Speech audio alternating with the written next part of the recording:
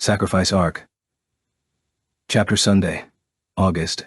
AD. The newest island belonging to the Aizu archipelago was attacked by a foreign armed group. The island's name was Miyakijima. According to the official statement, the armed group that attacked the island was allegedly a mixed group consisting of a USNA Navy unit, deceived by a Soviet agent and dispatched by a fake order, plus a saboteur squad formed by the efforts of agents from the NSU right on the territory of the USNA. Even if it were true, the fact remains that the ships and soldiers belonging to the USNA Navy attacked Japanese territory. If this situation goes on as it is, the USN's reputation will worsen its relations with not only Japan.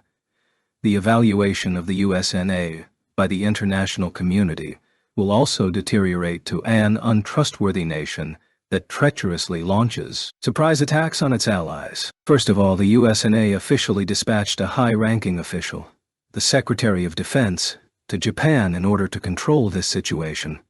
More precisely, that was the case, at least officially. Certainly, reconciliation with the Japanese government was one of the purposes of Secretary of Defense Liam Spence's visit to Japan.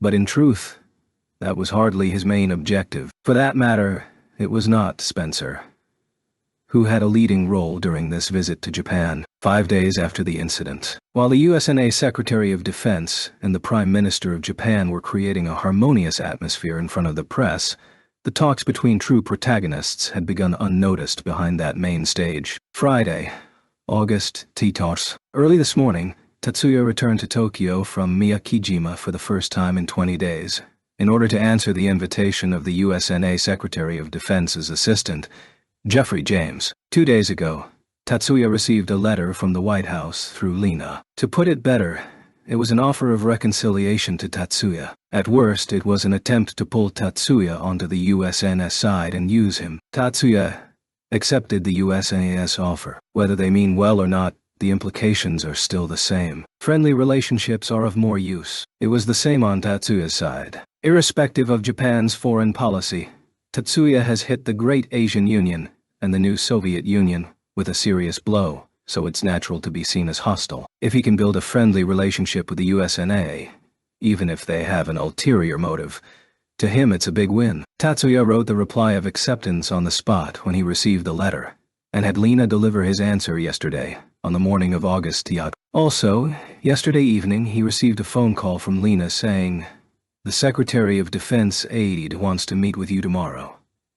As a meeting place, Jeffrey James appointed his room in the same hotel where the delegation of the Secretary of Defense was staying. It's a fairly high-grade room, though not as luxurious as the suite used by the Secretary himself. This reception indicated the substantial status of Jeffrey James. Variant the area outside and inside this room was tightly strengthened by guards with combat professionals, who looked like former or active members of special forces, and each of them was clearly a veteran in their field. However, Tatsuya showed no fear and entered the room while being welcomed to do so. At that time, no body check was performed. Tatsuya wasn't the only one with confidence. He didn't know whether this was a sign of their confidence in their fighting power or confidence against his position. "Nice to meet you. My name is Jeffrey James. Please call me JJ. You don't need to use Mr. Ori." JJ, or Jeffrey James, who invited Tatsuya, welcomed him with a very friendly attitude. Tatsuya didn't feel intimidated despite the fact that he was 2 meters tall, had wide shoulders, and a thick chest. "I'm Shiba Tatsuya. I'm fine with only Tatsuya." Needless to say, neither San, Sama, or Dono is necessary. This kind of familiarity wasn't something that Tatsuya preferred. However, in this situation, Tatsuya returned the self-introduction in the same style as the opponent. "Okay, Tatsuya, thank you for your willingness to accept this invitation on such short notice. It's only natural for me to visit because, otherwise, it would take precious time away from the Secretary of Defense aide. It's not a big distance either." The expression of JJ subtly changed. Specifically, his right eyebrow went up and down slightly. However, JJ did not let Tatsuya read what kind of feeling it reflected. It looks like he's 30 years old at best, but maybe he's actually older. Or is his appearance much older than his actual age? "I'm sorry for the inconvenience. Tatsuya, do you have any request for a drink? Then I'll have coffee black. This time, A clear surprised expression passed JG's face. Wasn't the attitude of making a request without reservation against the stereotypical image of Japanese people? Or was it the daringness that showed that he wasn't worried about his drink being spiked? Although it wasn't what Tatsuya intended, the short time that JJ spent to regain his thoughts also worked for Tatsuya. Coffee for 2 people arrived, and the conversation resumed in a flat atmosphere where neither party had the initiative. Now, Tatsuya, let's get into the main subject. JJ. My intentions were stated in the reply that I sent through Miss Shields. Was there anything that was unclear? At the invitation of JJ, Tatsuya returned with a light jab. No, thank you for your willingness to agree with this offer. To be honest, it was more than we expected. JJ responded to Tatsuya's lines with a lower profile than expected. If such an attitude was taken, Tatsuya couldn't say anything careless. Tatsuya was even more cautious and carefully selected his next words. I don't want to antagonize your country. I think this is the individual responsibility of Edward Clark. Is that what you think of the Dione plan? Yes. Tatsuya and JJ watch each other in silence for about seconds. That's good. It was worth coming to Japan just to find out that there was no serious misunderstanding of our question. JJ naturally exhaled. For me, it was worth it to know that the USNA didn't have any hostility towards me. Tatsuya responded with a ceremonial smile. We hope to strengthen our friendship with you. Tatsuya urged JJ to continue with his eyes. Tatsuya, would you mind coming to America? It is impossible to think of such a suggestion. Tatsuya did not expect that he would make such a bold offer. To America. Tatsuya asks back without hiding his surprise. We will provide the best research environment, and use your wisdom for the nations who love freedom and democracy. Contrary to what he had just said, JJ's tone was not bland. You aren't saying that it's for the sake of humanity, are you? Tatsuya asked JJ, who was giving an impassioned speech in an amused voice. You didn't like it? JJ replied with an uneasy tone. Even though his tone was uneasy, his face had a wide smile. No. I think it's good that your purpose is clear. Tatsuya answered JJ's question with a similar look, and at the same time, they erased their smiles and turned their gaze toward each other. Among them, empathy and disgust were born at the same time. I am sorry to say that I cannot leave Japan until the project on Miyakijima is complete. That's right. That's a shame. For that reason, I'm afraid there's no way. JJ withdrew quickly after Tatsuya declined. So, what about the alternative? Would you accept the dispatch of an engineer?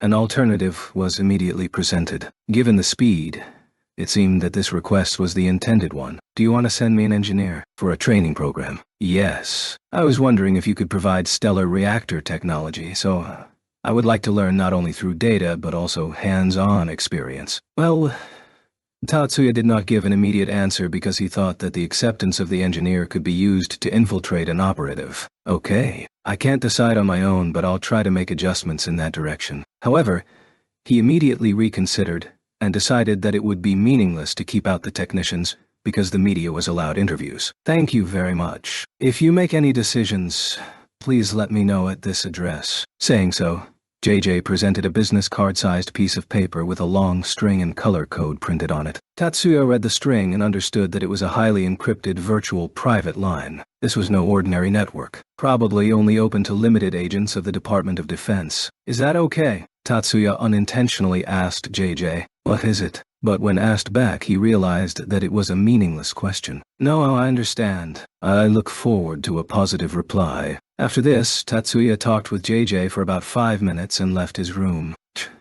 The discussion between Tatsuya and Jeffrey James ended at a.m. Tatsuya left the hotel used by the Secretary of Defense and returned to his home in Shofu. The house was being maintained by home automation while Tatsuya and company were away. However, when he came home, the expected dust for a vacant house was completely absent. It must have been because Miyuki and Manami, who came home ahead of him, did their best to clean up. Welcome home, Anu-sama.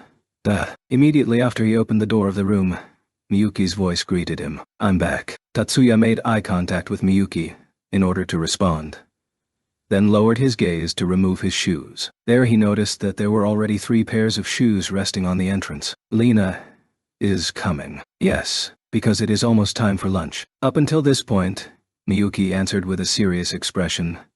She already cleaned her room. That's pretty neat. Coming from Lena. Miyuki couldn't stand Tatsuya's lines and gave a small laugh. Ani-sama, You're not very good at listening to people. Yeah. So what is it really like? Lunch is coming soon. I see. Tatsuya, too, laughed a little as if he was caught. I'll help you later. Miyuki added that he should follow along with a smile on his face. After having lunch together with Miyuki, Minami, and Lina, the four of them headed to Yakumo Temple, Kyuchuji. Body. The new four-seater air car was parked in the temple's parking lot, and they climbed the stairs leading to the mountain gate. There was no rough welcome today. Considering the purpose of Tatsuya's visit, Yakumo must have weighed the situation. From the precincts, a tingling sign could be heard. Beyond the stairs, Yakumo was waiting on the other side of the mountain gate. Hi there, Master. Thank you very much for welcoming us. Tatsuya bowed in a formal manner. He was truly thankful, not pretending at all. Don't worry. The barrier would have reacted even if I didn't come here. However, when he heard Yakumo's words, Tatsuya blew away the magic without courtesy. His facial expression tightened rigidly. No, it may be more appropriate to describe severely than rigidly and strengthened, rather than tightened. Master.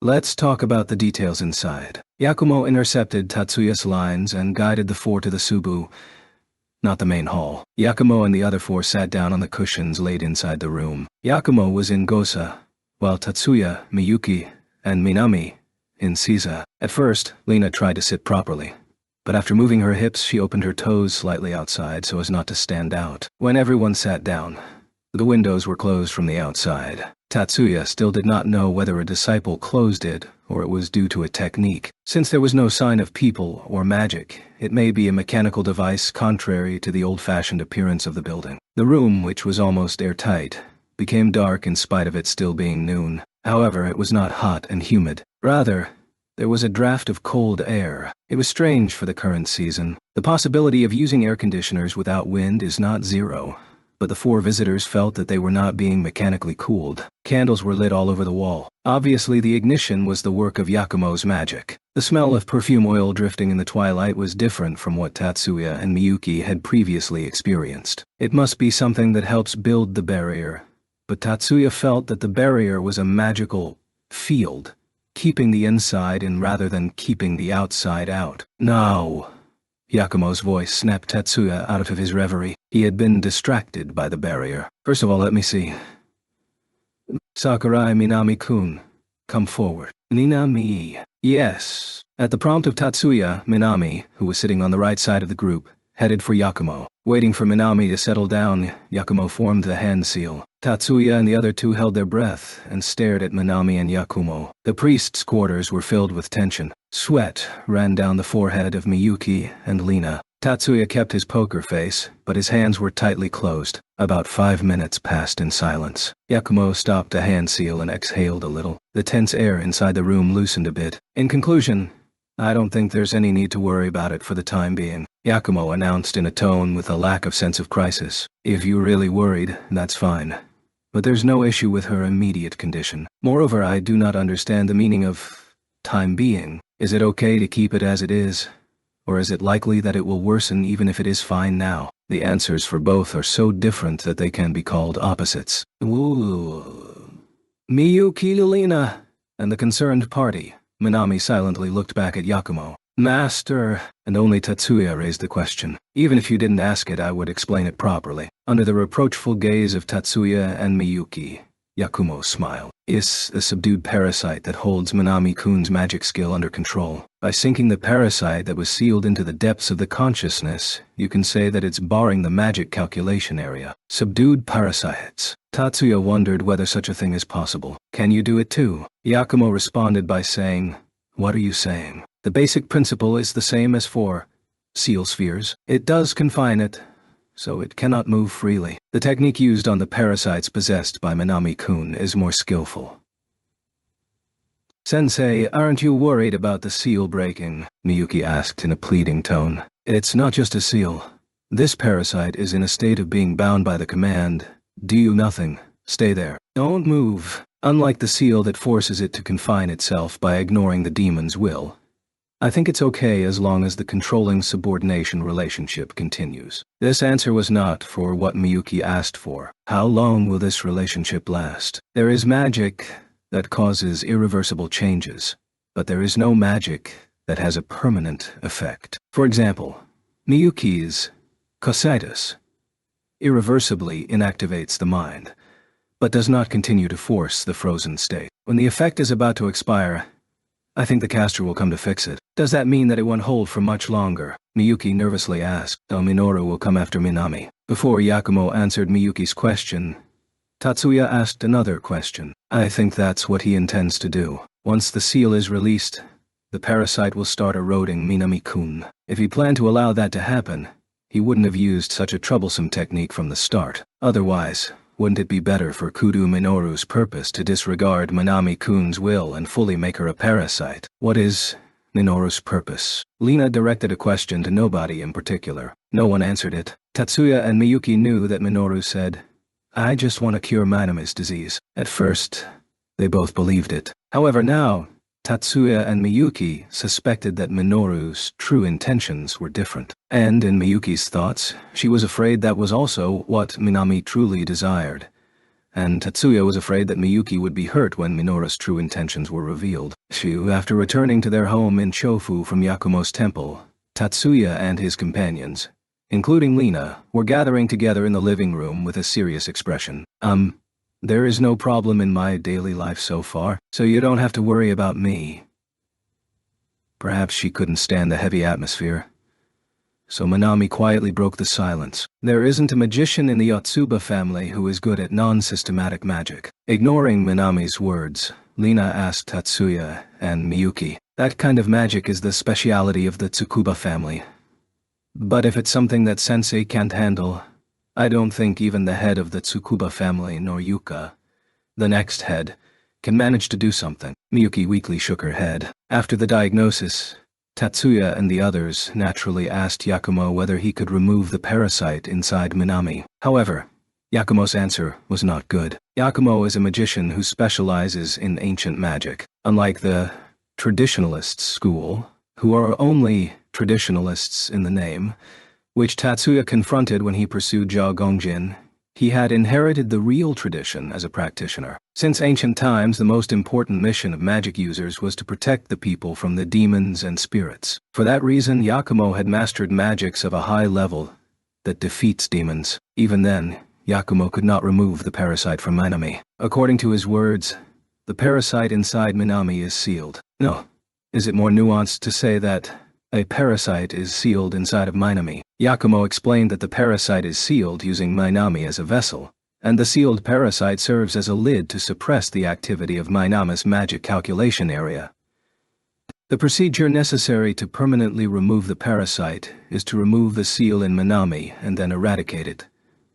But at the release stage, there is a risk of erosion by the exposed parasite. Parasites are submerged in an area deep inside the mind, between the conscious and the unconscious, and if erosion starts, Minami's mind will inevitably suffer great damage, even if assimilation could be avoided. In Yakumo's conclusion, the technique of submission rather than repulsion is necessary to take out the parasite. In other words, it is a technique to subdue and manipulate the parasite. I can only destroy parasites or seal them. Yakumo smiled bitterly as he said so. Is there no choice but to find Minoru and dispel the technique? Neither Tatsuya, Miyuki, nor Lina had expected Minami's dismayed response. After all, is there only that? But how will you find him? Aren't there no clues about Minoru's whereabouts? Miyuki nodded to Tatsuya's words, and Lina pointed out the problem. She had no intention to be mean to Minami. On the contrary, she was really worried about Minami, so she could not stop herself from voicing what she was feeling anxious about. There are not many places where Minoru could escape to. What do you mean?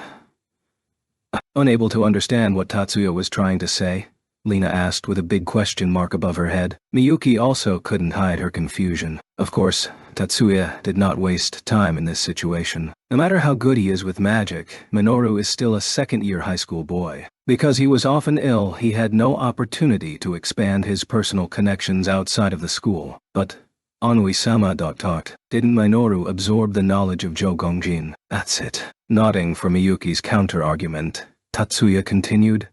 That's why I believe that the escape route that Minoru has chosen will be limited to what Zhou Gongjin knows. In particular, Lina doesn't know much about Zhou Gongjin. Naturally, she recalled the question, What kind of person is Zhou Gongjin, and under what circumstances did Minoru get that knowledge? However, Lena, who presumed that it would be a complicated story if she asked about it, thought that there was no need for urgency, so she held back her curiosity and only asked Tatsuya for the conclusion. The Far East part of Asia and North America are places where Zhou Gongjin has connections. Isn't that too wide? Lena looked dumbfounded. That was a good point, but Tatsuya didn't look like he was concerned by it. The criminal syndicate, No Head Dragon, who had been in Far East Asia 2 years ago, was crushed by the collaboration between the Japanese police forces and the Great Asian Union. In addition, I've heard that the route that was used as an escape route was in a ruined state due to being excessively exposed. You don't think that East Asia is where he's escaped to,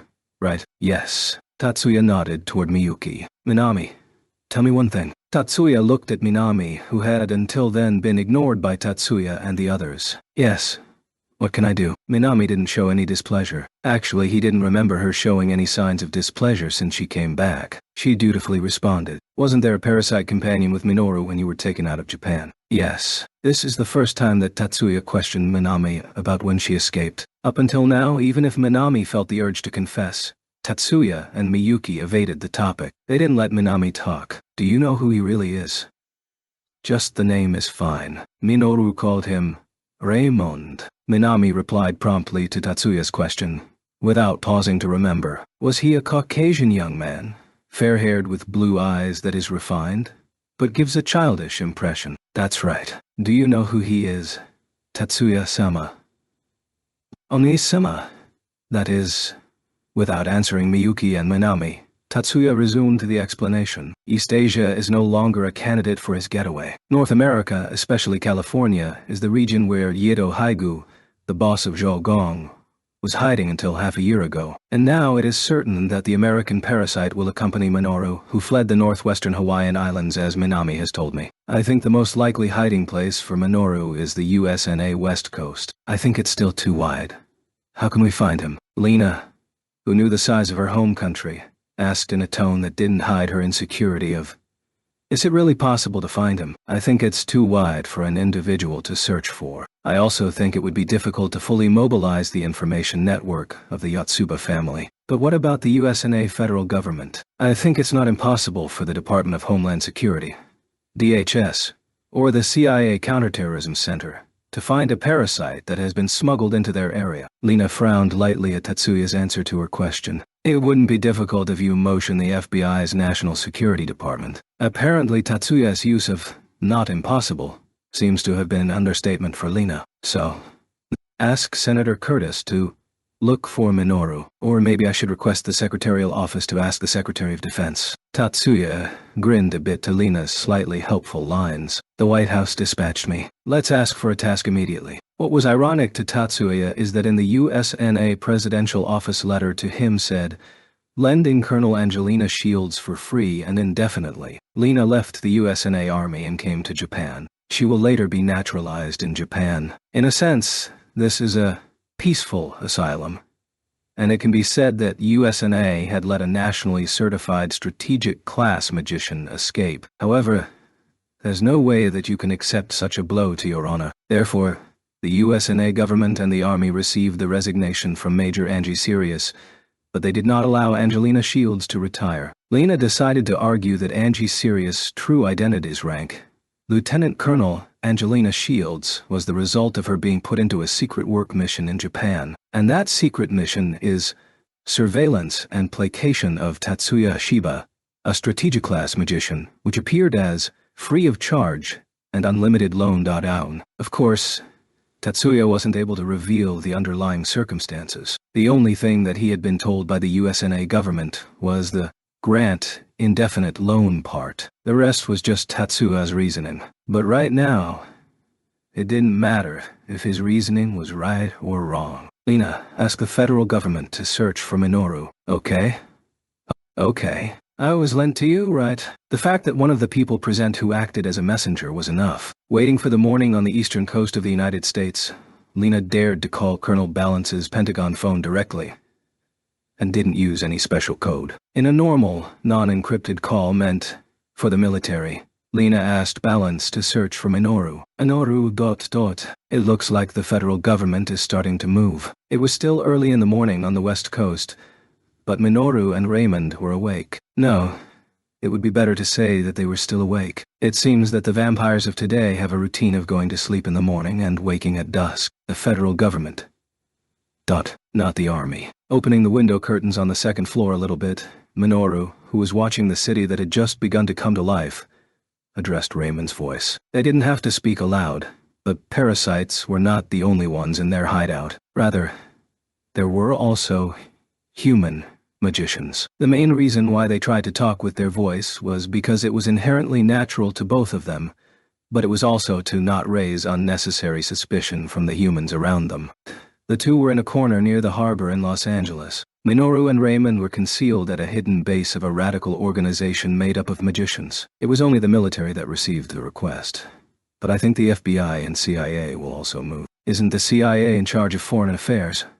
Raymond shook his head with a smile to Minoru, whose head was tilted sideways. When dealing with terrorists, there is no distinction between domestic or international measures. So, we are terrorists. Well, I guess that can't be helped. Immediately before coming here, Minoru had wiped out one of the Federation bases. Although the USNA military believes that Tatsuya was responsible for the destruction of the Pearl and Hermes base, it was Minoru who killed all the remaining officers at the base. Looking back on this fact, there is no denying that he was a terrorist. Tatsuya requested the search. It was much faster than you predicted. Minoru frowned at Raymond's point. It was not an expression of discomfort, but an expression that was worried about bad things unexpectedly happening. So what will you do? We've only been here for half a month, but with the FBI and the CIA, I think it's only a matter of time before they find out. I will go back to Japan. Raymond's eyes widened at Minoru's answer. Isn't it dangerous? I'm sure that Tatsuya is waiting. I have to settle this.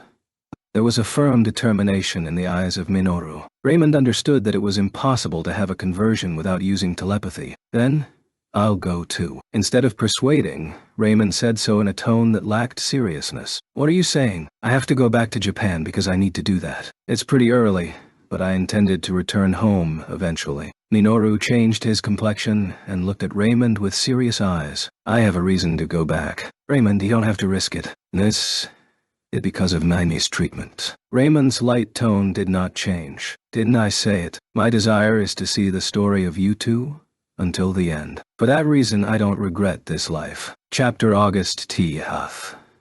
The day after the private meeting with USNA Secretary of Defense Assistant Jeffrey James about Minami's case, the USNA authorities were asked to search for Minoru. For now, all that there was to do was wait. Tatsuya, who thought it would be too rushed to return to Miyakijima today, was working on establishing an industrial manufacturing method for the magical relic for storage of magic sequences in a laboratory in the basement of the building, which also served as the Tokyo headquarters of the Yotsuba family. It was about o'clock in the morning, 3 hours since he began working, when Miyuki called from the top floor by the indoor phone. There was a phone call from Hanuka just now. When Tatsuya asked her what she needed, Miyuki cut him off. From Miyuki's expression, the phone call did not seem to be about bad news. The Defense Force will assist in the Monolith Code exchange battle. It was good news, but it was a bit surprising. To be clear, Tatsuya felt like he almost showed it in his face. Did the armed forces suddenly change their attitudes because they learned that Tatsuya had contacted senior USNA government officials? Are they afraid that he would turn over to America? Tatsuya thought it was ridiculous. It would be uncomfortable if he thought it would be so simple for him to change camps just by being murmured a bit of sweet words.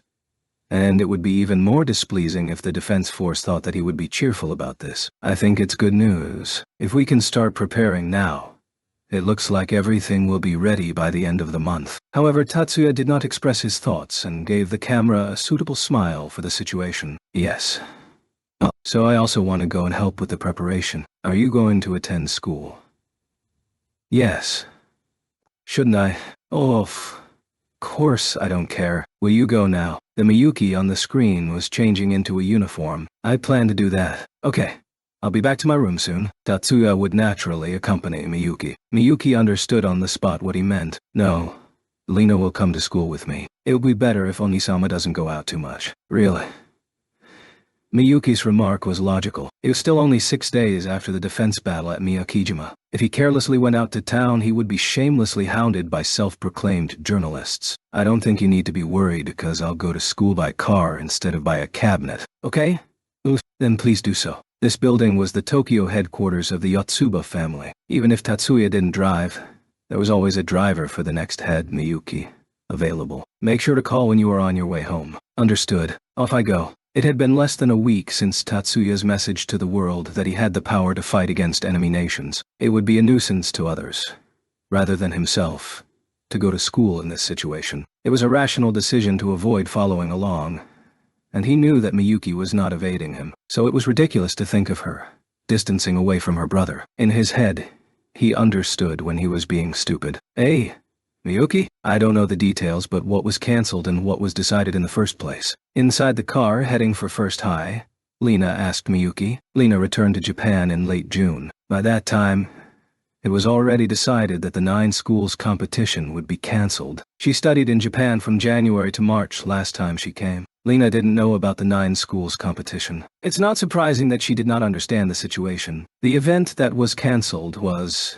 9 schools competition, and the official name is Nationwide Magic High School Athletics Competition. It was held every year at this season, but it was cancelled this year. Why? Do you remember the attack on a great Asian Union base in the beginning of May by an armed guerrilla? The Niger Delta Liberation Army conducted the attack. Right, I remember. Lena was still a part of the military then, and remembered the incident well. The magic used in that attack, active air mine, was developed by Onwai-sama and was first shown at the 9 schools competition 2 years ago. Just because of that, Lena was not surprised. She knew that, for Tatsuya, to develop 1 or 2 new tactical class magics was a piece of cake. It was said that a competition that spreads dangerous magical techniques used by armed guerrillas is dangerous, so it should stop. It was during the time when the inhumane massacre by large-scale magic was loudly criticized. Fearing public backlash, this year's 9 schools competition was cancelled. What's that? He is not to blame. The person who used the magic is responsible for the deaths. No. The one who ordered the use of the magic is, and Tatsuya has no responsibility in the first place. I've heard that it was military officers of the Great Asian Union who were killed and injured in the first place. I don't want to side with guerrillas, but it's weird to treat it as if it was a civilian victim. Lena was indignant as if it was an attack on herself. No, as if it was. As a strategic class magician, it's not like the feeling was strange to her. I think it's exactly as Lena said, but the public opinion is emotional. Miyuki explained that it was not something that can be reasoned with. Lena could read between the lines. So, instead of the cancelled 9 schools competition, there was a talk about us having a monolith code exhibition game between the 9 schools. I asked for cooperation from various places, but it wasn't going well. Until yesterday. The last word was in an ironic tone. It eloquently told the innermost thoughts of Miyuki. The Defense Army's change of mind could not have been more displeasing for Miyuki. Did the situation suddenly change this morning? Hey, yes, maybe that's the way it is. Miyuki nodded at Lena, even though the latter hadn't finished her sentence. With that look, Lena realized that Miyuki thought the same as herself. The two shared the speculation that the change in attitude of the defense forces must have been influenced by the meeting between Tatsuya and Yusena, Secretary of Defense, attached Jeffrey James. He was in the summer vacation, and a Saturday, First High was crowded with many students. The news that it was decided to hold an exhibition game in the place of the cancelled 9 schools competition must have been widely spread in a short time. The students were so disappointed about the cancellation of the 9 schools competition that they could not stand still knowing of a comeback of the games, even if it was just monolith code. Because of the situation, many students witnessed Miyuki and Lena going to school in a high-class sedan, and no one looked at them in a strange way. There was no longer a single high school student who didn't know who Miyuki was. In their gaze towards her, there was not fear, but acclaim and worship. Miyuki 1E Salma. Oh, thank you for coming here. Although it was rare for her to have enthusiastic blunt ones. I heard that you had great success the other day, but did you get hurt? Are you not overdoing it? Izumi-chan, calm down a little. I'm neither injured nor forcing myself. Miyuki was already familiar with Izumi's attitude and didn't stiffen her face, though she couldn't help but reflexively pull back a little. Izumi, to suddenly hug the president like that. I'm surprised. Kazumi, Izumi's twin sister, reproached the excited Izumi. Kasumi-chan, it hurts. It hurts. Get away already. Kasumi pulled her collar from behind, and Izumi reluctantly let go of Miyuki. Miyuki-senpai also came because of the monolith code, but she wouldn't leave. Now Izumi was like a puppy who shakes its tail hard and clings to its owner after a long absence. I hope that I can also help, as long as it was within moderation. Miyuki didn't think the adoration was bad. She answered Izumi with a smiling expression. Is Honoka in the student council room? No, Mitsui-senpai is at the club headquarters. Thank you. Lena? Let's go. Miyuki called Lena, who had been left aside, and headed for the clubroom building where the club headquarters was located. I'll go with you. Izumi tagged along with her. Lena shrugged her shoulders, saying, "Oh dear," while maintaining some distance. When she suddenly looked at her side, Kasumi was there doing the same gesture. They, Lena and Kasumi, had formed a relationship based on empathy. When Miyuki arrived at the club activities headquarters, Honoka was just about to leave. It looked like it wasn't a mistake to head over at the last minute. Miyuki. Is the matter in your house okay? Yes. There already wasn't much to do from the beginning. Miyuki replied to Honoka's words with a faint, bitter smile that could only be understood by one who had seen it. Is that so? I thought you were very busy. Surprisingly, Honoka replied, Tatsuya-sama is busy. I don't say so, but maybe more than me. Is that so? Honoka let out a disappointed mutter. Miyuki could understand that feeling very well. Tatsuya was indeed busy. Miyuki felt really lonely as he spent less and less time with her. However, the one who has stopped Tatsuya from coming to school today was Miyuki. More than that, Honoka, isn't it good that now there is a chance to hold the interschool game? She glossed over the feelings of guilt by changing the topic. Yeah, that's right. Did something happen? Miyuki tilted her head as Honoka beat around the bush. Somehow, it was sudden. Shizuku walked up from behind Honoka and spoke. It's no wonder why Shizuku was here. She is a monolith code freak, which she admitted herself to others. If she wasn't interested, she wouldn't even try to get involved in the preparation for the interschool matches. Sudden. This time Lena, who was behind Miyuki, stepped forward and asked. Perhaps she was looking for an opportunity to participate in the conversation. After receiving the advice from Tatsuya-san, Igarashi-kun immediately asked a favor through an alumni in the Army's Public Relations Department. He had been complaining until yesterday that the lack of response wasn't good. He was suddenly contacted from the other side this morning, the Defense Forces. Miyuki asked the question while hiding the fact that she had an idea of the circumstances behind Shizuku's words, who continued Honoka's line. Yeah. Them. They want to sponsor the Monolith Code Interleague play to the same level as the usual 9 schools competition. Shizuku nodded, and Honoka added the details. Did Igarashi-kun say that? Miyuki voiced her suspicion. I was there when he got the call. Honoka's answer was probably unique to the modern age when video calls are popular. Unlike the era of voice calls, where one-on-one was common, video calls allow people in the room to hear the conversation without using earphones or headphones. I was surprised. Honoka's eyes widened as she tried to recreate that moment. I was too. Lena called Miyuki's attention by pulling on her sleeve. Hey, that's... Miyuki interrupted Lena's whisper with, I thought, in a low voice. Honoka, Shizuku, Izumi, and Kasumi were aware of the exchange, but none of them inquired. Miyuki-senpai, Lena-senpai, you haven't had lunch yet, right? Instead of asking, Izumi changed the topic. Why don't we discuss the details while eating? Yeah. Miyuki immediately responded to Izumin's concern. Let's go to the cafeteria. It's open. Lena asked Kasumi instead of Izumi, who was glued to Miyuki. The menu is smaller than usual, but it's open. Despite being spoken to suddenly, Kasumi immediately returned an answer. There were a lot of students in the cafeteria, despite the summer vacation. However, it may not be surprising considering the time in the afternoon and the large number of people coming and going in the school. It's been almost 2.5 years since Miyuki entered the school. High school students would get used to the situation. However, even today, the students held their breath out of admiration and stared at Miyuki the moment they saw her. Lena followed after her, and also received admiration as someone who was comparable in beauty. It was Miyuki and Lena who were the ones who got used to it. Ignoring the natural shower of gazes, they picked a lunch tray cooked by the automatic machine at the serving table, then moved to a table slightly behind the center of the school cafeteria. At the table sat a group of male students which had just stood up with trays. Immediately after looking back, a boy with a particularly good physique changed his facial expression to say, "Oh, Miyuki-san Dr. Saiju-kun." Miyuki and Leo addressed each other at the same time. Saiju-kun is also helping with the inter-school matches.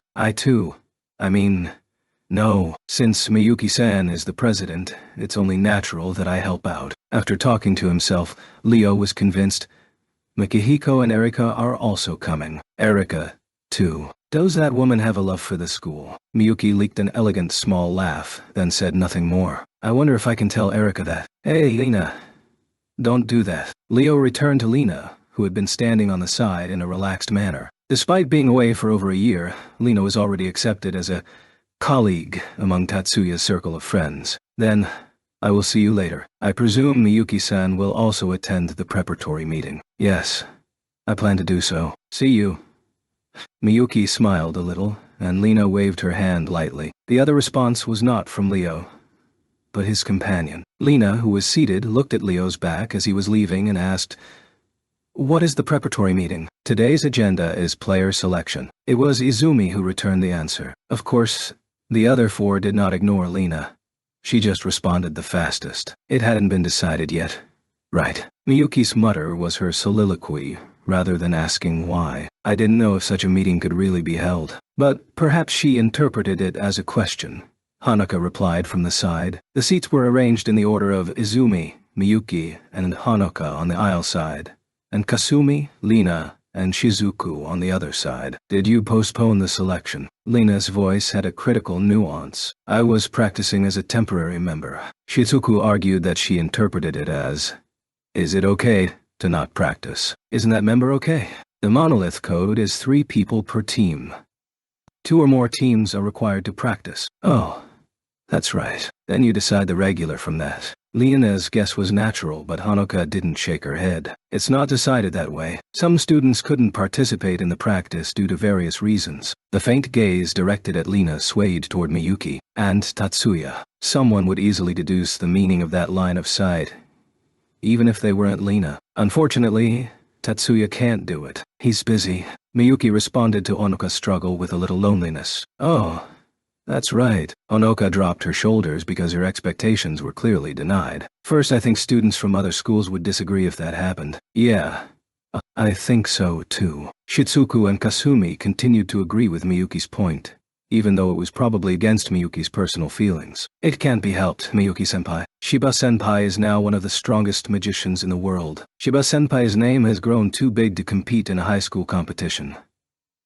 For Izumi, it was in her nature to be extremely unwilling to praise Tatsuya. However, for her, comforting Miyuki's heart was the priority. I know.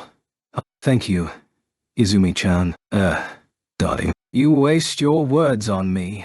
No one disturbed Izumi, who was immersed in her own world. Leaving her to Miyuki, Lena asked Hanuka and Shizuku about the details of the inter-school matches. From there, the conversation developed to a hot topic with Kasumi about last year's 9-school competition. Miyuki and the other 5 returned to the club's committee headquarters just before the player selection meeting for the Monolith Code inter-school matches was about to begin. The steering committee is Igarashi Yusuke, the head of the club's committee. The student council secretary, Mitsuya Shiina, was sitting next to Igarashi to take minutes. Among the members of the conference were Mikiko, Leo, and there was also Erika, a surprising attendee. As Leo said, she noticed Miyuki's gaze and returned it with a light wave of her hand. President Shiba, I'm sorry for making you go out of your way. Igarashi was feeling completely embarrassed after seeing Miyuki. I can't be indifferent as the student council president. Please start regardless of me. Yes, that's right. Igarashi announced the beginning of the meeting as prompted by Miyuki. Before we start a concrete discussion, I have one thing to tell you. After declaring the opening, the chairman, Igarashi, made a statement. As a result of discussions with representatives of the other schools earlier in these inter-school matches, The blood relatives of the 10 master clans will be asked to decline participation in this competition. There was a stir, but it soon subsided. There are no particular questions or protests, although the participants were convinced with the face that it can't be helped. Please, bring up anyone who you want to submit as a candidate. No candidacy is recruited. It had been decided in advance that only recommendations of others will be made. A hand went up immediately. Even though it was a provisional team, they had already practiced many times, and the candidates had been narrowed down to some extent. The first name to be mentioned was Mikihiko, who also participated as a player last year. Next, Igarashi, who is the steering committee, is recommended. He may be timid, but his ability was recognized by all students. It's just that he'd never had a chance to play an active role in the school because there are other students in his class and seniors who are even more amazing. The next name was Morisaki. For a while after enrolling, his misunderstandings and fruitless effort stood out. But from the beginning of the summer vacation of his first year, he had the bad habit of disappearing. And at the same time, he began to demonstrate a proper merit of technical magic handling. Now, even if it is inferior in capacity and interference power, regardless if his judgment is good or bad, he has won the reputation of being one of the most skilled magicians who can make up for it with techniques and produce more results, apart from whether the evaluation is good or not. Igarashi, may I say something? Morisaki, who received the recommendation and the voice to support it, raised his hand and stood up. I'm glad I got the recommendation, but I'm not fit to represent First High. There were voices saying that is not the case. However, Morisaki did not back down. I know my strength well. I'm not strong enough. Are there any other students you would like to recommend? Morisaki didn't hesitate when asked by Igarashi. I think Saiju is more suitable than me. Nay. Leo pointed at himself and made an out-of-tune voice. The two of them had a dispute as soon as they entered school, but now there is no feud between Leo and Morisaki. That said, Morisaki's mouth came up with his name as a player candidate, which was unexpected for Leo. Saiju has a track record in the rookie competition. He is also accustomed to working with Yoshida. I think he can get better results than me. No, wait a minute. The rookie battle was set up by Tetsuya. I can't use anything other than hardening magic, so I can't fight well with the rules of the monolith code. Leo wasn't being humble and was seriously declining. You could have fought 2 years ago. The problem of magic that you are good at can be solved by using the same device. However, Morisaki was not convinced. He seriously considered Leo to be the better player. No, it was a surprise attack that the other party didn't anticipate, so it worked. If someone knew I would participate, every school would take measures. Still, I think Saiju is more suitable than me.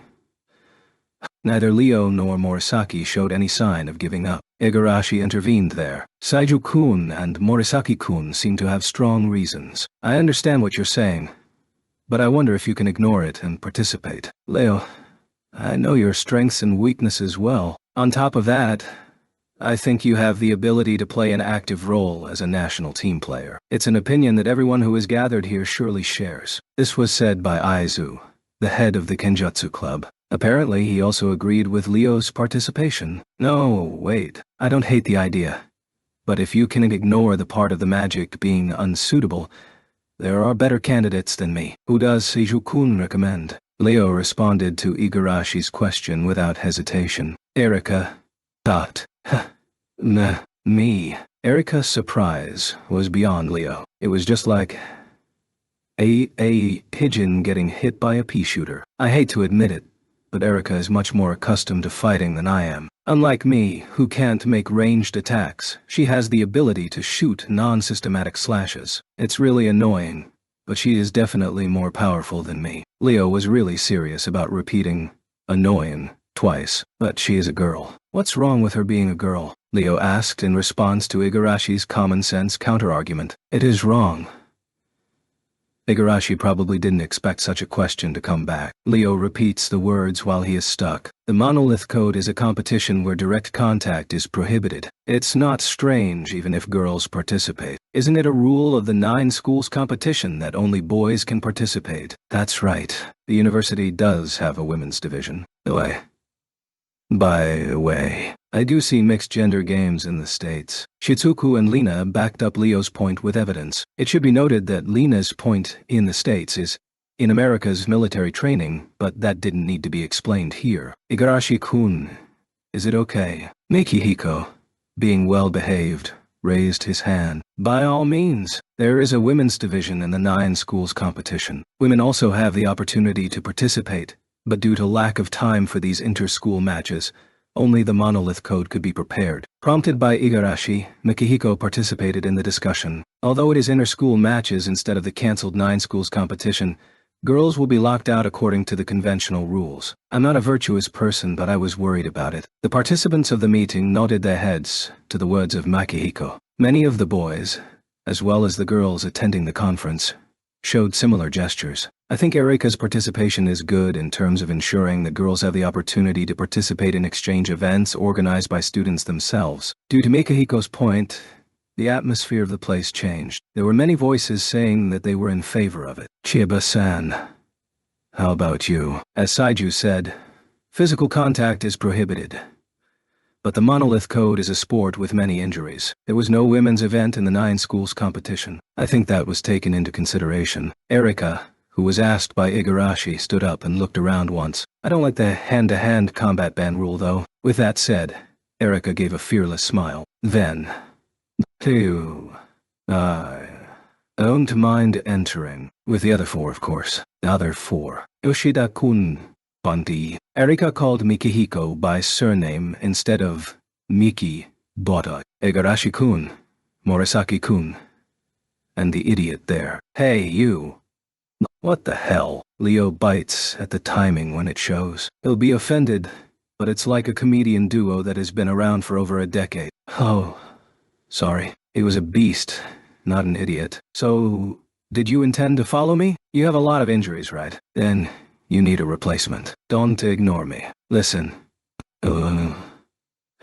Igarashi-kun, can I speak too? Igarashi, who was in a cold sweat while looking between Erika and Leo, jumped at Miyuki's words with great relief. Yes, President. As Erika said, I don't think it's necessary to limit the number of players to 3, which is the maximum number of participants. I think it's better to choose a player who can be replaced for each match instead of regulars and substitutes. Yes, that's right. Igarashi's voice was quite strong, perhaps because he wanted to distract himself from Erika and Leo. If you don't mind, would you talk to other schools? I think it's better to get consent, including the participation of female athletes. It is, as you said. The real Izumi was next to Miyuki, but Igarashi acted much like her, and immediately passed Miyuki's proposal to a resolution. The result of the vote was unanimous. Erika's participation in the monolith code would be decided after discussing with the other schools. Oh, I forgot to say it. Isn't it just like Erika for her not to be done so easily? While I'm not saying that I blame the tools for my faults, since I'm no Kobadaishi, I will let you know that I'm pretty selfish. Oh, Erika, according to one theory, all the brushes that Kobadaishi had were first class, so he didn't need to choose them. Oh, is that so? Then, it has the stamp of approval from the student council president. You don't need to worry. In response to Erika's challenging lines, a small schoolboy stood up. Erika knew the student with platinum hair and silver eyes. We will be responsible for finishing Chiba Senpei's device. He is Kento Sumisu, a sophomore who served as Tatsuya's assistant in last year's 9 schools competition. Well, I will be expecting it. This time, Erika laughed with satisfaction at the posthumous name of Kukai, a Japanese Buddhist monk which the invention of the kana syllabary is attributed to. When the exchange battle player selection meeting started at First High, Tatsuya was told by Minami through the intercom that he had received a phone call. From where? Tatsuya asked Minami, who looked apologetic on the screen, without giving a bothered expression. It's Dumeki-sama, the manager of the Kanto branch of the Magic Association. Connect me. Tatsuya thought that it was a hassle, but he ordered Minami to do so. As you wish. Along with that voice, a thin man that was over 50 appeared on the monitor screen. Tatsuya Shiba. Right. I'm Dumeki, the manager of the Kanto branch of the Magic Association. His tone was arrogant, but it was unclear whether it was due to his position as the branch manager of the Magic Association, or based on the societal value of respecting the elders. I'm Shiba. So, What do you need? The old Tatsuya would have responded politely to such opponents so as not to make repercussions. But now, his position had changed. Various persons were already approaching him in order to use his power, knowledge, and name. Tatsuya dared to ask back in a blunt tone so as to not mislead the branch manager. I've heard that you're back in Tokyo. We, the association, have something to ask you directly. The branch manager expressed discomfort. Apparently he is a person that is easy to understand. Yes, I understand. Ask it. In response to Tatsuya, Dumeki was visibly frustrated. I prefer to say it directly. I want you to appear at the Kanto branch the day after tomorrow. He seemed to be sensible enough to talk without yelling. Still, in the same arrogant tone, the branch manager ordered Tatsuya to come to the association. Please ask the questions here. I've already told you. I'm not going to do it by phone. However, Domeki's patience was soon exhausted. So, I will answer you directly by phone. Of course, as far as I can answer. On the other hand, Tatsuya continued to give a humorous answer with only superficial words. Even if the director of the Kanto branch of the Japan Magic Association made a loud voice, it would not hurt or discomfort the current Tatsuya. Are you going to refuse to appear? Magicians are affiliated to the association without exception. The tone of the director changed to one that included a threat. Of course, Tatsuya's response did not change from such a threat. I know. Under the laws of this country, anyone who obtains a magician's license, regardless of his or her circumstances, is affiliated to the Japan Magic Association. This provision also applies to high school students attached to Magic University before obtaining a license. Dumeki snorted and nodded to Tatsuya's monotone answer. That's right. And if you are a magician affiliated to the association, you are obliged to obey the appearance order. The Japan Magic Association does not have the authority to order an unconditional appearance just because I am a magician. What? Dumeki screamed with a vacant face. If you want to force someone to go, follow the necessary steps. Tatsuya struck the truth in that gap. Just then, a notification of a call extension was displayed on the edge of the monitor screen. Excuse me for a second. Hey. Wait. Ignoring the manager's demand, Tatsuya put the call on hold and switched to an extension call. I'm sorry to interrupt your call. Minami spoke before Tatsuya could ask. What happened? What happened? I have a call from Hayama-sama. What should I do? Wait a minute. I'll end the call I'm receiving right away. As you wish. Tatsuya returned the video phone to the call with the Magic Association. Sorry I made you wait. Hey. You. Just because you became a little famous... Tatsuya didn't listen to the director's complaint until the end. Let's meet on another occasion. Now, if you don't have any other business, excuse me. Wait. This conversation is... Tatsuya pressed the call button on the video phone. This button acts as a connect switch when pressed before a call and as a disconnect switch when pressed during a call. The monitor switched to the pending extension video. Minami, please connect. Yes, right away. In response to Tatsuya's simple command, Minami operated the video phone without saying anything else. Tatsuya-sama, I'm sorry for interrupting you. In contrast to Dumeki, the branch manager of the Magic Association, Hayama spoke to Tatsuya in a respectful, polite tone and gave a non-sitting bow. No problem. It's over. Could you tell me where the call was from? It was from the Magic Association. They were talking about me going to the association because they have something to ask. Oh. Did the Magic Association order Tatsuya, who is directly affiliated with the Yotsuba family, to appear?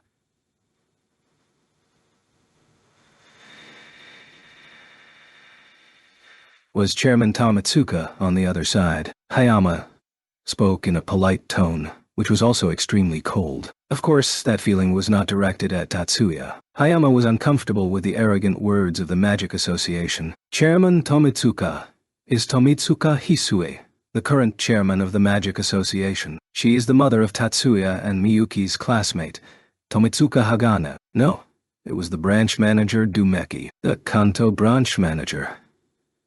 So, how did Tatsuya-sama reply? I declined. From my current point of view, I don't like being seen as a pushover. I think it was a good decision. Hayama gave a small but respectful bow. So, what business does Hayama-san have with me? Oh, pardon me for my rudeness. Actually, I would like to hear from Tatsuya-sama about the Master Clan's meeting. As you can predict, Madam has asked if you have the intention to attend the meeting. Aunt, no. If Mother decides that I should go, of course I will attend. It wasn't the case that Tatsuya mistook the words for aunt.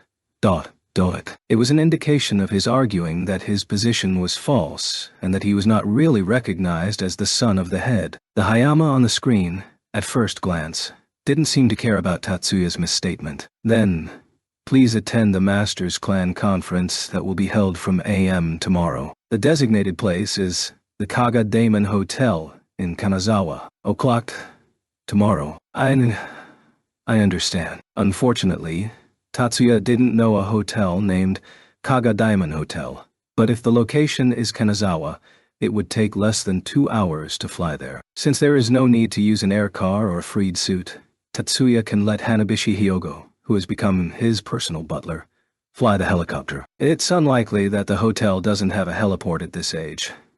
But even if it doesn't, all he has to do is use magic to descend. After Tatsuya calculated that in his head, he nodded to Hayama's words. It was at the dinner table that Tatsuya met Miyuki and Lina.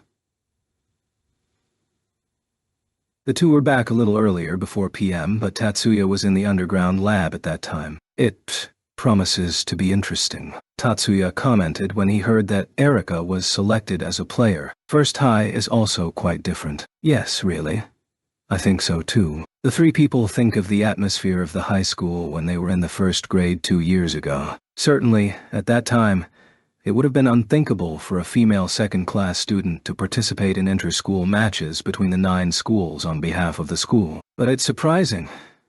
Didn't Tomitsuka's name come up? Although Tomitsuka Hagane was in a different event, he is a top-class student of the current 3rd years who also participated in the 9 schools competition last year. It was natural for Tatsuya to feel suspicious. Tomitsuka-kun himself declined in advance because he wanted to participate in the open tournament of martial magic arts held at the end of the month. However, Tatsuya's question was quickly resolved by Miyuki's answer. The national competition for magic sports competitions is scheduled after the end of the 9 schools competition every year. Prioritizing that over the monolith code is not unusual. Tatsuya just nodded. I see? And didn't mention the Tomitsuka anymore. Anyway, is Erika in monolith code? That will be tricky. Really, I think Erika's skills are at the level of the stars. Lina argues against the mutter that Tatsuya leaked. I know Erika's strength. Lina. Erika is much stronger than she was 2 years ago. Seriously. Even 2 years ago, she was so strong that a satellite class couldn't match her. If so, you have no reason to worry, right? Lina had an expression that she couldn't really understand. The problem is that monolith code is a sports competition, not a real battle. So, what do you mean? Lina leans her head. Lina, Anwi-sama is saying that the rules of the monolith code don't fit Erika. It was Miyuki that answered that question. Maybe Japan's rules and the States are different. In Japan, physical contact and attacks with tools that are directly manipulated by the body are prohibited. Is it different in the United States? What's that? Isn't that a one-sided disadvantage for magicians who are good at hand-to-hand combat? Not only was Lina amazed, but she was upset with her lips slightly tightened. In the USA, hand-to-hand combat is not prohibited, right? The states just forbid lethal weapons. You can use swords with dulled edges and bows and arrows with no penetrating power. And of course you can fight with bare hands. Otherwise, it wouldn't be training. To Miyuki's question, Lina explains the rules used by the USNA military. In Japan, monolith code is not practice for the military. In response, Tatsuya pointed out the difference between Japan and the United States. That's right. The Japanese monolith code is really a sport. Does that involve what Tatsuya said earlier? At last Lina finally understood it. But Ani-sama, Erika, was willing to do it. This time, Miyuki turned to Tatsuya.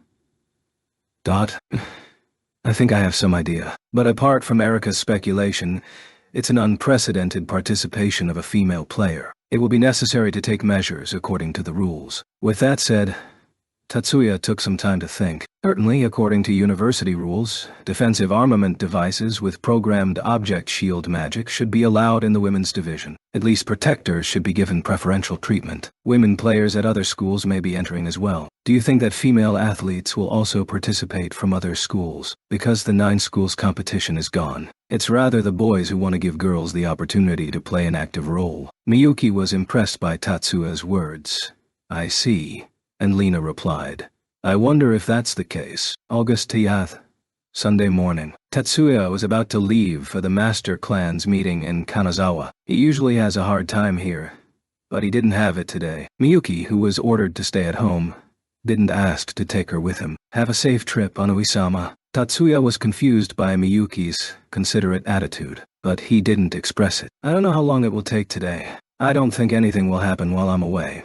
But if there is an urgent call from Miyakijima, call me through Hyogo-san. If the Japanese and American government say something, please call at your discretion. You can ignore the Magic Association and the media. As you wish. Please leave it to me. Lina, Minami, Da. I leave Miyuki to you both.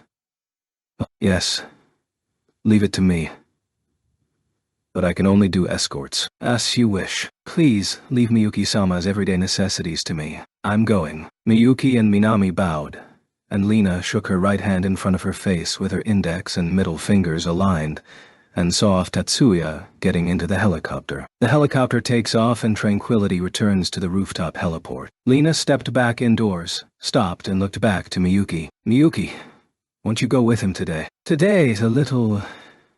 Miyuki lightly frowns and returns ambiguously. Hey, what? Is there any reason? It was a sign that she didn't want to be asked, but unfortunately it did not reach Lina this morning. Miyuki gives a small sigh. I don't want to meet the head of the Ikiju family yet. Miyuki answered Lina's question rather easily, perhaps because she didn't think too strongly on not to tell her why. That's rare, Miyuki saying things like that. On New Year's Day this year, the head of the Ikiju family tried to obstruct my engagement with my brother. Since then, the situation has been dying out.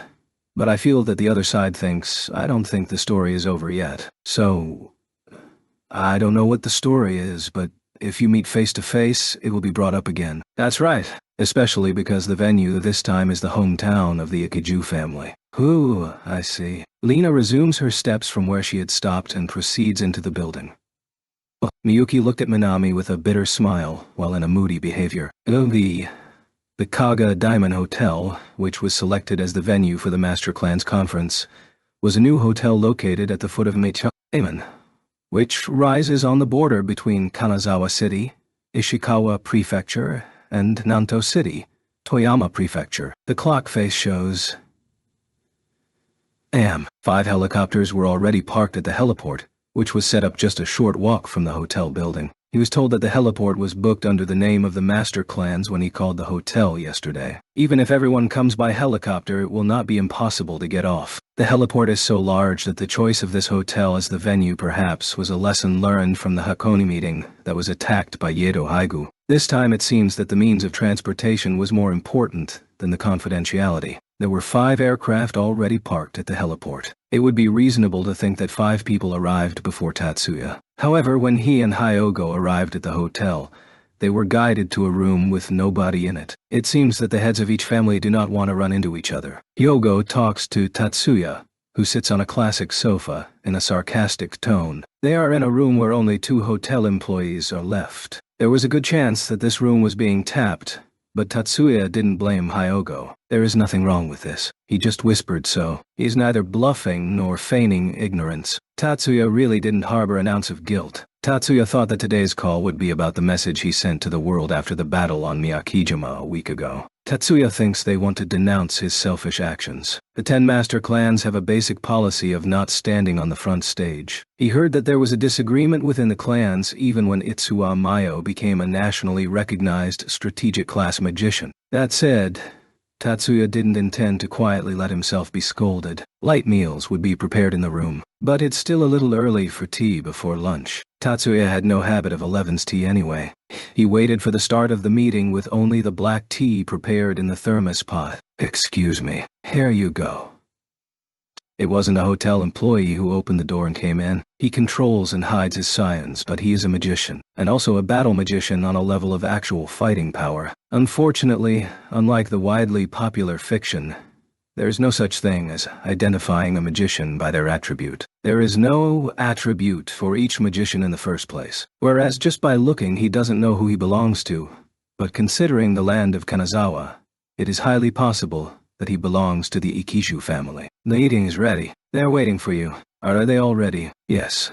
So please accompany us promptly. I understand. After all, it seems that I am the accused. Tatsuya thought so. Just thinking about it, he doesn't show any more emotions and heads to the venue following the guides back. It is here. Please wait here. Hyogo-san, Miyuki may contact you.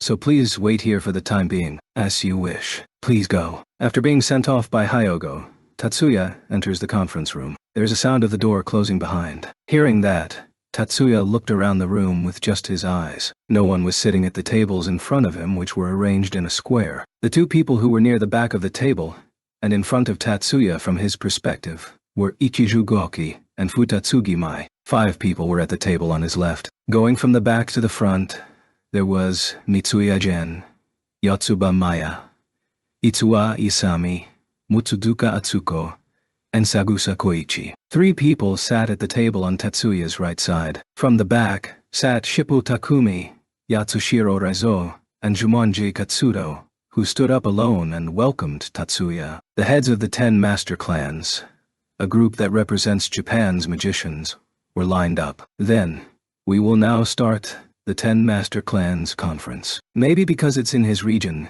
Ichiju Gouki announced the opening, but he doesn't seem to be the chairman. I'd like to start the questioning of Shiba Dono immediately. The first person to speak was Ichiju Gouki. Wait, Ichijo Dono. Shiba Dono hasn't even sat down yet. He's not a defendant and we're not judges. First, let's all sit down. It was Katsuto who threw the words of restraint at Gouki. He turned to Tatsuya and called out, Shiba Dono, please take a seat. Thank you. I will take up your offer. After seeing Tatsuya bow to him and sitting down, Katsuto also took a seat. Shiba Dono, are you settled now? Gouki, who had been interrupted, calls on Tatsuya with an intimidating and strong tone with wrinkles between his eyebrows. Yes, please ask your questions. Tatsuya turned his face to Gouki with his spine straight and urged him to continue. There is no sign of apology for temporarily ignoring him. Maybe he didn't like that attitude. A week ago, what on earth were you trying to do? Gouki asks Tatsuya with a belligerent attitude. A week ago. If it is about the 8th of this month, I just counterattacked in an unjustified armed attack. That's not the case. Would you not fight back? Do you say that the use of force for self-defense is not allowed? I didn't say that. So it was okay to repel the USNA invaders, destroy the new Soviet base, and kill Bezobrazov. Right, of course. Defense of his country is a magician's duty. Thank you. What for? For your understanding of my actions. The message I sent after the end of the battle is also for national defense. At that point, it was not only Miyakijima and its surrounding waters where battle occurred. It was necessary to justify the attack in Japan's territory and waters, but also on the new Soviet Union territory. Otherwise, the concern that the attack on the Birobidzhan base and the eradication of Bezobrazov would be considered a surprise attack by Japan could not be ruled out. Did you take the initiative to dispel that concern? Yes. At worst, I thought that the new Soviet Union was aiming the tip of the spear at my person. No, but Gouki was not convinced. However, he could not find a clue to refute Tatsuya. Gouki unintentionally looks around the faces of the heads of other families. Gouki himself is not aware that it is a gesture to seek a lifeline. Shiba, I have one question. It was Sagusa Koichi who answered Gouki's gaze. Maybe it is more correct to say piggybacked rather than answered. Isn't it better to notify the governments of each country through the defense forces to justify the counterattack? Was it necessary for Shiba to take such a conspicuous action? Koichi's point was a clear statement. Tatsuya and Miyuki had to struggle because the defense force did not move in the first place. It was unlikely that the defense forces would direct a counterattack against the new Soviet missile base, which was completely at Tatsuya's discretion. It is easy to predict that the Japanese government would not be involved in the destruction of the missile base and the assassination of Bezobrazov. I will refer to the suggestions made by Sagusa Dono next time. However, Tatsuya did not argue and began eating. In response to the answer to his question, the sly old fox, Koichi said, "Now," while his complexion changes for a moment. In the next, the expression disappears, and his mouth is closed. What is that reply? Gouki is fierce instead of Koichi. Ichiju, please calm down. It wasn't Tatsuya who returned the words to Gouki, but Yatsushiro Raizo, who was sitting in the opposite seat. Shibadono hasn't said anything wrong. That self-defense declaration to the world has already happened. In short, it's done. Even if an alternative is offered now, there is no choice but to use it as a reference for the next similar case. Reizo said to Gauki without hiding his annoyance. If there is a similar case though, he added in an ironic tone. Gauki turns, his face red, and shuts up. To tell the truth, Koichi kept silent because he realized the reasoning of what Reizo said. There is not a public office for the nationally recognized strategic class magicians, but their power is exercised by the decision of the government. It can be said that they are a tool of the nation, like the military. Mitsuya again suddenly changed the topic as to manage the unfriendly atmosphere of the heads of the families. Given the magnitude of their influence, unofficial strategic class magicians should be the same. Magicians are already feared. The strategic class magicians are the strongest among them. If the existence of strategic class magicians that are not under the control of public authority are discovered, the cries for the exclusion of magicians will be even stronger, even if the fear is grounded on misunderstandings. Gen's words were met with a sympathetic look at Tatsuya, but this time, Shibadono has shown to the world that private magicians possess military power comparable to that of a nation. In other words, Shibadono showed that magicians can use violence that the government cannot control. Tatsuya understood the meaning of the sharp gaze directed at himself. Gen believes that Tatsuya's cause has led people to consider magicians to be uncontrollable and dangerous monsters. As a result, he fears that magicians will be more persecuted than ever before, like the mythical dragons which were ganged up against and destroyed just because they are dangerous. The 10 Master Clans are an organization that protects the magicians' right to live as a person. If a magician is at risk of being persecuted just because he is a magician, he must be set apart. His gaze on Tatsuya is strict. However, Tatsuya does not move one eyebrow. But he wasn't as calm as he looked. He wasn't nervous, but there was a quiet anger in his heart. The phrase, protecting the magician's right to live as a person, that Mitsuya Gen said irritated him. Tatsuya seemed to be hypocritical, saying, the right to live as a human being while being content with the current situation of forcing magicians to play the role of weapons. Shibadono, there is something I want to clarify here. What is it? This time Tatsuya repelled Gen's line of sight instead of accepting it. Tension rises. On October, you were the one who cast the magic that destroyed the Great Asian Union Fleet. Formerly? He asked in a roundabout way if he was a strategic class magician. This time he was being direct. Tatsuya looked at Maya, and she nodded. The two of them will no longer hide this exchange. That's right. Tatsuya returns Mitsuya Gen's question with an affirmation. By order of the National Defense Forces, I used a magic of mass energy conversion. Magic of mass energy.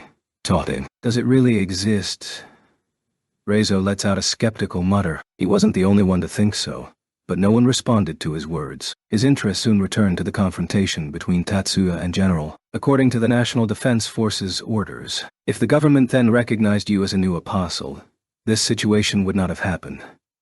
Jan expresses his opinions like if he was talking with himself. The word, apostle, he spoke of refers to a nationally recognized strategic class magician. It comes from the fact that the 13 nationally recognized strategic class magicians were called 13 Apostles. Shibadono.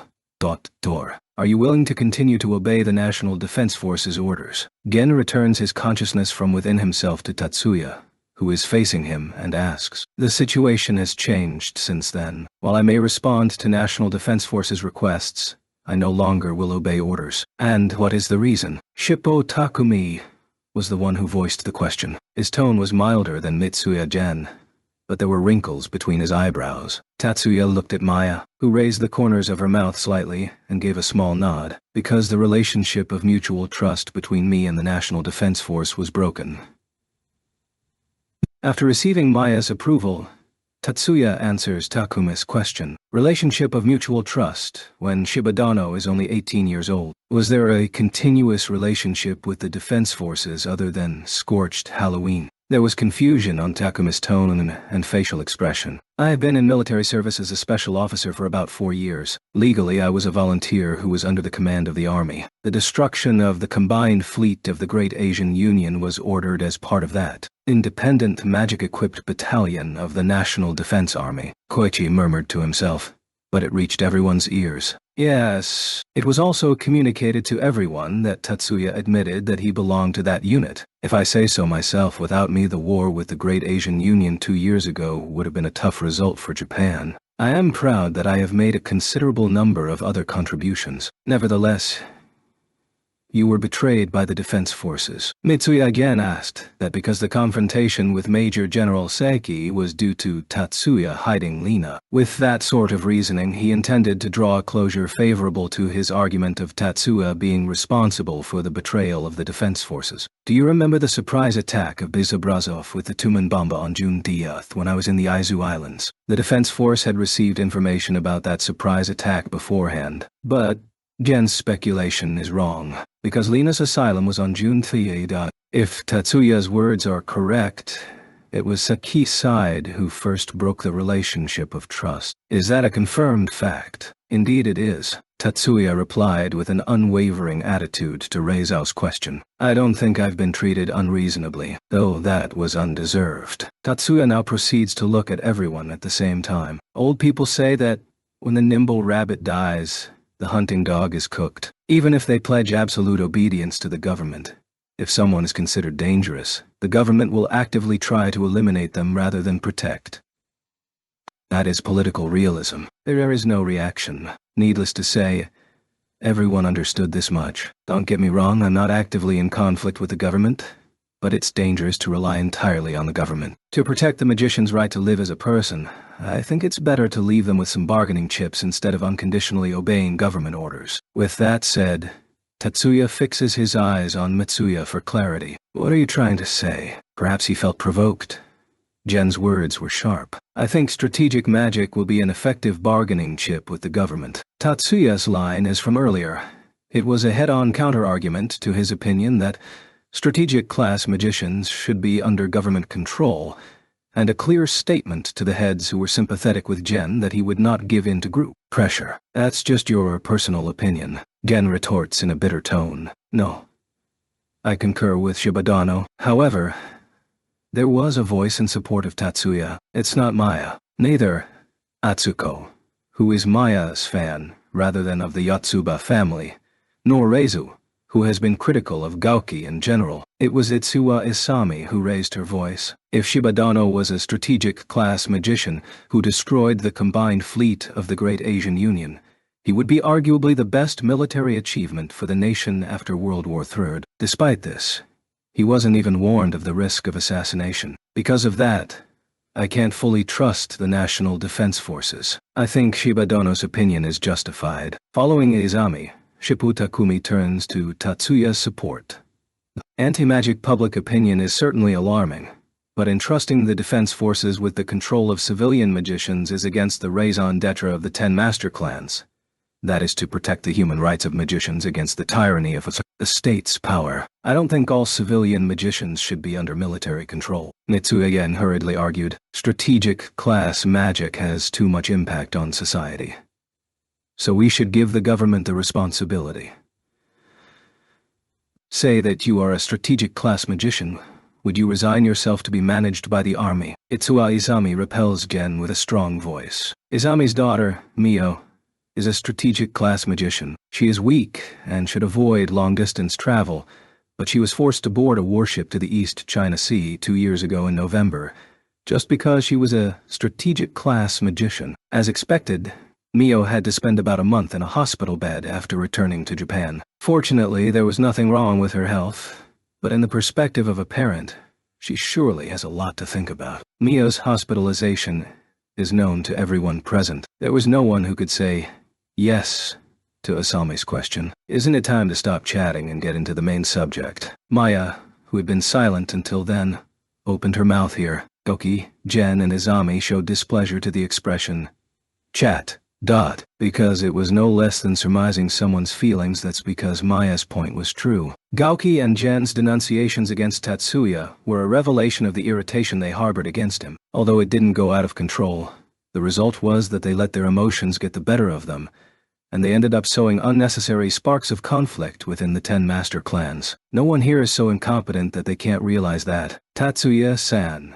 Go. Maya didn't seem to care about their dislike, and spoke to Tatsuya. Please explain the results of the negotiations with the USNA, including the case of the former Major Sirius. Tatsuya immediately responded to Maya's request. The day before yesterday, I met with the assistant of the Secretary of Defense of the USNA to confirm that there is no hostility between me and the American government, and that we will cooperate in the future. Hearing Tatsuya's words, a commotion spread in the conference room. It was against their common sense, such as the establishment of equal transactions between individuals and nations. I will provide them with the stellar reactor technology. USNA offered financial support and a free indefinite rental of Major Sirius, that being Lieutenant Colonel Angelina Shields. Tatsuya did not misunderstand what Maya said as former Major Sirius. Rent a nationally recognized strategic class magician.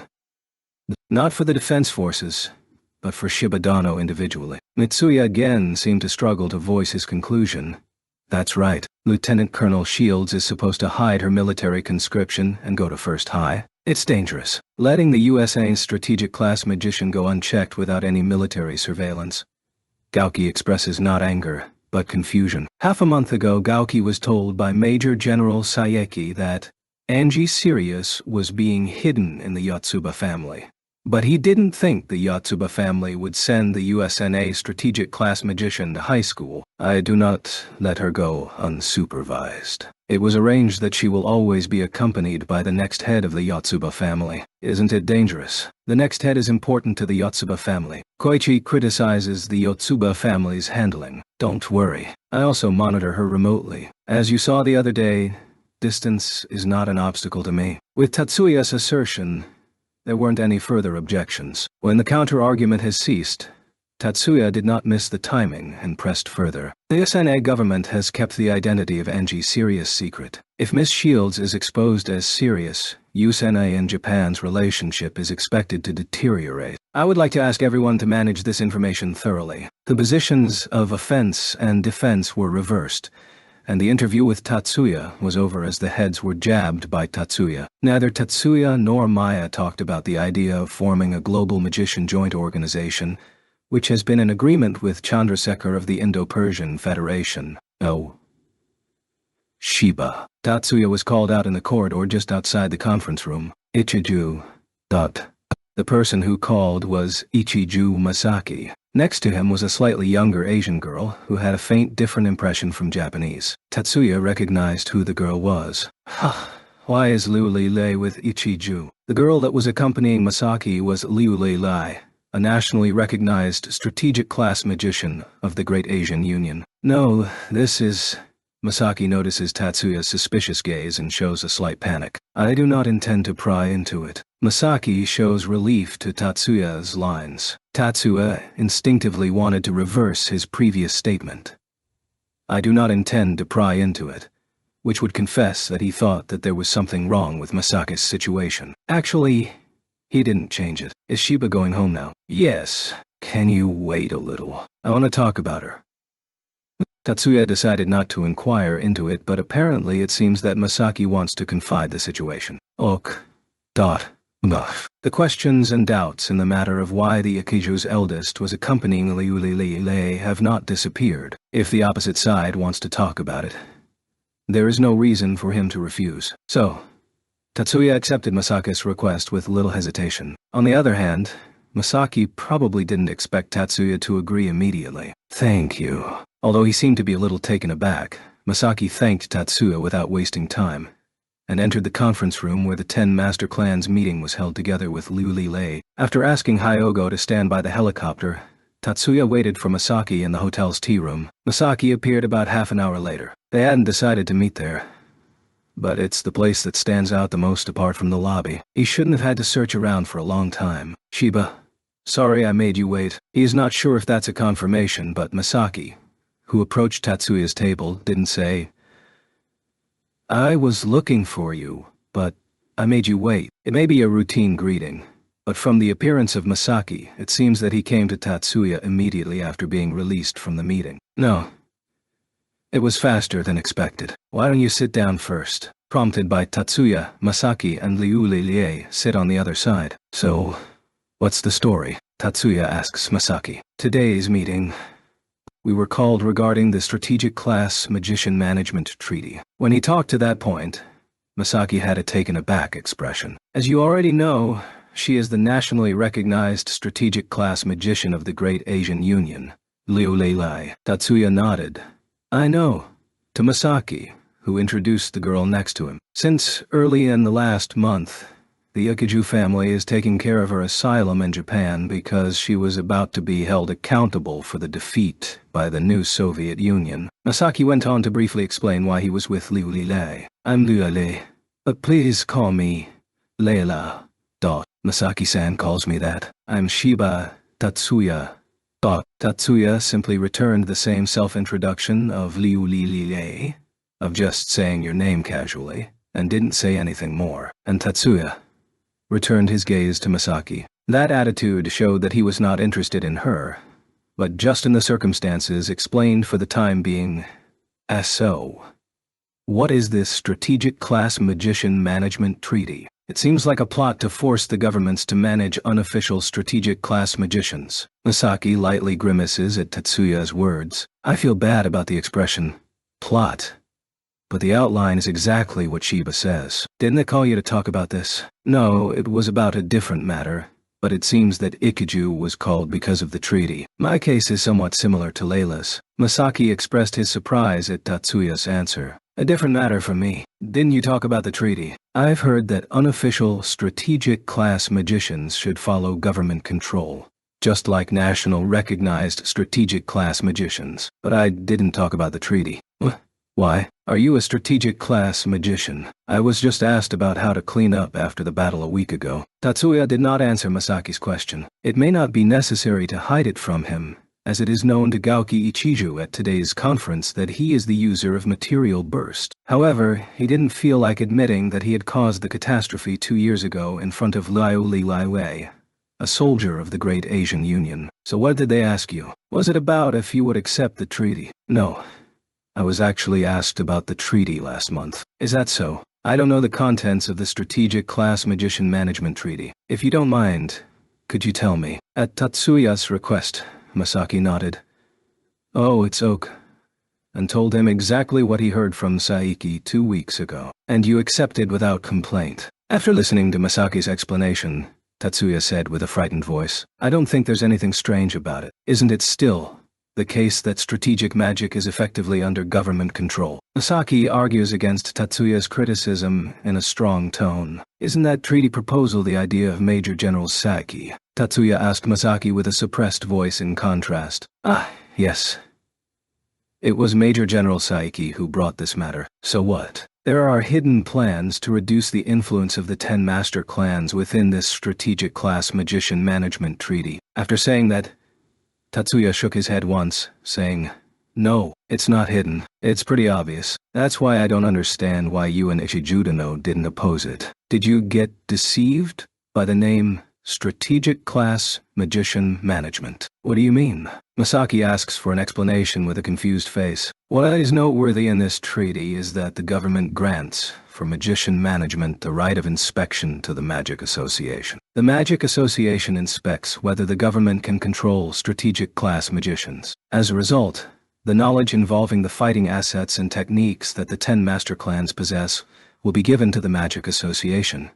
And under the guise of a recommendation based on the results of the inspection, magicians who are assaults of the inspection, inconvenient to the association, will be deprived of their freedom, and their techniques and knowledge will be forcibly seized, put on hold. In other words, the Japan Magic Association would reign over the 10 master clans. Wait, it's the International Magic Association, not the Japan Magic Association. that has the right to inspect. What are you saying? The Japan Magic Association is a subordinate organization of the International Magic Association. If the Magic Association exercises inspection rights in Japan, it will be decided that the authority will be entrusted to the Japan Magic Association. And the Japan Magic Association is a semi-governmental organization under the protection of the government. If the Strategic Class Magician Management Treaty comes into effect, it will be used as an excuse in order to put the 10 Master Clans, a private autonomous magician organization in Japan,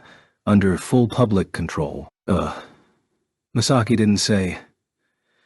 I didn't think about it too much. He may have had a feeling in the depths of his heart that there was something dubious going on. Ichiju. You witnessed the power of Ocean Blast. Do you think that large-scale magic has to be managed? Ocean Blast is your own magic. If someone has to manage it, it should be you. This time, Masaki could not deny it. Masaki is not the only one who has thought about it. Liu Lei, who sits next to him, also cast her eyes down with a look that seemed like something had come to her mind. Seeing the two of them, Tatsuya gave a sincere, bitter smile. He also remembered that Material Burst was managed by the Yotsuba family until just the other day. But that was not institutional management. His shackles were directly in his mind. Given that, he is not in a position to preach to others. So what came of the discussion today? Don't tell me that the treaty was signed. While hiding his inner feelings, Tatsuya asked Masaki. No, it was not that. Asked by Tatsuya. Masaki raises his eyes. I was asked about my future course. Course? Do you mean entering university? To the unexpected answer, Tatsuya couldn't hide his genuine surprise this time. He is in the 3rd year of high school. His future course is a pretty common trouble, both particular and urgent. However, such everyday topics were completely unexpected, especially being talked about at a 10 Master Clans conference where deterrence and protection of the rights of magicians were discussed. I want to hear from you. Shiba, what are you going to do in the future? I'm going to the Magic University. Unable to measure Masaki's true intentions, Tatsuya replied with his apparent plans for the time being. But studying at the Magic University is not something you would need, right? That said, I don't think it makes sense to enter the National Defense Academy now if you crush the base of the new Soviet Union alone. It is a misunderstanding that I don't need to study. Real. Are you uncertain about your future? To be honest, in response to Tatsuya's irony, Masaki nodded, showing hesitation. Until last month, I was planning to go on to Magic University, but now that I've been certified as a nationally recognized strategic class magician, it is inevitable that I'll be deeply involved with the military. I'm wondering if it's better to enter the National Defense Academy. Doesn't it mean you won't go to the university? Of course not. Even if you want to join the army, you would need to go to the National Defense Academy first. I guess you wouldn't want any other advice from me, right? Asked by Tatsuya. Masaki's eyes swim around. Oh, no. Advice is advice. I would like to use what you think about your career path as a reference, because it is comparable to or beyond that of a strategic class magician. Then my answer is exactly as I said. My intention to go on to Magic University remains the same. Ichichu, shouldn't you simply prioritize what you want to do? But then the responsibility. If you're responsible, you just have to repel the enemy. If you don't become a soldier, there is no responsibility to do more than that. Tatsuya strongly cut off Masaki's misunderstanding. Ichiju, it's a fact that we are magicians. No matter who says what, even if we deny it, that fact doesn't change. But it's just a matter of government and military convenience that you're labeled a strategic class magician.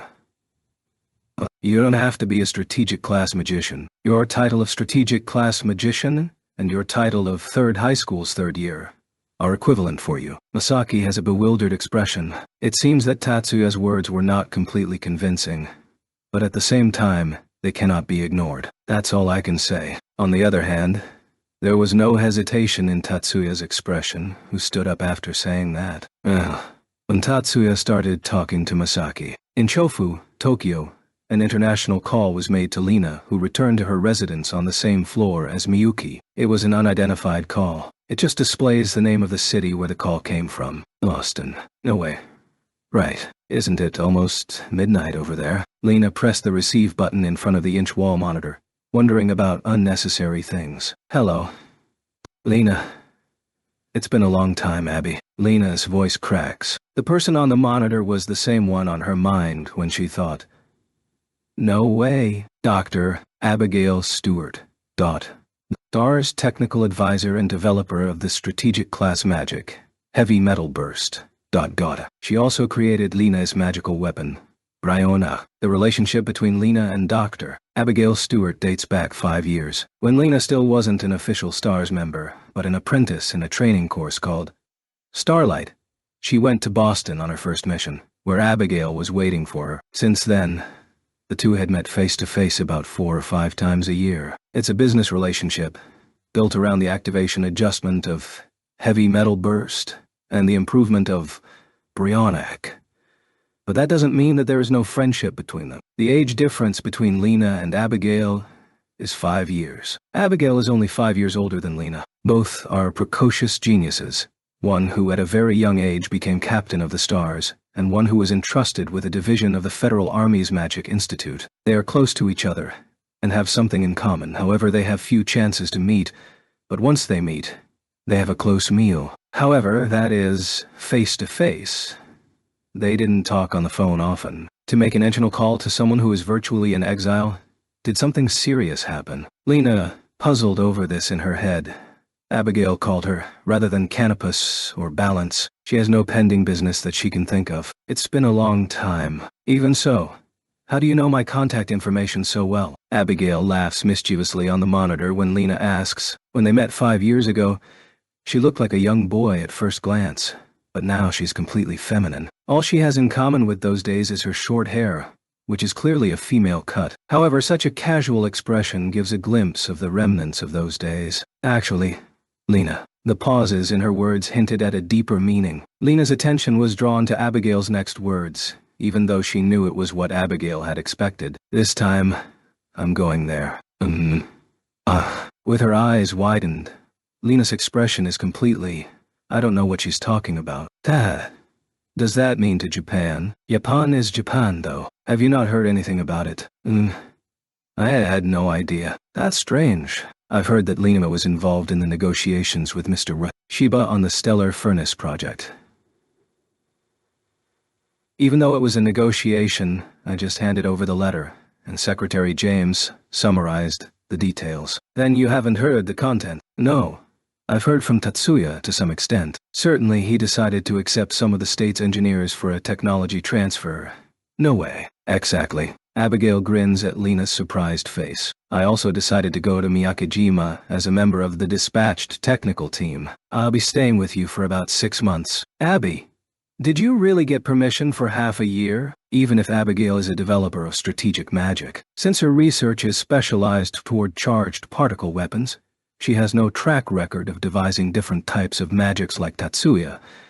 And there is the fact that the USNA fears a brain drain. I and the government attach great importance to the stellar reactor technology. I'm planning to arrive on the 30th of Japan's calendar. I'll be looking forward to working with you. Yeah, I'm glad that Abby is coming. I'll look forward to working with you too. Yes, I'm happy to. See you in 4 days. Even though the phone hung up and the monitor screen went dark, Lena remained there, absent-minded, for a while. Chapter on. The evening of August 10th, there was an event that could not be ignored. Regarding the aftermath process of the Miyakijima incident, high school students who happened to be on site at the time of the armed attack testified on a TV news program. The cable TV station that they appeared on was not one of those dominated by traditional media. It is a channel operated by the multimedia company, Culture Communication Network, commonly known as CalNet. As a matter of fact, the owner and president of CalNet is the father of Maki Oamura, a famous actress who had involvement with Tatsuya through Shippu Takuma last April. And it goes without saying that the high school students who happen to be there are Erika, Leo, and Mikiko. After clarifying that they are in fact magic high school students and Tatsuya's friends, they talked about the attack on and defense of Miyakijima. The repercussions of the program were large. Some people saw it with colored glasses because they were aspiring magicians and Tatsuya's friends, but many viewers viewed it as just high school students who witnessed the incident by chance. It was Erica who spoke the most. Both Leo and Mikihiko hated to appear on TV in the first place, but Erica forced them to appear together because there would be strange misunderstandings if she appeared by herself. To tell the truth, Erica herself had no intention of appearing on TV until the day before yesterday. Immediately after returning to Tokyo on the TF, she received multiple requests for appearances from all over, but she refused all of them. However, the day before yesterday, when she allowed a certain terrestrial TV station an interview under the condition that they did not reveal her face or name, she was persistently guided by the script of the TV station and felt a sense of crisis that maybe the facts would be twisted. They were allowed to stay that day on Miyakijima on the condition that they would be a third-party witness. If nothing is done in this situation, it may develop into fake news that would be disadvantageous to Tatsuya. Contrary to appearances, Erica has a strong sense of duty, and was so worried that she decided to appear in the news on the condition that it would be a live broadcast, since it had a low risk of the report being distorted. A scenario that a certain TV station tried to make up was that Tatsuya was hiding a relationship with Erica from Miyuki, and he struggled not only with the new Soviet army, but also with the American military to protect Erica. The phrase, "strange misunderstanding," that she mentioned when dragging Leo and Mikiko into this appearance was with this scenario in mind. As mentioned before, there were voices that assumed that Tatsuya was defending a magician who attended the same high school, based on Erica and the others' behavior. Although they were few in number, the voices were loud. However, in terms of the number of voices, there were far more favorable ones. Many asked amusing things such as, "Who is that beautiful girl? Do you, In this way, Erica made a brilliant debut during the interview, and along with it, completed the mission to become a true witness with Leo and Mikihiko. She felt that the main subject was changed, but as long as the original purpose was achieved, seemed to be a trivial problem. Unjay. August T. Tart. Tatsuya went to school by air car with Miyuki and Lena on board. Annual driving to school was originally prohibited, but he was specially allowed because of the pressing concern the havoc it would cause if he used a public transport, and also given the fact he is currently on summer vacation. He came to First High for the first time in a long time to meet his friends who had a hard time yesterday. The first person he was looking for was in the cafe. "Erica, thank you for your hard work yesterday. I'm grateful for your help." Really? On Tatsuya-sama's behalf, thank you, Erica. Tatsuya and Miyuki thank Erica, who was absent-mindedly holding her chin in her hands, for yesterday's TV appearance. "You're welcome," Erica replied with a dull smile and a rather tired voice. "Erica, you don't seem to be very well. Are you feeling sick?" Lena was worried and asked. "It's okay. I'm just a little tired. Emotionally. Lena didn't seem to understand, but Tatsuya and Miyuki seemed to. Even on the school grounds, where she is well known, there were % more eyes than usual on Erica. The stare of others outside First High must have been irritating for her. "You probably should have stayed at home today." "That's not the case." Erica shook her head at the words of sympathy from Tatsuya. There aren't many days until the inter-school matches. With that said, Erica stands up in a hurry. "See you later." Erica hangs a bag with a change of clothes over her shoulder and leaves while waving her vacant hand. She is surprisingly diligent, Leah muttered surprised, while watching Erica's back moving away. The headquarters of the Kyoto branch of the Japanese Magic Association. A branch heads meeting was held this day, bringing together the president, branch managers, and the department heads. That boy is becoming excessively arrogant. If we do not take decisive action here, the authority of the association will be damaged. Dumeki, the Kanto branch manager, emphasized with a red face. It was he who asked for this conference. The agenda is the application of punishment for Tatsuya, but the opponent is a magician of the Yotsuba family. Wouldn't it be ineffective? Even if it's called punishment, violent means are not allowed even in the Magic Association. Expulsion from the association is the heaviest one. If you receive this punishment, you will not be able to use your license as a magician. So you will not be able to get a job that requires magic skills. The use of magic itself is not forbidden, so it doesn't matter if you can find a customer and work on your own without relying on a license. The same is true if you are hired by a personal connection. In that respect, Tatsuya is a member of the Yotsuba family, and does not need to hunt for a job from the start. And he doesn't need to rely on a license from the Magic Association as an engineer, soldier, or even a war asset. Other than expulsion, even non-application of mutual aid insurance and publication of his name as a delinquent magician will not hinder him anymore. Dumeki probably knows that too. The power of the Yotsuba family will not be permanent. Even if it doesn't affect him now, someday it will. Dumeki does not break his self-assured attitude. But, if viewed from a different angle, it seemed like a bluff. Well, it is a fact that Shiba-kun disrespected the Magic Association. Dumeki, as branch manager, seems to have decided on a punishment resolution. What do you think, President? Yeah, that's right. Asked for her opinion. Japan's Magic Association president, Tomitsuka Hisui, spoke in a non-committal way. Rationally, it would be disadvantageous to become antagonists of the Yotsuba family interests. However, on the emotional side, she has a strong desire to get revenge on Tatsuya because of the painful events around the Dione project. Let's decide for the time being whether or not to apply punishment on the person in question. We can discuss the specifics that would apply later. That's right. Understand. Agreed. The unintentional implicit premise of punishment in her words made voices of support rise for Hisui. Then, those who agree with the punishment raised their hands. However, when they were about to make a decision, the emergency call buzzer sounded. It is an internal line with strict rules that it will not be used unless it is a case of genuine emergency. Suspending the vote, Hisui pressed the response button. What is it? Hisui doesn't hide her displeasure in her inquiry. This is an urgent call from the Minister of Defense. The answer from the hands-free speaker is returned with a seemingly hurried voice. Urgent. I understand. Hisui responded to the message and told everyone in the conference room. I'll leave my seat, briefly. Hisui, who left the conference room to receive the call, returned in about 5 minutes. What kind of business did the Minister of Defense have? A question flies at Hisui, who sits down with a serious expression. The vote will be cancelled, and the matter closed. Why? Dumeki stands up in anger at the sudden closing declaration from Hisui. What was the matter with the minister? Another executive asked Hisui nervously. The Minister of Defense said, the government recognizes that there was no problem with the actions taken by Tatsuya Shiba at this time. The conference room is quiet. I heard that they want the Magic Association to act within the lines of this recognition. There was a bang and a knock on the desk. Kanto branch manager Dumeki is trembling with his hand down, looking at him with pity. The other members of the meeting stood up one after another. Is that so? Thank you. Yes.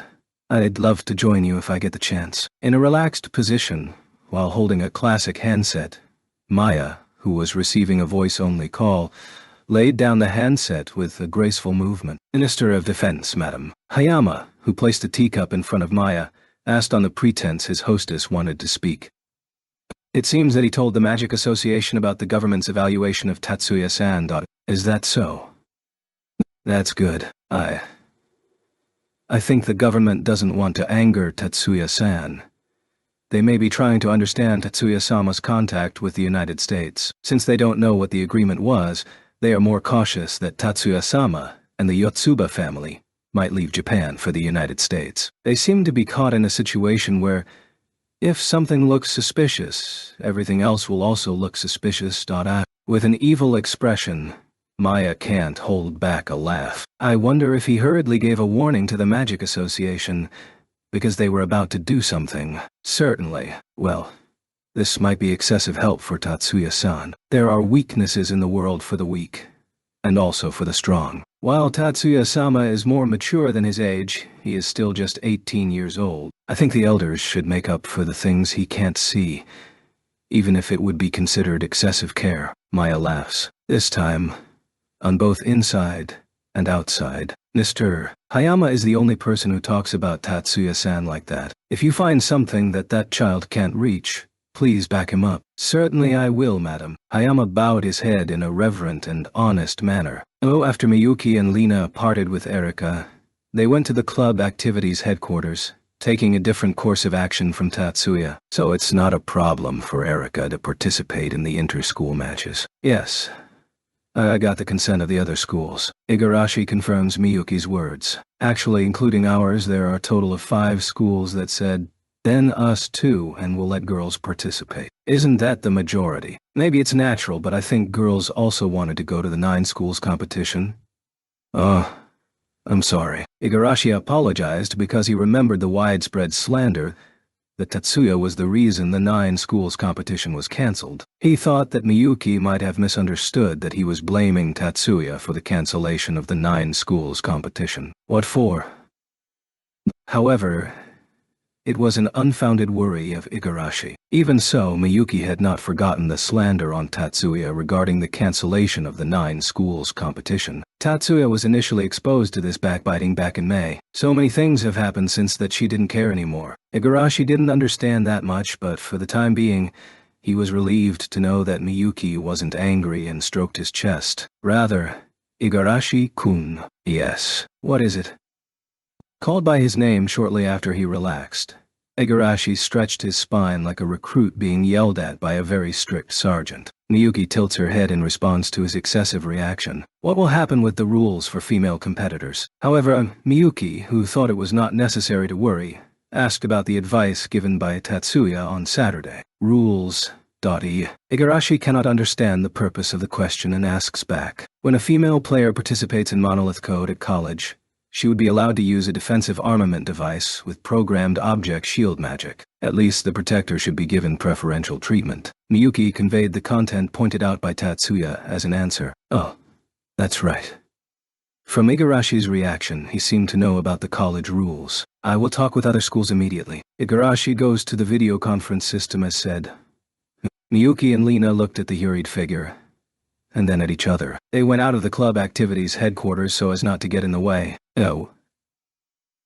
At the same time, Tatsuya went to the training forest behind the school building, where the Monolith Code practice was being held. Beyond his line of sight, Erika runs through a magical barrage at a speed that made her almost invisible. Seemingly a reckless rush, yet Erika hasn't been hit by a single shot. She still has superb physical control. Tatsuya considered Erika to be the fastest magician, and that impression remains to this day. If you just want to compete for speed and acceleration, there will be many magicians in the world who are faster than Erika. However, Tatsuya's evaluation of her being outstanding comes from the fact that she can control her body as she wishes while accelerating herself with magic. That is, she is mastering self-acceleration magic rather than being accelerated by magic. Her brother Chiba Naotsugu also skillfully uses self-acceleration magic, but in a different version from Erika. The reason why Naotsugu is called Illusion Blade is because of his combat technique that finally switches between acceleration and stopping so that he cannot be aimed at by the enemy. Unlike Erika, he is manipulating the technique to the limit of human perception. So to speak, Naotsugu is an illusionist and Erika is lightning fast. However, the present Erika, who is dodging a rain of magic before her eyes, is able to shift in an instant. By mastering the technique of switching between acceleration, stopping, and acceleration, she is not letting her opponents in the mock combat aim. Although it is like a lightning flash, she can move freely. Although her illusionary step has not yet reached the level of Naotsugu, there was no doubt that Erika was steadily improving. The students who practice with them are also top-class talented students though. So, Erika's breakthrough ended in a battle with a student who was guarding the monolith. After all, it appeared that the rule against cutting someone directly was inconvenient for her. Erika, are you okay? Tatsuya called to Erika, ignoring the defender that was in a collapsed state, who was struck by Erika's non-systematic magic and got the illusion of being cut and fell over on his back. It hurts. Huh.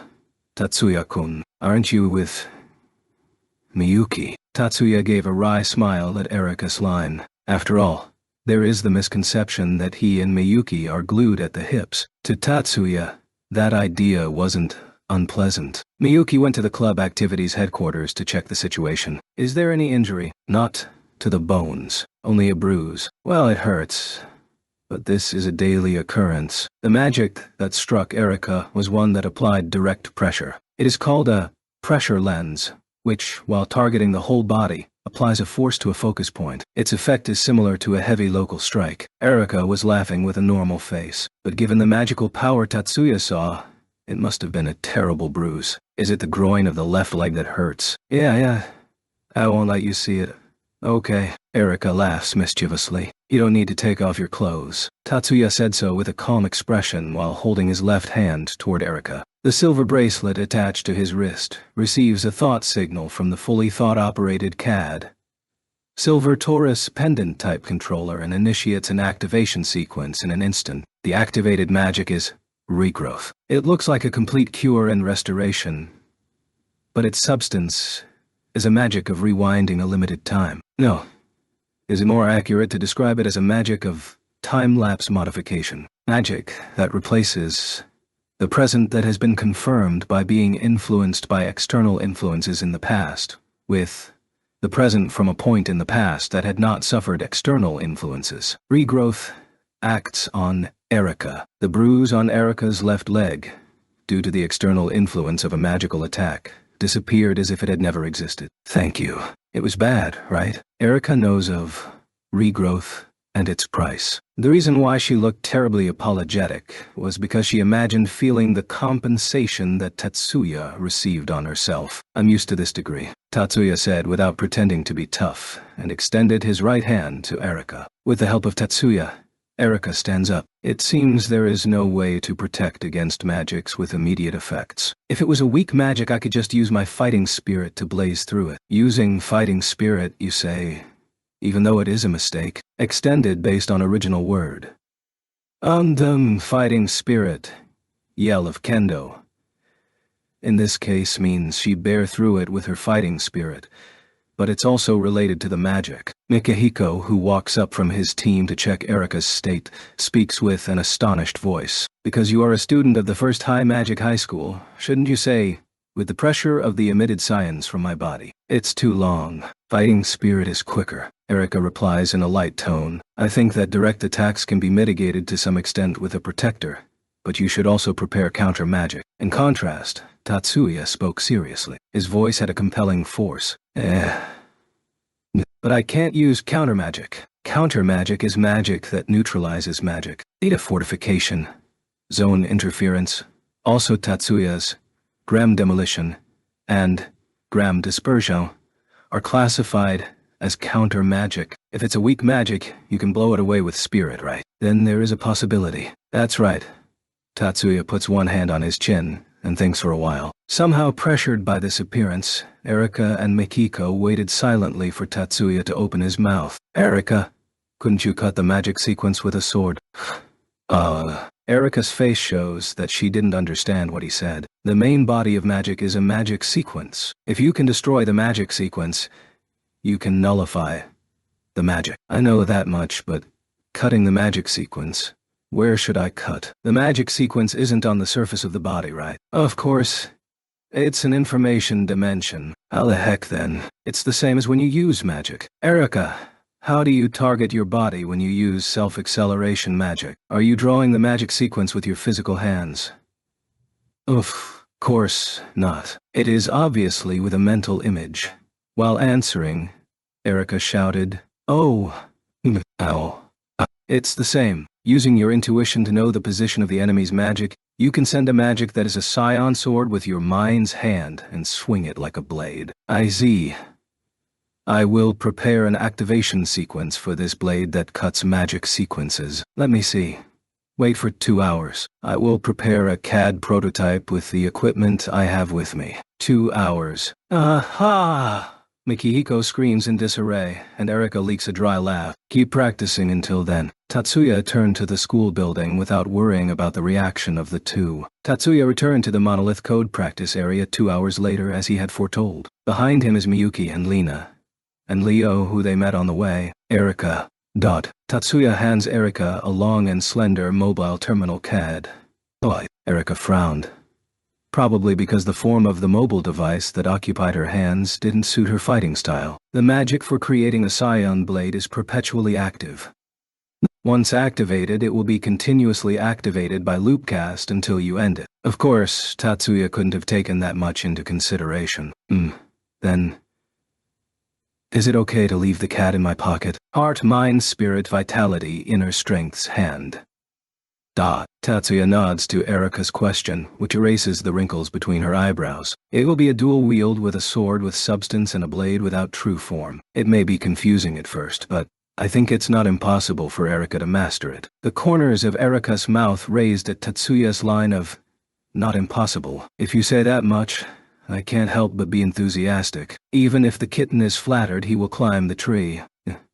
It was Leo who muttered. "What did you say? You misheard. What did you hear?" Leo feigns ignorance to Erika's immediate reaction. "Do you intend to play dumb? Kittens even?" Erika tries to continue her pursuit, but as she tries to repeat the words herself, she stops at loss when she understands the discomforting words of the phrase. "Then I'll watch from over there." Leo turned his back to Erika while waving one hand and headed to the waiting area of the standing relief team. "Let's move away as well." "Yes, Tatsuya-sama." But Miyuki and Lina nod to Tatsuya's words. "Erika, if you have any questions, don't hesitate to ask." "Ooh, yeah, thank you," Erika replied to Tatsuya, but still looked unconvinced. "Hey, Tatsuya." Lina speaks to Tatsuya in a whisper at a distance where Erika can't hear her. "What did Leo say?" "Usually it's each. Pigs also climb trees if flattered. Right. Have you ever heard of a kitten climbing a tree getting stuck on a tall branch?" "Oh, so he meant that." It was Miyuki who voiced her understanding. "I think I've heard that. But what is it?" "Miyuki, don't just keep to yourself after understanding. Tell me." In other words, Lina, like a kitten who climbs a tree without realizing how high he is, until he tries to go down. Saiju-kun warned that if she becomes overconfident in her ability, she will be hurt. Leo also said something embarrassing. "I did ensure a good safety margin, but let's watch the game carefully so that Erika doesn't overdo it." In response to Miyuki's line, Tatsuya muttered an advice to himself. Chapter on. August. Tatsuya and the others returned to Miyakejima. It was in preparation for the next day, the 8th, when a group of engineers from USNA aiming to acquire stellar furnace technology will visit Miyakejima. Looking at the list of engineers provided by USNA through Jeffrey James, Tatsuya muttered, "They are serious about it." He was muttering in the living room with 4 people in. His voice reached everyone's ears. "What is it?" It was Miyuki who asked that. Lina tilts the cafe au lait mug, uninterestedly, and Minami is modest and silent. "The name of Abigail Stewart is on the list of engineers coming to Japan. Is there something wrong with that person?" Miyuki asked. Tatsuya turned to Lina. "Lina, do you know her?" Miyuki, who interpreted the meaning of the line of sight as, "Ask Lina," redirects the question to Lina. Lina, who returned the mug to the low table, glared at Tatsuya for a moment and replied, "Yes," pretending to be calm. Dr. Abigail Stewart is a technical advisor to STARS. She specializes in charged particle magic weapons. I've been indebted to her. When you talk about charged particle magic weapons, is that the person who made Lina's heavy metal burst and Bryonak? When Miyuki asks with her head tilted, Lina, with her eyes wide, opens her mouth flabbergasted. "How did you understand that with just those words?" "How you say? I wonder if it's such a difficult reasoning." Lina sighs loudly at Miyuki, who talks as if nothing had happened. "Tatsuya isn't the only one here who's not right in the head." "I'm sorry, Lina. I didn't hear you well. Could you please say it again?" Miyuki gave Lina an overpowering impression with a pure white like powder snow, glittering, soft, dry and cold smile. Lina realizes that she has made a mistake. She cowers with guilt and fear. Oh. Lina feels a cold sweat, and Miyuki strengthens the pressure. Oh, what? Oh. I said that Tatsuya wasn't the only one who thinks strangely fast. Lina looks at Miyuki's face with a praying-like expression. Oh dear. Miyuki's smile changed from dry snow to fresh flowers. Silly, Lina. You shouldn't use "not right in the head," you know. There are other ways you could have said that. I haven't improved my Japanese that much. Maybe that's the case. Hearing these words from Miyuki, Lina's shoulders are relaxed. In fact, she felt so weak that she wanted to lie down on the couch right now. However, if she did it, Miyuki would be suspicious. Lina endured through with all her might. Miyuki turned to Tatsuya without noticing Lina's conflict, or pretending to be unaware. Unisama. Why would such an important person come to Japan just for the stellar reactor technology? No. Why would the USNA government allow her to leave the country? Your suspicion is reasonable, but I don't think you have to worry too much about this. It was Lena rather than Miyuki who was most surprised by Tatsuya's answer. Tatsuya, why do you think that? It would be too excessive. If you want to do something, you can't use an important person like a developer of strategic magic. The cost-benefit trade-off is too low. What is this cost? Lena seems to feel uncomfortable with Tatsuya's way of thinking, which considers humans as cost calculations. Even at these times, she displays her unsuitability as military personnel. It is only a guess, but is Dr. Stewart the type that puts her intellectual curiosity first? Maybe more than her own safety. Yeah, that's true. Lena's eyes roamed over, and she nodded crisply. Abby is a little out of the ordinary, and she's an otaku. Otaku. It's still used, but Miyuki tilts her head to words that aren't as popular as early in this century. Isn't it a geek? In this scene, Miyuki uses geek to mean advanced technology enthusiast. If you were a revered enough researcher to be an advisor to stars, she imagined that an otaku would refer to a technical otaku. It's a little different, but I don't think what Miyuki said was wrong, so it's okay to think like that. Abby is obsessed with immature girls. She is a woman, right? Yeah, she's years old. No, I wonder if she's already years old. Anyway, she is a lady in her early 20s, so that obsession for immature girls. It's not like a lolicon, I think. Anyway, it's not like she has sexually unscrupulous conduct. So, rest at ease there. That's so. Miyuki did not pursue further. Looking at her face, one could see that she was not convinced. Even if she asked more questions, she felt that no one would be happy. The question as to whether there was something behind Abigail's visit to Japan or if she was just coming to see the stellar reactor technology purely for the sake of it was unclear because of the topic of her inclination. Otaku, it means a nerd in general, and it could be with anything. Like a car otaku, for example, is a person who is a nerd or has an obsession with cars. Thursday, August. This day was never remembered by the world. Tatsuya's meeting with Dr. Abigail Stewart was only occasionally mentioned by later historians as an event in magical engineering. However, it was a significant encounter for the persons involved. Welcome, Dr. Stewart. Mr. Shiba.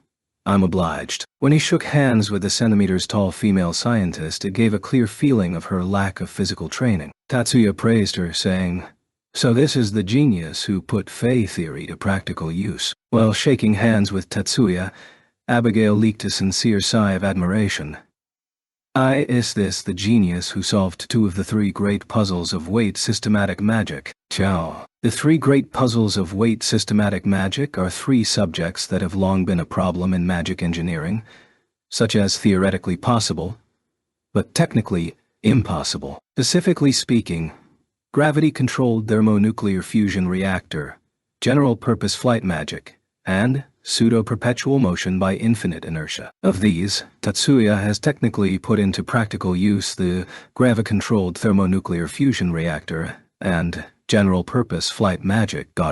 In addition, Fey theory, or free after execution theory, which is also called theory of late phenomenon modification in Japanese, but Fey theory is more generally accepted among Japanese scholars. Specifically, the events that occur as a result of magical modification are events that should not exist in this world, so the bindings of the physical laws are loosened during the immediate aftermath of the modification. Therefore, in an event that is a product of magic, if you make new modifications, you can get the desired result with much less event interference strength than usual. However, this hypothesis could not be substantiated because the time assumed to be immediate aftermath is so short that the expression immediate is not exaggerated at all. It was Dr. Abigail Stewart who not only proved the Fey theory for the first time, but also put it into practical use as a magic weapon. Tatsuya has also succeeded in putting the Fey theory into practical use as the new magic Baryon Lance this year. However, this is still only known to the people involved in the Yotsuba family. Katsutoshu Monji, who lost to Baryon Lance, Sagusa Mayumi and Mari Watanabe, who were present during the battle. However, Tatsuya's respect for Abigail did not diminish just because he was able to put it into practical use. Tatsuya's Baryon Lance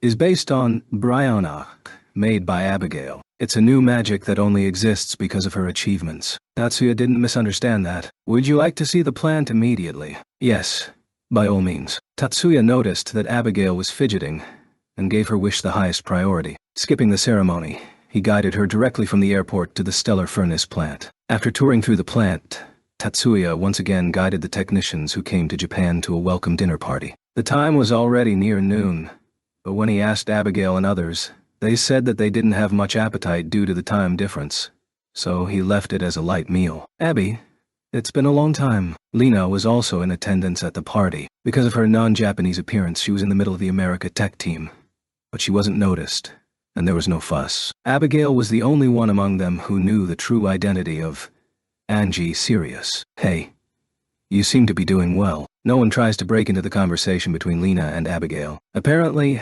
Abigail is an extraneous presence in the technical team visiting Japan. If you think about it, that's not unreasonable. Abigail is only years old at this time. No matter how much of a meritocracy the United States is, it is no wonder that if a young girl in her early 20s is mixed in with a group of people in their 40s or older, they will not get used to it. The more intellectually elite, the more the ability of years younger may be recognized rationally, but not emotionally. That's the human who is limited to a life of less than 100 years. Doctor, I would like to introduce you.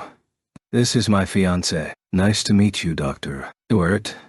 Dait. My name is Shiba Miyuki. I am honored to meet you. It can be said that it is a natural concern for the host that Tatsuya and Miyuki, who somehow felt the atmosphere of being convoluted, moved to follow. Nice to meet you, Princess of Yotsuba. I have heard rumors about you. Abigail does not seem to be overwhelmed by the beauty of Miyuki. It seems that the relationship with Lena has made her resistant to beautiful girls. However, other technical team members visiting Japan did not do so. Miyuki, Lena, and the two beautiful girls in the world gave off a void area, and for a different reason than before, the table with Abigail was surrounded. A blank area is formed around Tatsuya, Abigail, Miyuki, and Lena. That's better for me. Abigail smiled at that, and I have a message to Mr. She talked to Tatsuya with a meaningful tone. What is it? 1. I heard that they found the person you were looking for. Tatsuya didn't move his expression, but Miyuki, who was listening next to him, stared at Abigail with a surprised face. Even if he didn't say his name, Tatsuya and Miyuki knew who it was. I heard that they were in Los Angeles. As Tatsuya speculated, Minoru was on the west coast of USNA. But apparently when I left Boston, the person you were looking for had already left Long Beach in a small cruiser. Do you know the cruiser destination? I had heard that much. Is that so? Thank you. You're welcome. Until the end, Abigail didn't ask who Tatsuya was looking for. It was past PM when Tatsuya returned to his villa on the west coast of Miyakijima, after meeting all the quota of today's schedule following the welcome party. Miyuki attended only the welcome party. Tatsuya greeted, "I'm home," to Miyuki, and left a thin and light bag with Manami, who was behind Miyuki, as Manami wouldn't move unless he gave the bag, and settled down on the sofa in the living room. Are you tired? Miyuki puts a cold drink in front of Tatsuya. Tatsuya reduced the contents of the glass in half and returned it to the table. I'm not that tired, but USNA technicians are tough. Jet lag normally remains on the day of the arrival. Well, it's a daily occurrence for people that stay up all night. Lena broke into the conversation. More than that, what are you going to do now? It seems that you succeeded in making him come out of hiding as planned, but you haven't been able to track the ship, right? When Lena asked Colonel Balance to search for Minoru, she used a code known to be deciphered by the Seven Sages on purpose. She knew it would be cracked by Raymond that is close to Minoru, and used a normal code, at Tatsuya's instructions. Its purpose is exactly what Lena has just said. Knowing that they were being searched, Minoru escaped from his hideout. However, as Lena pointed out, the whereabouts after that have become uncertain. Will Minoru-kun come back to Japan? Miyuki mutters with a voice that can't hide her anxiety. Tatsuya predicted that Minoru, who had left his hideout, would return to Japan. I think returning home is a dangerous bet for Minoru-kun. However, as Miyuki says, if Minoru enters Japan, many magicians, including the ancient practitioner magician who advocates eradication of malignant spirits, will aim at him. This time, Yakumo will also be on the side of eliminating him. Minoru should be fully expecting that. Minoru will come back. Tatsuya's answer was an affirmation. Minoru won't abandon Minami, just as we won't abandon her. In this regard, I trust Minoru. Tatsuya's words had the power to make them believe those predictions would be prophecies. That's right. Minoru-kun tried to save Minami-chan by abandoning himself. Regardless of the pros and cons of the means, he will not run away as it is. Miyuki's lines were directed at herself, but the words pierced deep, deep in Minami's chest. Neither Tatsuya, Miyuki, nor Lena were aware of this fact. Rather than being careless, rather than being insensitive, it is probably the limit that comes from lack of experience. Tatsuya is years old. Miyuki and Lena are years old. No matter how powerful you are, even if it's an individual that can single-handedly use magic that removes nations, they were still immature high school students. Chapter Minoru and Raymond's small cruiser was heading west through the Pacific Ocean at an average speed of 50 knots. The destination is Japan, as Tatsuya expected. While using Parade 2 to hide the ship from the eyes and observation equipment on the ship, Minoru was creating a summoning tile. It is a black talisman used by Zhao Gongjin as a medium to activate the ancient magic of the East Asian continent. Zhao Gongjin's summoning tile magic is made by an engraved magical circle filled with cinnabar. The talisman is not made of paper. The engraving of letters and magical sigils are made on a thin talisman, whose surface has been changed into graphite. Then mercury is poured into it, which reacts with sulfur by using magic processing to make cinnabar. Cinnabar is a magical component that is called red earth in Japan, and is sometimes equated with philosopher's stone in Europe. Minoru was energetically working on creating a time-consuming summoning tile in preparation for the battle with Tatsuya. Minoru. Guy. Called by Raymond as he entered the cabin, Minoru stopped engraving the magic circle, raised his face and urged Raymond to continue with his eyes. There is no deviation in the route. The autopilot is operating normally. There are only 2 people on this cruiser, Minoru and Raymond. Everything concerning navigation is left to the machine. At this time there is a risk of typhoons in the Western Pacific, but neither of them cares at all. Rather than being carefree, this is probably the difference in consciousness between those who have magic and those who do not. If you are a high-level magician, some natural disasters are not a threat. Even if they can't prevent the disaster itself, they can do anything to protect themselves and the small boat they are on. Not to mention Minoru, who had the highest magical power among the 10 master clans. Raymond was not talented enough to be accepted on the stars, but he has the ability to achieve top-class results in the high school's magician course. Since the 2 of them are parasites, it may seem trivial for them to thoroughly check the risks of disaster. If nothing changes, we will reach Japanese waters on the 5th of the local calendar. Raymond's lines did not include any tone of distress. Is it 19 days? Yeah. The worst-case scenario is likely to be avoided. Minoru nodded with a somewhat relieved look. The ship sinking is, of course, not the worst thing Minoru envisions. He is worried that Minami's treatment would not be concluded in time. According to Minoru's calculations, the final treatment should have been needed 2 years later. However, because Tatsuya is looking for himself Yude, which is an unfounded but correct guess by Minoru that the search was requested by Tatsuya, Minoru misunderstood that the condition of Minami changed suddenly. Minoru has complete control over the parasites possessed by Minami as an emergency measure. If Minami's condition worsens, Minoru will know through the parasite that suppresses it. That is, if he is in the same country. The reason is unknown at this time, but the telepathy between parasites becomes incomprehensible once Japan's border is crossed. No matter how close you are, as soon as you cross Japan's border, you will be cut off. When Minoru tried it with Raymond, one was on the bow, and the other was on the tendon on the same ship.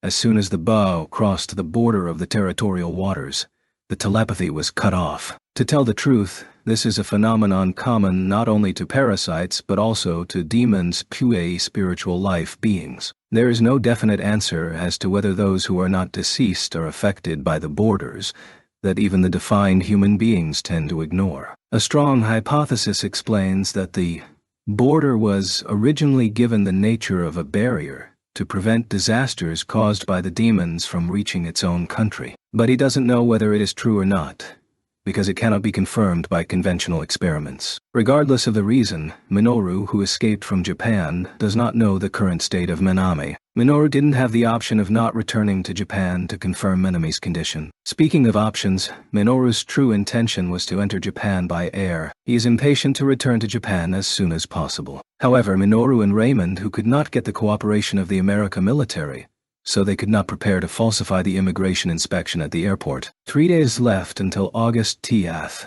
Japan time. By then, Minoru endured impatience by persuading himself that it is unlikely that Minami's condition would deteriorate enough to be lethal. More.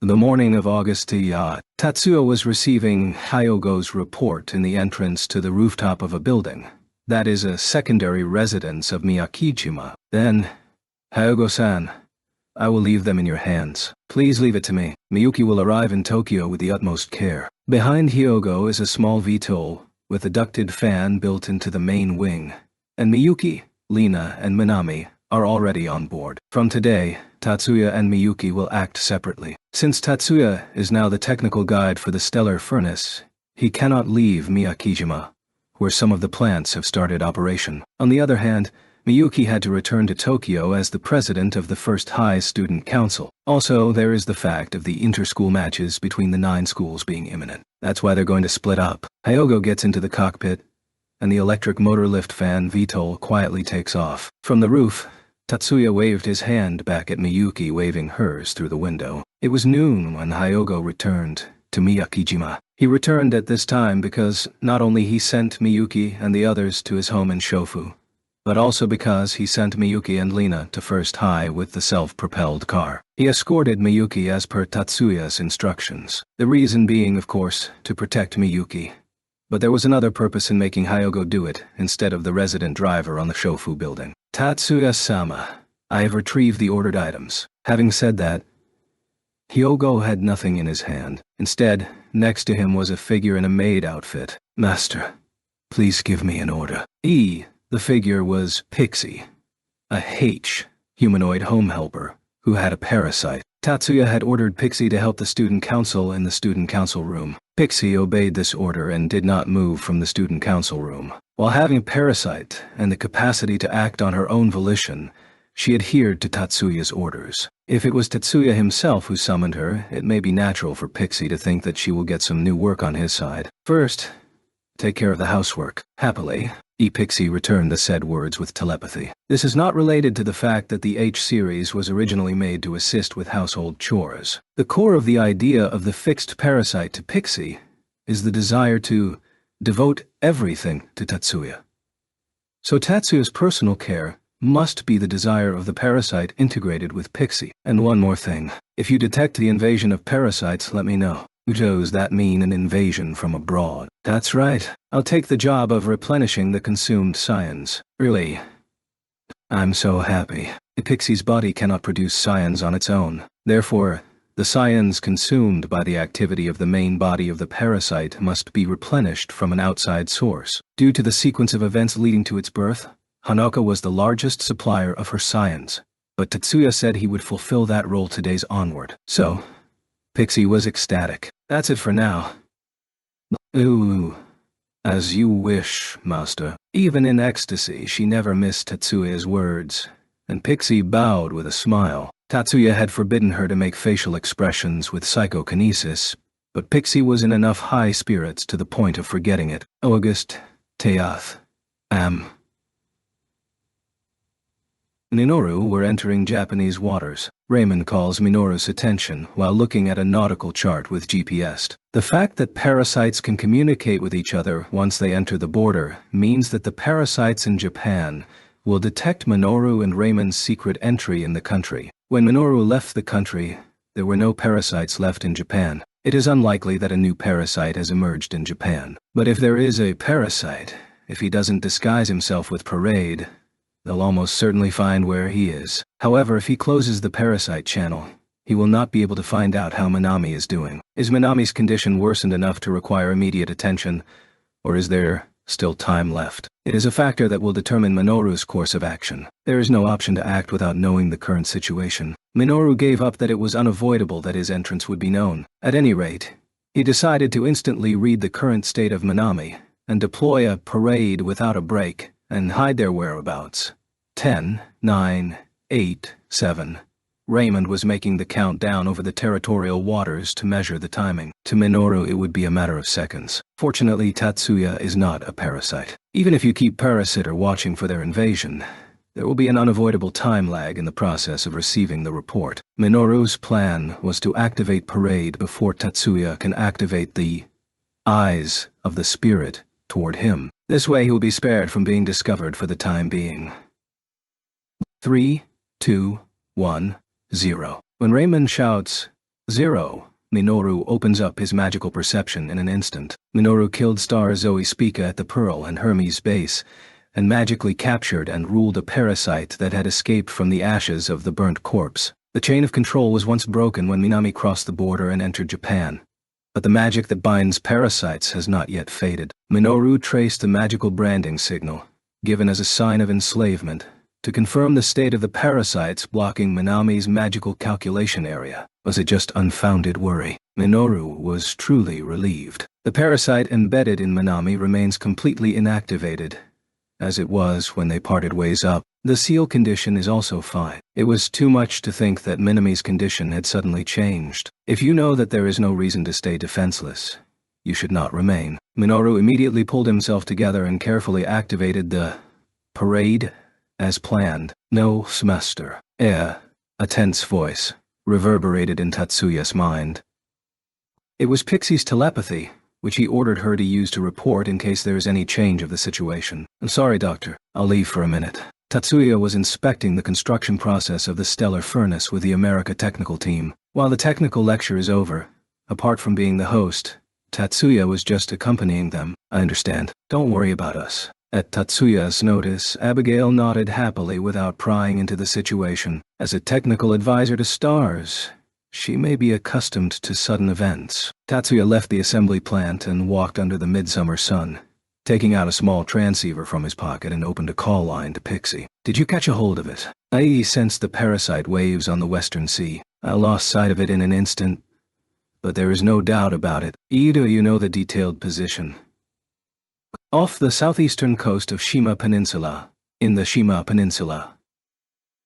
At the end of June, Raymond Clark entered the country from the Kansai International Airport with a forged passport. Perhaps there is some kind of smuggling route around there. If they enter from the Kii Peninsula inland, they would be in Minoru hometown. There would also be secret passages a stranger wouldn't be aware of. That's because he can't rely on the Kudu family.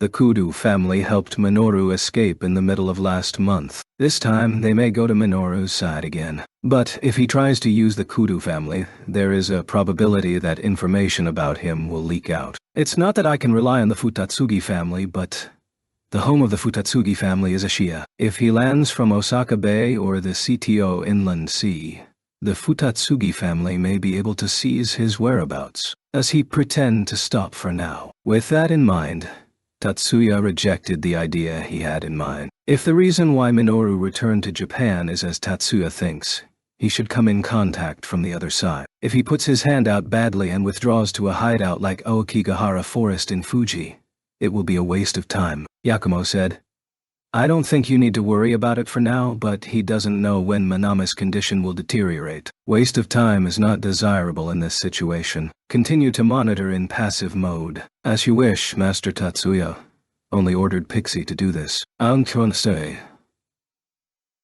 On August, Minoru and Raymond landed in Kobe. The destination is the mansion in Nankamachi, where Minoru hid them when Raymond smuggled with Regulus last time. Isn't this place known anymore? Raymond, who was brought to the back of the mansion, asks anxiously. Minoru entered the mansion through the back door without any air of care. A servant, who remembered when Minoru showed his emblem of the head of the house before, welcomes Minoru and Raymond with a reverent attitude. Minoru left his luggage with his servant and settled down in a well-cleaned study chair. The safest place on the battlefield seems to be the place where the last cannonball fell. Then he talks to Raymond, who has left his body in a wicker chair in the corner of the room. About 10 seconds later, Raymond realized that it was the answer to his concerns in front of the back door. Do you mean to outwit the belief that you can't come back to the hideout where your trace has been lost?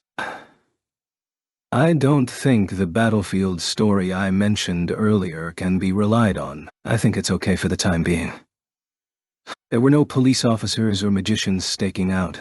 I'm not going to stay here for a long period this time. Minoru turns his face out the window. His eyes were on the eastern sky. That's right, I'm not going to stay long, Minoru once again muttered, this time like a soliloquy. Chapter Friday. The morning of August RD. When Miyuki left her room after changing into her uniform, Minami was unusually sitting on a chair at the dining table in a daze. Minami-chan. D. Oh, Miyuki-sama. Good morning. Minami tries to hurriedly get up, but in the middle of the movement, she returned to the chair as if her legs lost strength. Minami-chan. D. What's wrong? Miyuki screams and runs up. That's okay. I just stood up too fast. As Minami tries to stand up again, Miyuki holds her body with her arms under her armpits. Don't push yourself. Come here for now. In that position, Miyuki made Minami sit on the sofa in the living room. Medical call. Then, with her hands on Minami's body, she called out to the home automation. This is the infirmary. Miyuki-sama, is there something wrong with your body? In response to that voice, the medical staff resident in the building asks back from the speaker on the wall. It's not with me. Something strange has happened with Sakurai Minami's body. Please come to the room immediately. We will go immediately. The medical staff immediately obeyed Miyuki's orders. So. What is Minami's condition? Mild anemia. The doctor thinks it's just summer heat exhaustion. Is that so? Tatsuya, who received a phone call from Miyuki at the laboratory of Miyakijima, patted his chest when he heard it. It seems that hospitalization is not necessary. She is resting in bed now. That's right. It must be not only physical, but also excessive mental stress. Minami will need a rest. Minami has been working hard ever since she came back.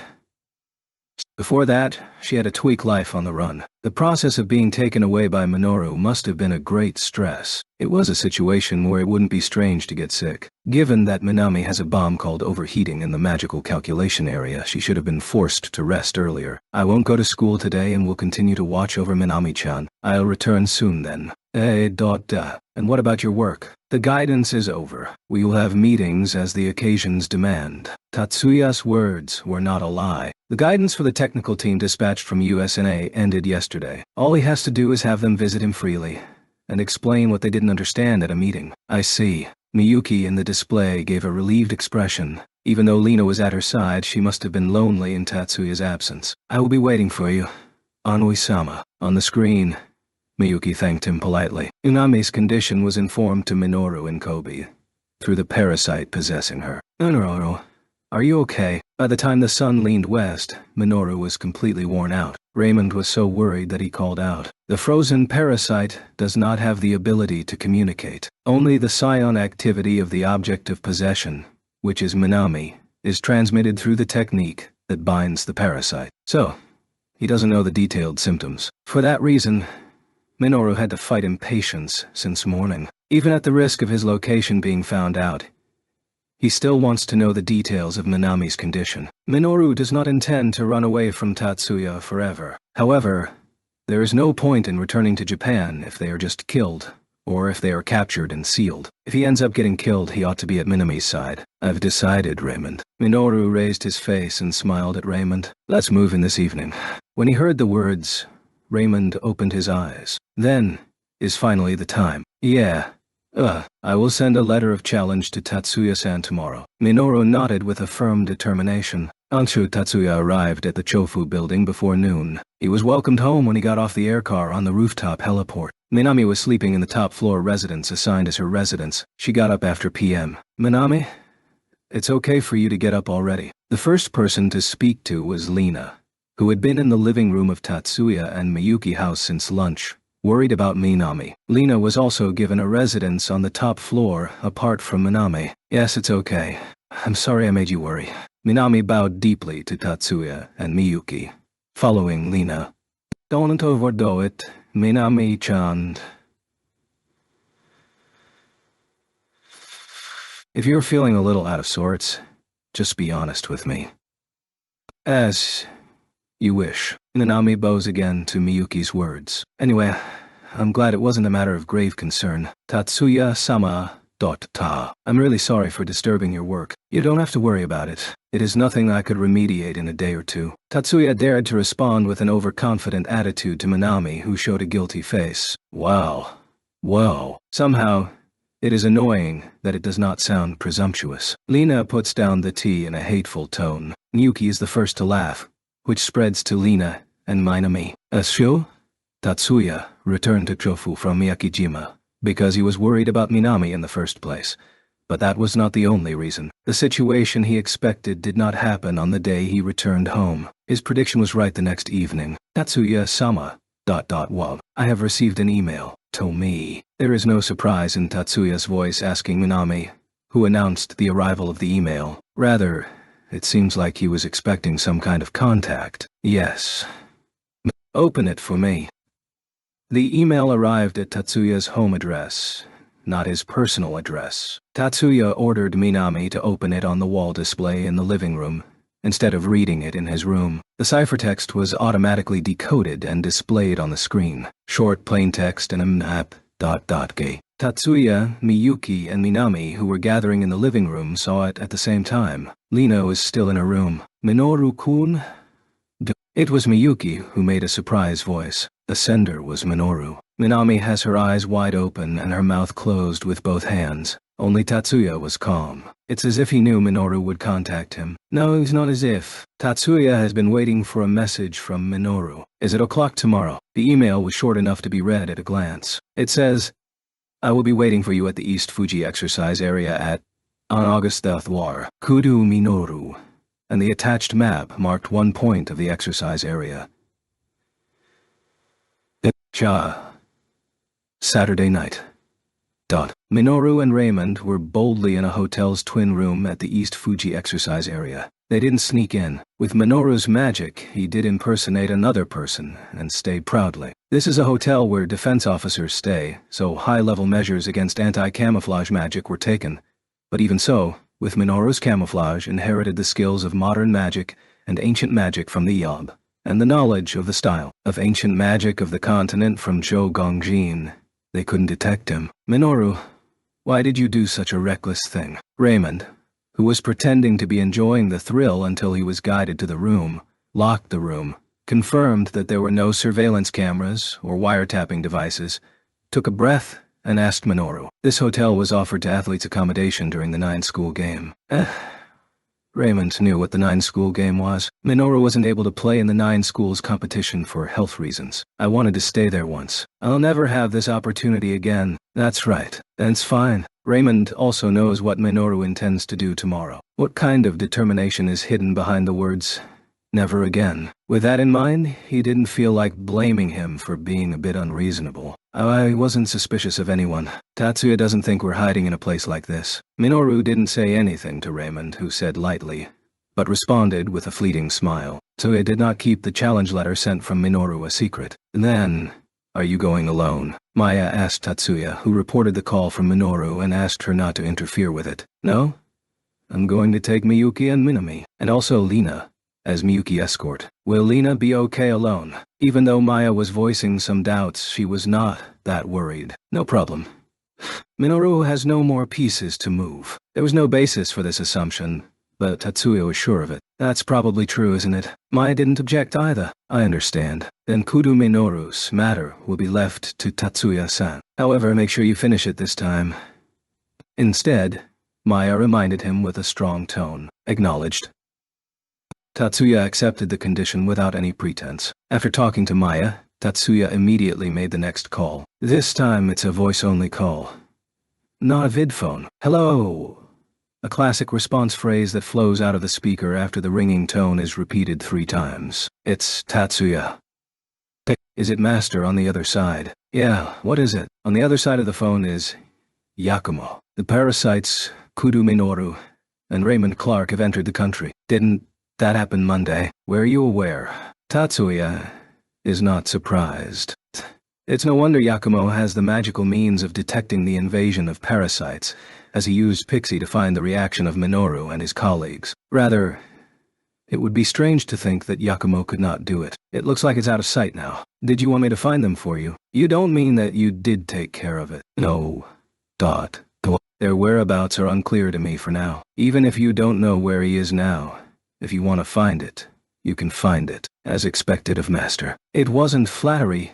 Tatsuya expressed sincere admiration. However, his tightened expression soon returns. But this time I don't need you to tell where Minoru is.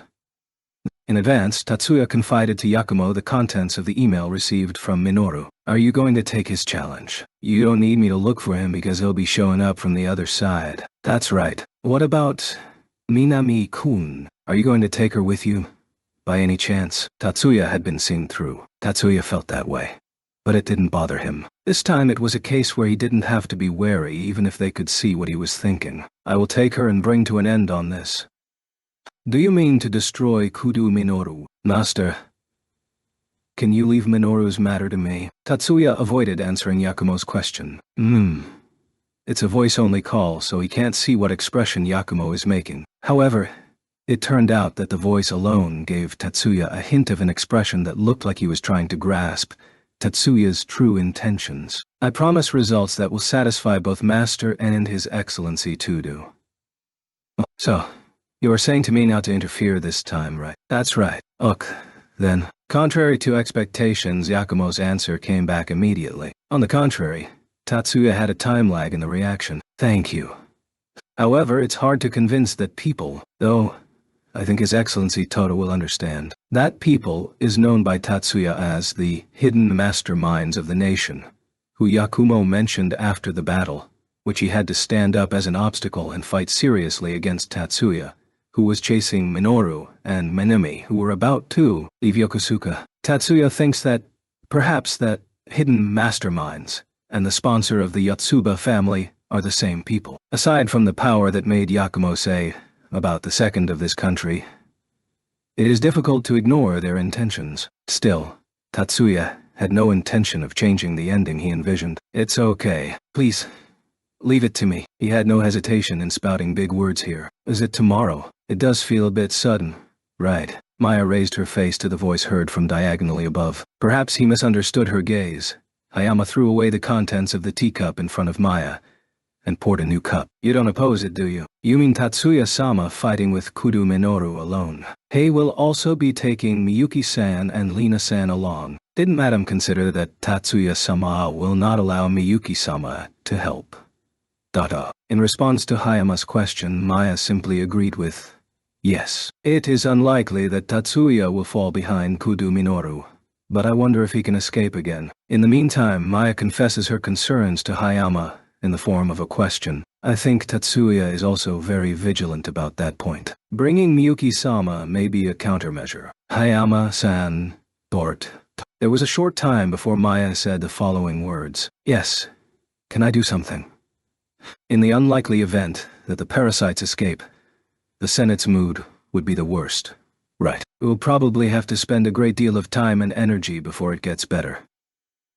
The Senate, mentioned by Maya, is not the legislative body that existed in the early Meiji era, before the opening of the Imperial Diet. Of course, it is not a successor institution and has nothing to do with the Genru, who was an unconstitutional institution. It is an unofficial secret organization that sponsored the Yotsuba family in exchange for the capture and disposal of magicians who committed heinous crimes and the magicians who were planning heinous crimes. That is the Senate, and Tudua Oba is one of them. As a matter of fact, the Yotsuba family does not have interest in the 10 master clans. It doesn't matter what the Magic Association says, and the Japanese government is too afraid of the Yotsuba family to interfere with them. The Yotsuba family was concerned only with the will of the Senate. Our role is to deal with humans who have fallen into the darkness of the devil, and non-human demons are also in this scope. Parasite is a human mutated monster so it is included within the scope of action of the Yotsuba family. Manager Hayama, is that your opinion as an agent of the Senate? Maya turns a keen eye to Hayama. It's a kind of gaze directed to Hayama that is never shown in front of other servants. The fact that Hayama was an agent dispatched from the Senate to monitor the Yotsuba family was a secret that only the head of the Yotsuba family could know. https on wikipedia.wa.org wiki genre %. C %D. There is no need to be so formal. Please use the words a madam would use to her butler. However, after many years of hardship, Hayama himself now puts more emphasis on himself as a butler of Maya than as an agent of the Senate. The answer Hayama told Maya with his unchanging reverence was his true intentions. Right. Maya softens her gaze. Then let's know what you think, as the lead butler of the Yotsuba family. Should we, or should we not move tomorrow? Given the existing situation, I think it's okay to surround it with a wide berth so that it doesn't get in the way of Tatsuya-sama. Siege the ambush. Good. Let's do that. Hayama-san, can you please make arrangements? Branch family. Please speak to Yuka-san only. Maya didn't hesitate and ordered that only the Tsukuba family should do anything. Understood. Hayama bowed and left Maya's study to fulfill his master's orders. Chapter Sunday night.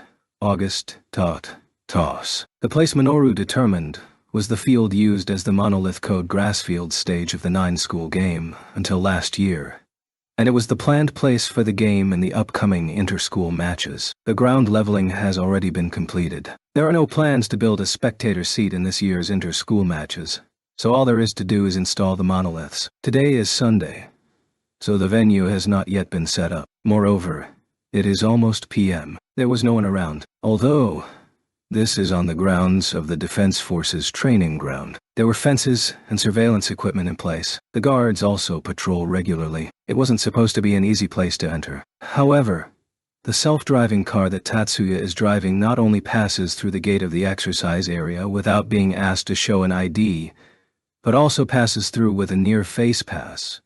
And there was not a single soldier on patrol from the patrol parking lot to the grassy field where he was invited. Hey, how weird is that? In response to Lena voicing her bad feeling, Ondi-sama, this is...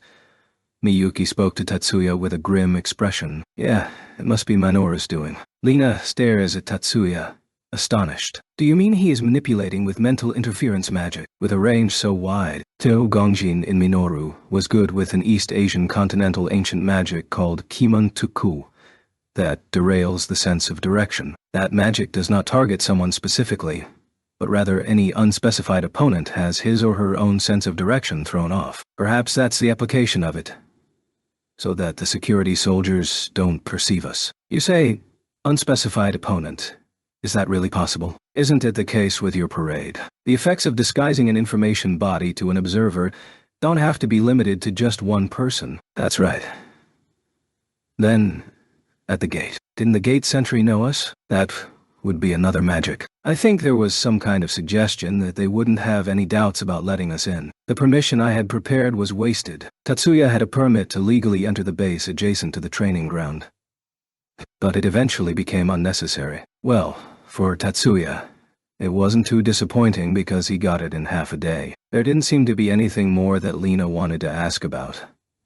The four remained silent and stopped at the place designated by the challenge letter. There was almost no need to wait. Minoru and Raymond appear from the other side of the darkness in the opposite direction of Tatsuya's walking path. About meters. Minoru stopped at a distance a little far to talk, and for a short time of less than a second, of the three standing diagonally to the left of Tatsuya, Minoru's eyes were fixed on Minami, immediately turning his eyes back to Tatsuya. Tatsuya-san, I'm glad you came, even though I did call you yesterday. I didn't have the option of not coming because I also have business with you. Tatsuya looks back and glances at Minami. It was a movement of the eye that was easy to understand, although maybe it was on purpose. Of course, I think you know what business it is. Yes, I understand. Do you want to ask me to remove the parasite that is blocking Minami's magic calculation area?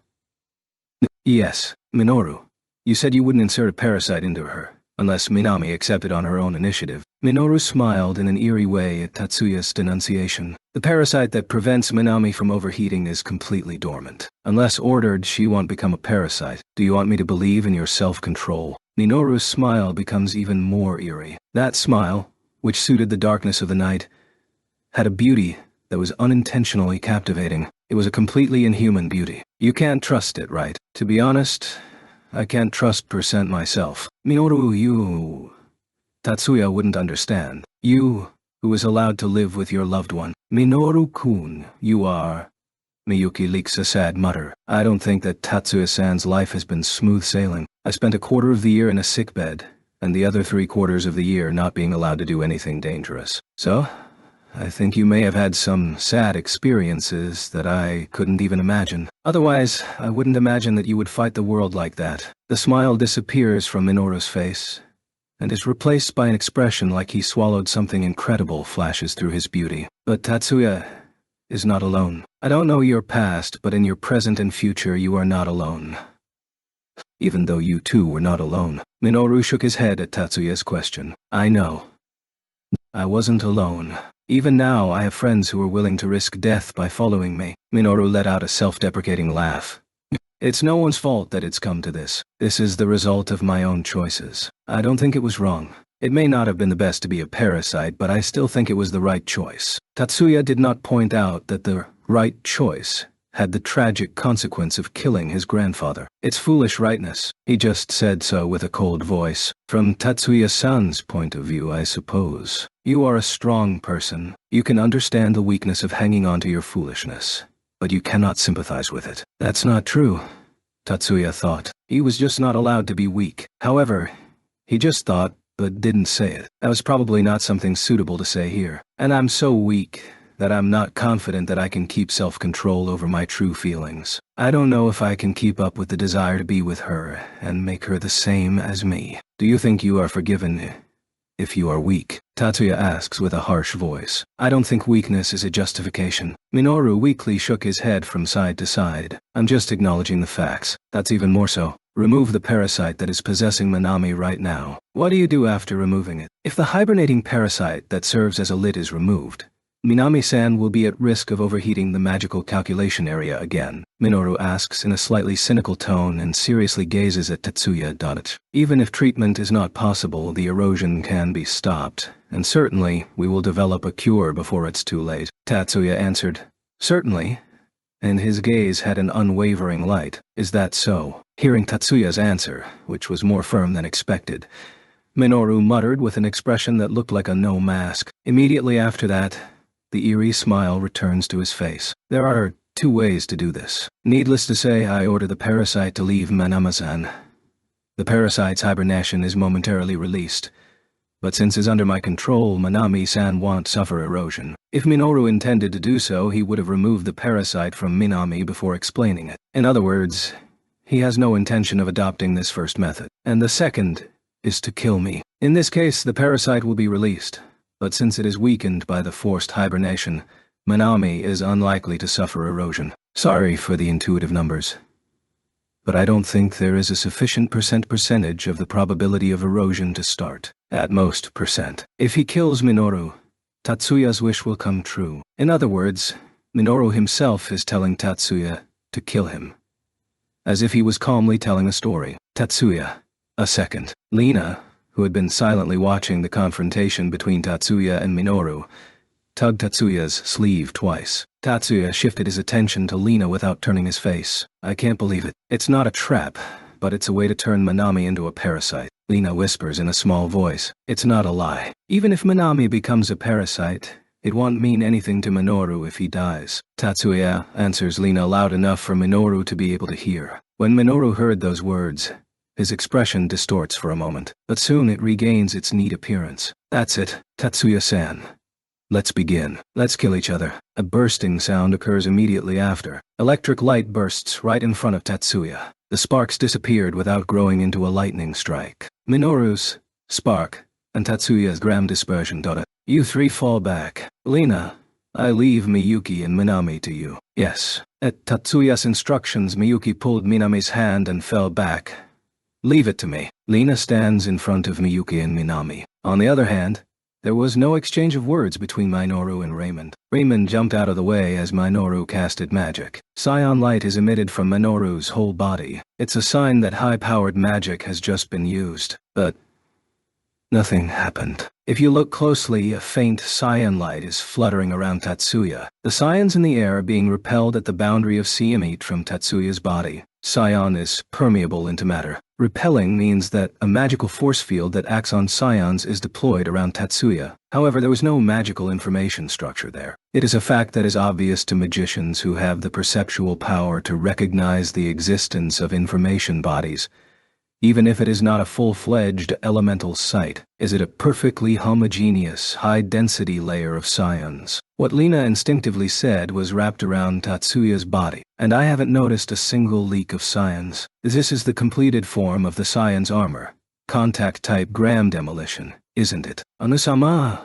Miyuki spills a mutter of awe and euphoria. It is not simply a structureless, contact-type gram demolition that uses chaos as armor, but a counter-magic defense created with high skill. Direct attacks are ineffective.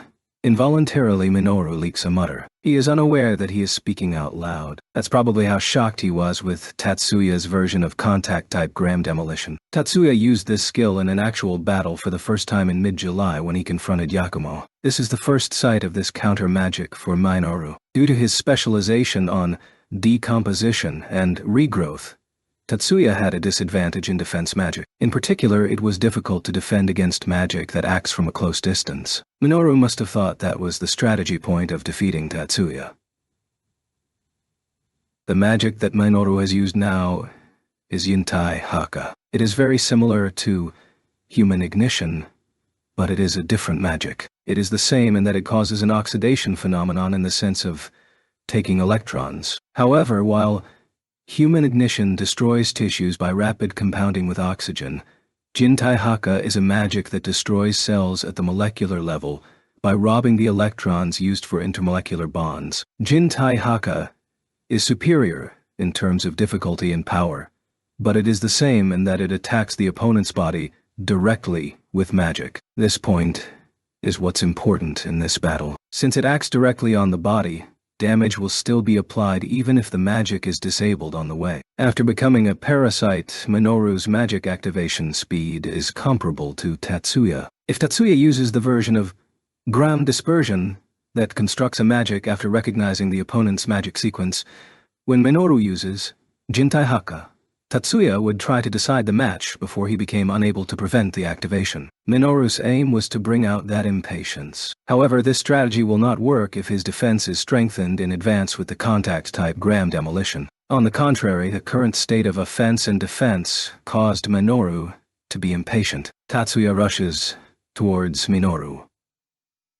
Minoru launched a variety of magical attacks, while retreating with leaping. However, not only the magic that directly interferes with the body, but also magics that attacks using modified physical phenomena such as lightning, heat, cold air, compressed air, etc. If the activation point is within centimeters from Tatsuya's body, it is blocked by the high-density scions and ends, inactivated. So all the magic that he can use needs to come from a point more than centimeters away. However, the short distance of centimeters is a sufficient safe distance for Tatsuya. So, if he tries to release a powerful magic outside that cm range, he may give an indication before projecting the magic sequence, and will end up nullified by gram dispersion. He got stronger. Minoru thought so. It's getting intense. Tatsuya's fighting power has improved by 1 level.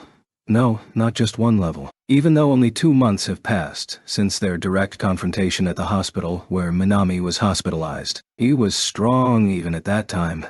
But now he's clearly more. With this short offense, Minoru realized that. Minoru thought that if the situation doesn't change, it will get gradually worse and worse. With this I will lose without doing nothing. Why is there so much difference? A question springs up in his heart. Is it the difference between me, who ran away, and Tatsuya, who kept fighting against strong opponents? And a self-answer in the form of a question to himself. At this rate, Tatsuya wouldn't even admit that I need to be killed. Minoru clenched his back teeth and endured his frustration. That's not good. At least, I have to retaliate.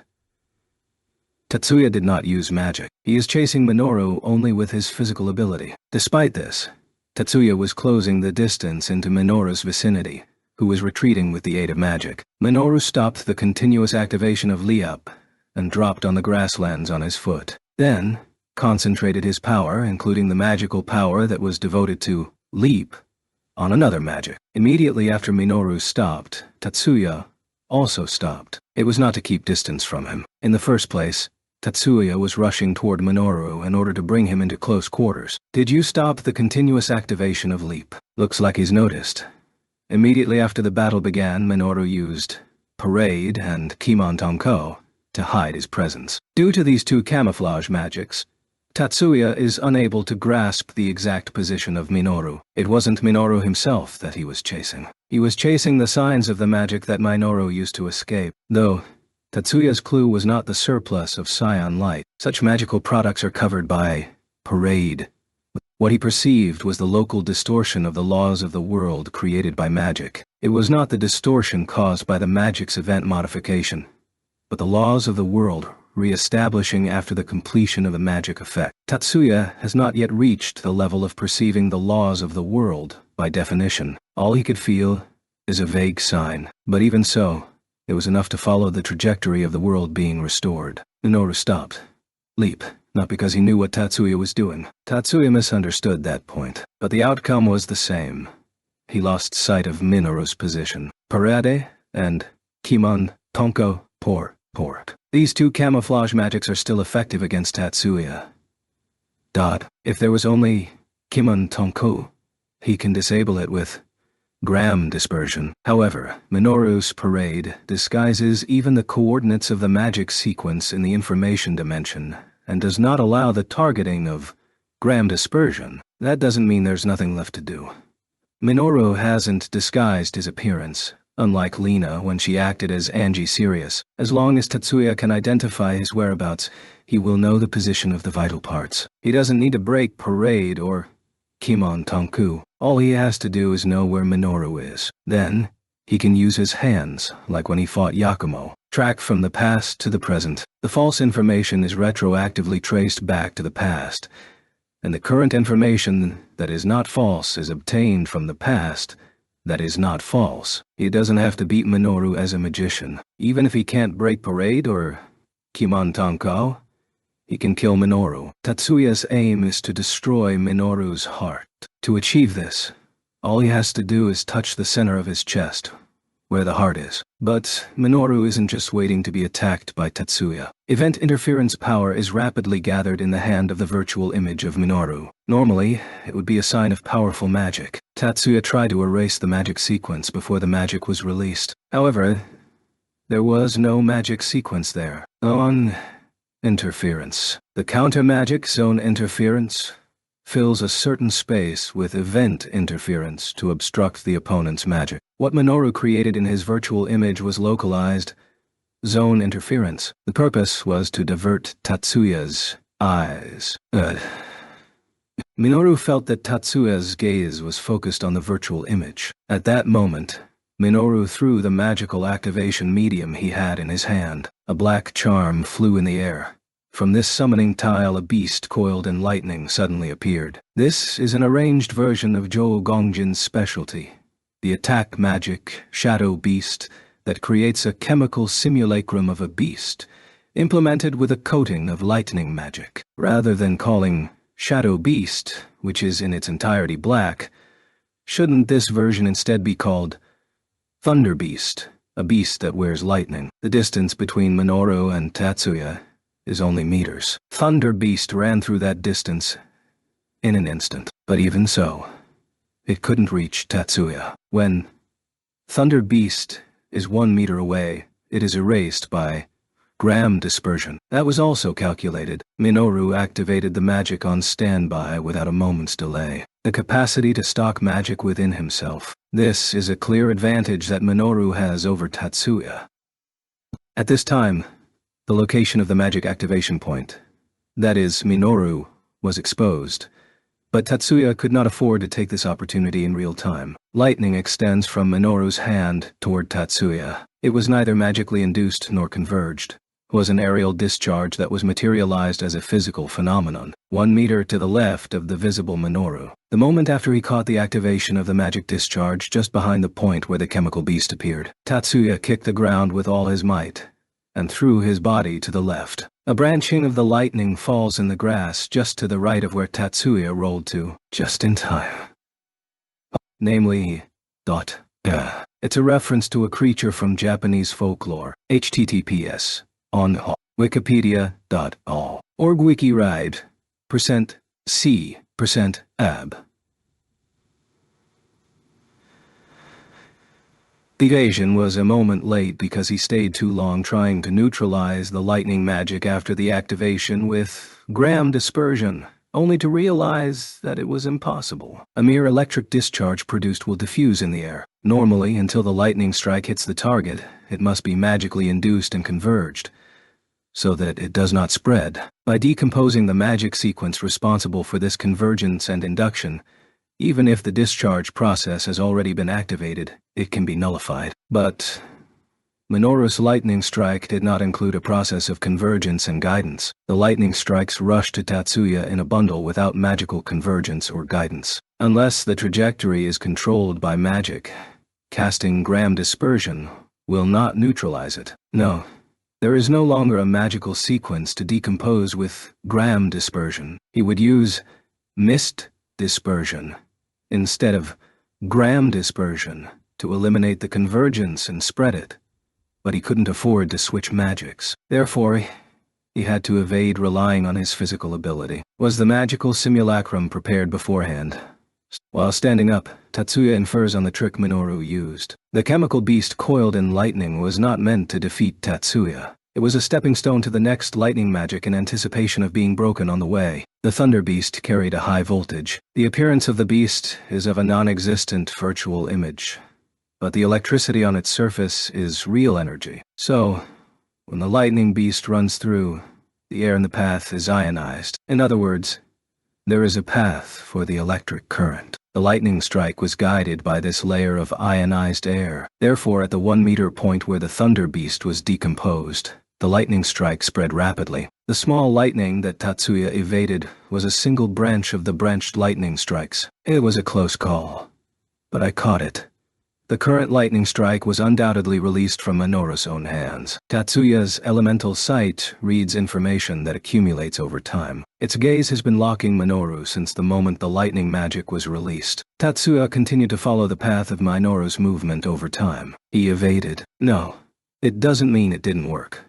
Tatsuya had to evade the current lightning strike with his physical ability. It didn't feel like Minoru led him with plenty of time. To a large extent, it was an evasion that relied on chance. Best of all, it wasn't nullified by counter-magic. He probably couldn't. The current blow definitely drove Tatsuya to a wall. This tactic isn't wrong. I'll corner Tatsuya-san even more and make him impatient.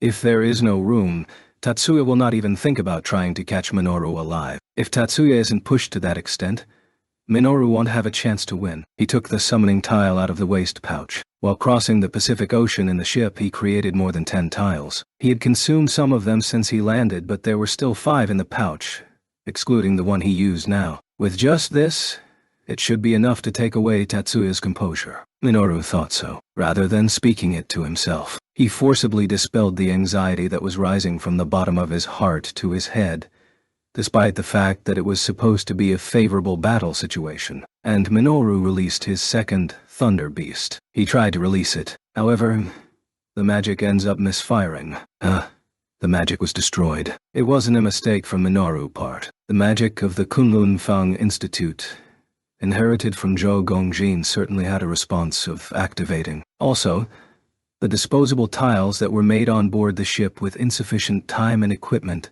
vanished. Ram dispersion. Minoru hurriedly looked down at his body with his magical eyes. The parade is still enabled. Why? Immediately after the activation of the magic, while disguised with parade, his location was found out. Due to the strategic combination of creating a path for the electric current with Thunder Beast, it must be released from his front, and the lightning magic must be shot from his own hands. If he looks at the point where the chemical body appeared and the launch point of the lightning strike, he could guess that Minoru is there. But now, the magical sequence that was trying to give form to the chemical simulacrum has been erased out. He was neither exposed to Cyan's shells nor exposed to Cyan's streams. The magic sequence that was output on the summoning tile was destroyed directly. In Minoru's knowledge, only a type of magic like gram dispersion could do that. And as far as Minoru knows, only Tatsuya can use gram dispersion in actual battles. But he shouldn't be able to use the gram dispersion unless he knows the exact coordinates of the magic sequence. Is he nullifying Parade without destroying it? Minoru still doesn't know the difference between his elemental sight and Tatsuya's elemental sight. It was unimaginable for Minoru to be able to determine the current coordinates from past location information. Tatsuya, who had stopped, starts running toward Minoru again. While holding impatience, Minoru focused on Tatsuya and reactivated Kimon Tonku ...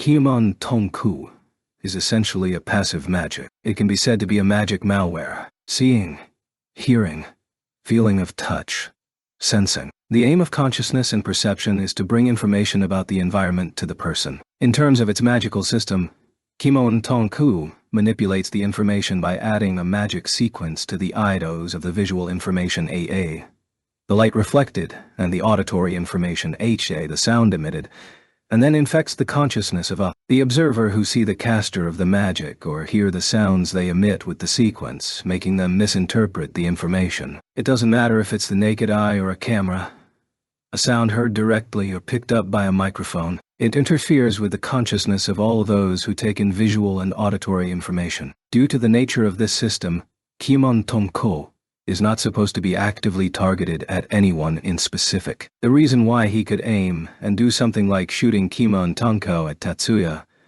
was because the parasitized Minoru's magical sense was, and still is, outstanding. But because of that sense, Minoru notices a shocking fact. Not only the magic that works on physical phenomena, but also the non-systematic mental interference magic does not work with Tatsuya now. The reason Kimon Tonko was effective was because it was a passive magic. It doesn't mean that Tatsuya won't be usually affected by non-systematic type magic. However, now, the Scion's armor, which Tatsuya wears around his whole body, is densely and evenly deployed, not only on the physical dimension as well on the information dimensions. Scion is a non-material particle that mediates information. It is natural not to be bound by the material dimension, and it is natural that the information wrapped in a Scion layer in the material dimension is reproduced in the information dimension, as it is a particle that mediates information. However,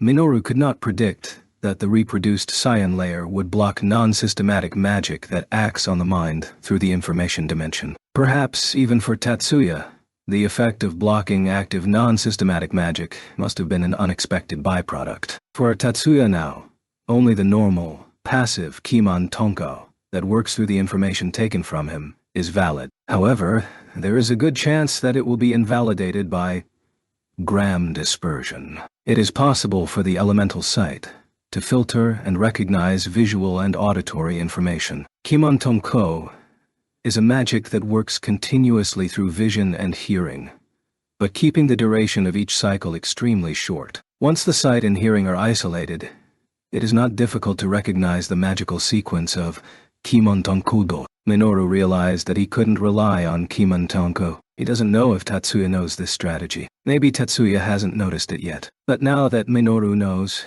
he is no longer willing to rely on Kimon Tonko. Minoru renewed Parade and subsequently activated Mach teleportation. Minoru's body instantly moves to a position meters diagonally behind Tatsuya, leaving his virtual image in his place. He prepared the construction of a magical sequence with the intention of casting the release-type magic, Cloudless Thunder, immediately after the Mach teleportation movement was completed, without a time lag. Cloudless Thunder is a magic that turns the air into plasma and showers the attack target with an electron shower extracted from it. The negatively charged target of the attack is then exposed to a torrent of cations that was left behind, resulting in a twistage attack. The magic starting point is centimeters above the ground. It is one length of the East Asia continent's scale. Tatsuya is centimeters tall. With the additional height of the contact-type Graham demolition he wears is plus 50 centimeters.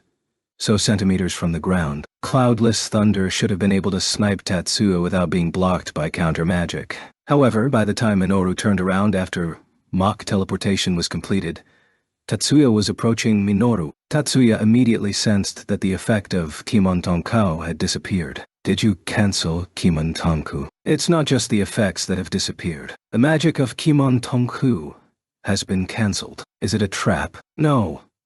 What are you going to do by undoing one of your camouflages? Regardless of the situation where the technique has been broken, Kimon Tonkao still continues to mislead Tatsuya's senses. It is not so difficult to nullify Kimon Tonkao alone with Graham dispersion, but it requires extra effort, so he may be late to respond to an attack. Combined with Parade, it's even more annoying. With the interruption of Kimon Tonku, Tatsuya can concentrate on the countermeasures for Parade, so it makes the fight more easy for him. However, it was ominous not to understand Minoru's intentions. Don't get lost in thoughts. It's possible that his purpose is to get me hesitate.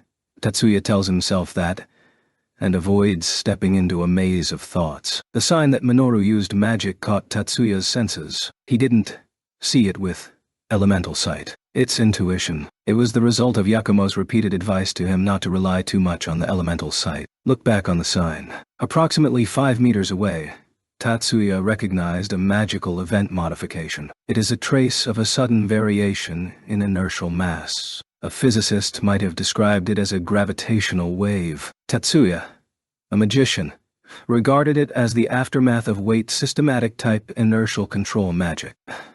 Is it mock teleportation? Then Minoru is over there. If you believe in the location information, Minoru hasn't moved since. But it goes without saying that Minoru is disguising his information. Tatsuya used a flash cast to reduce the inertia on his body and kicked the ground toward where the mock teleportation seemed to have ended. There are signs of magic in the sky, but the presumed location of Minoru is just around the corner. Tatsuya released the inertia reduction and stepped hard on his right foot, not relying on his eyes, but using only the distance in his memory when he discovered the traces of magic earlier. Struck out his right hand in the form of a forward palm thrust.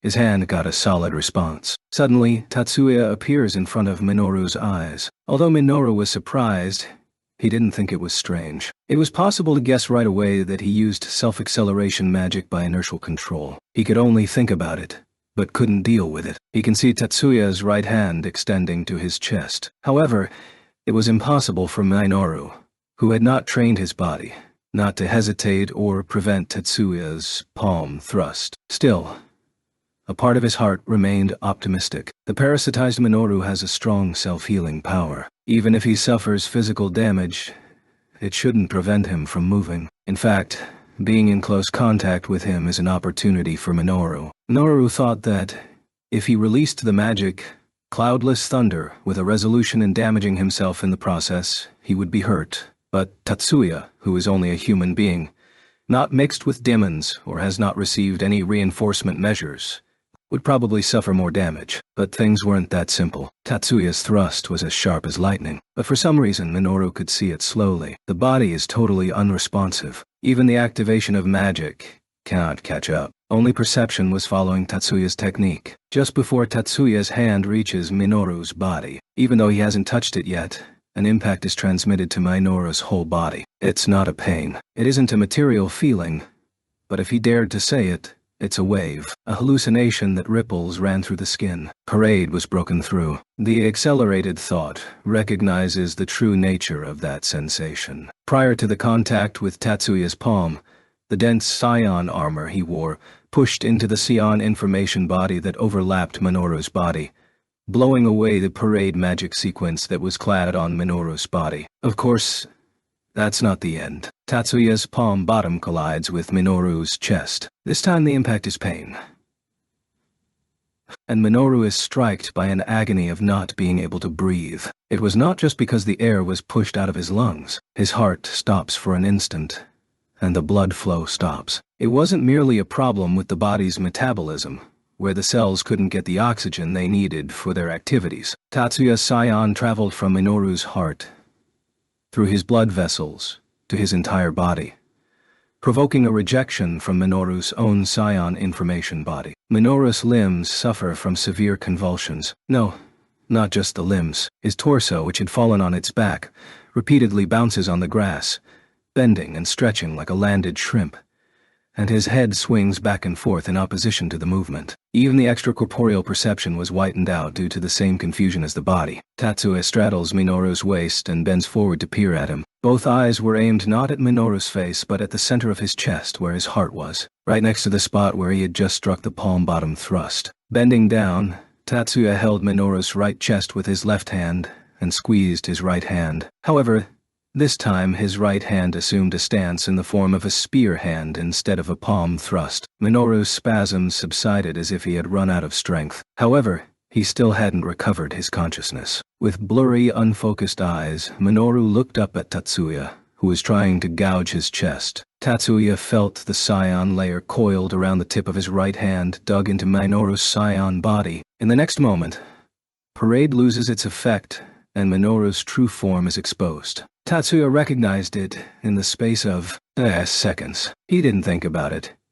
He knew. In his right hand is a collection of scions used in his full-body armor. This wasn't because he had disabled Parade. It was something he had decided to do by the time he unleashed the palm thrust. Tatsuya was prepared to be defenseless. Seeing Minoru's hesitation in disarming the Kiman Tanko, he decided to take the fight to the next level. The right hand catches Minoru's chest. Slightly to the left, the place he was aiming for was not far from the impact caused by his palm.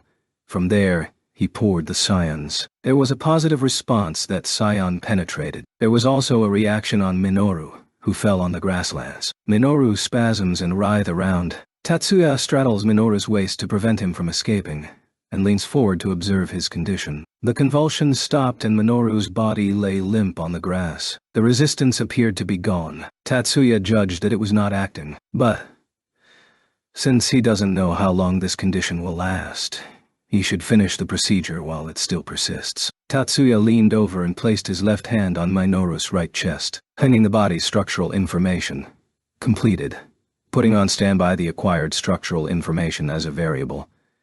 Then Tatsuya squeezes his right hand in the shape of a four-pointed spear hand with only the thumb spread, and casually stabbed onto Minoru's chest. A cry of pain escaped Minoru's mouth, and his body strongly spasmed one more time. It was not just the forefingers from index finger to pinky that were penetrating into his chest. The thumb also dug in without resistance while extended to the side. This is, of course, the result of using decomposition. The event modification of the decomposition is expressed in the area of effect form, wrapped in his right hand, and any objects that comes into contact with it are indiscriminately decomposed. When his fingers had sunk to the base, Tatsuya clenched his right hand. It's just the position to grip the heart. Minoru opens his eyes wide and opens his mouth in the form of a scream. However, no voice comes out of his mouth. Tatsuya pulls out his right hand. There was nothing there but a gaping hole. Tatsuya immediately stands up and takes a step back. There is no spurt of blood to be found. There isn't blood even on his right hand,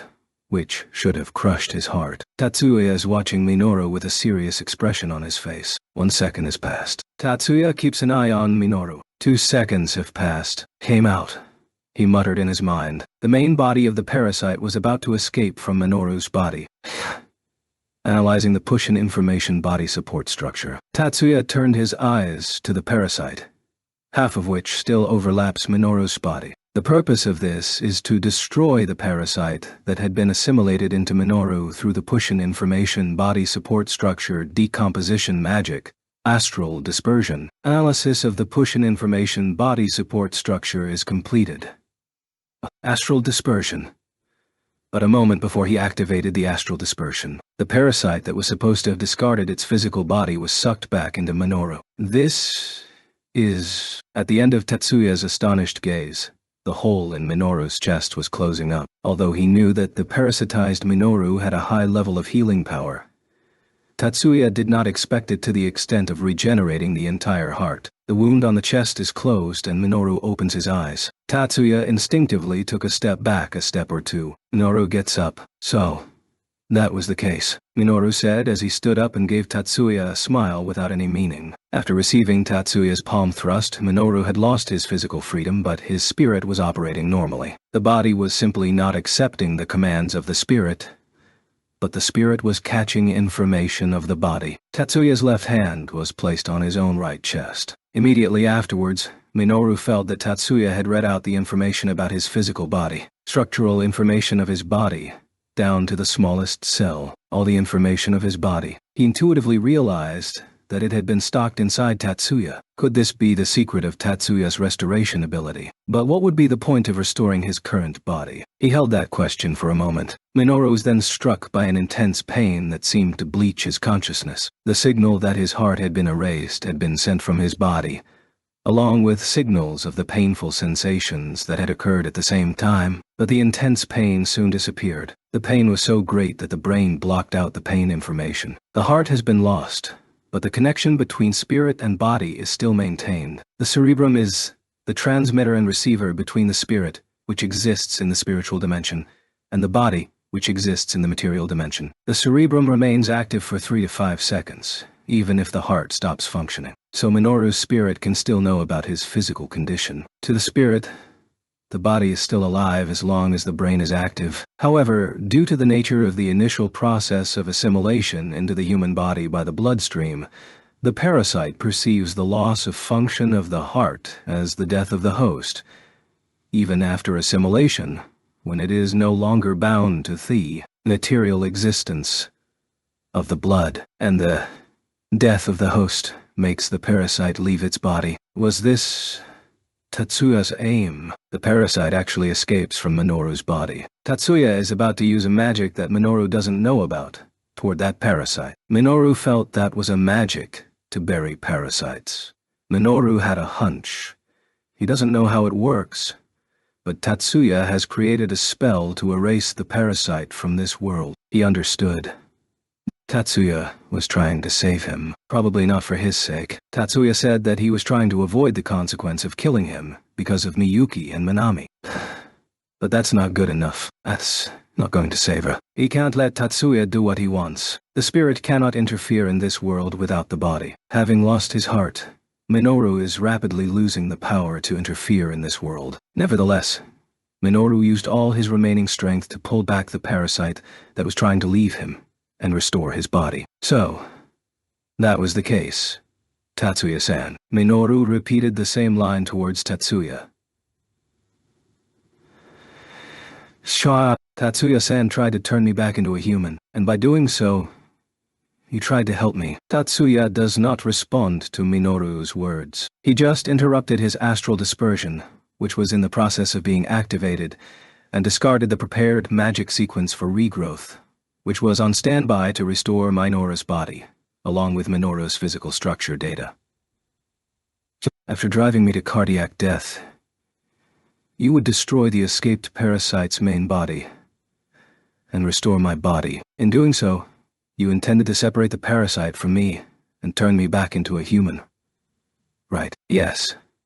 This time, Tatsuya responded to Minoru's words. He had no choice but to admit it after being completely seen through to that point. Tatsuya-san is a kind person after all, even though he seems cold, isn't he? Minoru couldn't hold back a smile at Tatsuya's surly face. There was no sign of hostility in that smile. But I can't go back into being a human. Why not? Why would you not? Their cries were released simultaneously. Miyuki and Minami immediately asked the reason for Minoru's line. They blame Minoru in the form of a question. They want Minoru to change his mind. By being killed as a parasite, I would absorb the parasite into my spiritual body and use the parasite's ability to possess the human spirit to submerge myself into the depths of Minami's spirit, and also combine with the parasite she already possessed to become a safety device in her magic calculation area. This time, there was no room for the question, why? This is the only currently viable way to fully treat Minami. That's Minoru's answer, the reason why he refused to turn back into a human. Minami vigorously covered her mouth. For my sake, you mean? Minami swallowed back a scream and asked sluggishly as she slowly lowered her hand. Minoru shakes his head sadly. The denial gesture was not a direct denial to Minami's question. Tatsuya-san, I must confess that it is my fault that Minami-san's condition has deteriorated decisively. Tatsuya doesn't say anything. He just stared at Minoru. Minoru interpreted Tatsuya's gaze as being urged to continue. ATS military base, to where we did take Minami-san. We were attacked by American soldiers who were trying to eliminate the parasites. At that time, Minami defended me using a high-powered anti-object barrier magic. An expression of silent understanding floated on Tatsuya's face. That's why Minami's overheating symptoms have definitely worsened. Because of that, Minami-san's overheating symptoms have definitely worsened. Even with the knowledge of Joe Gongjin inside me, it's too much for me to handle. It's so difficult to even buy time. Then you're taking the responsibility with your own life. Minoru gave a bitter smile that wasn't sarcastic at Tatsuya's words. It's not a matter of responsibility. Minoru hesitates a little before continuing with a shy look on his face. I just want Minami-san to live. His true intention. That's why, Tatsuya-san, please kill me. Do you have to be killed? Suicide would be useless. The parasite's instinct is to avoid suicide. That would create a rift between my spirit and the body of the parasite, making it difficult to absorb it afterwards. Tatsuya understood that Minoru didn't seem to be pestering towards him, and extended his right arm with a silver band on the wrist to Minoru. Please wait. A voice of restraint was raised. Miyuki was caught off guard, and Lina reached out to stop her, but she couldn't do it in time. So Minami ran in between Tatsuya and Minoru. With her back turned to Tatsuya, she faced Minoru head-on. Minoru-sama, I did not wish for that to happen. Minoru diverts his eyes, looking in pain. I have no desire to live on Minoru-sama's sacrifice. I know. Minoru knows that what he is doing is selfish. He understands that he is putting a lifelong heavy burden on Minami. Still, he can't think of anything else to do. Minoru-sama, ... Minami didn't let Minoru finish. I've made up my mind. I've finally made up my mind. Ugh.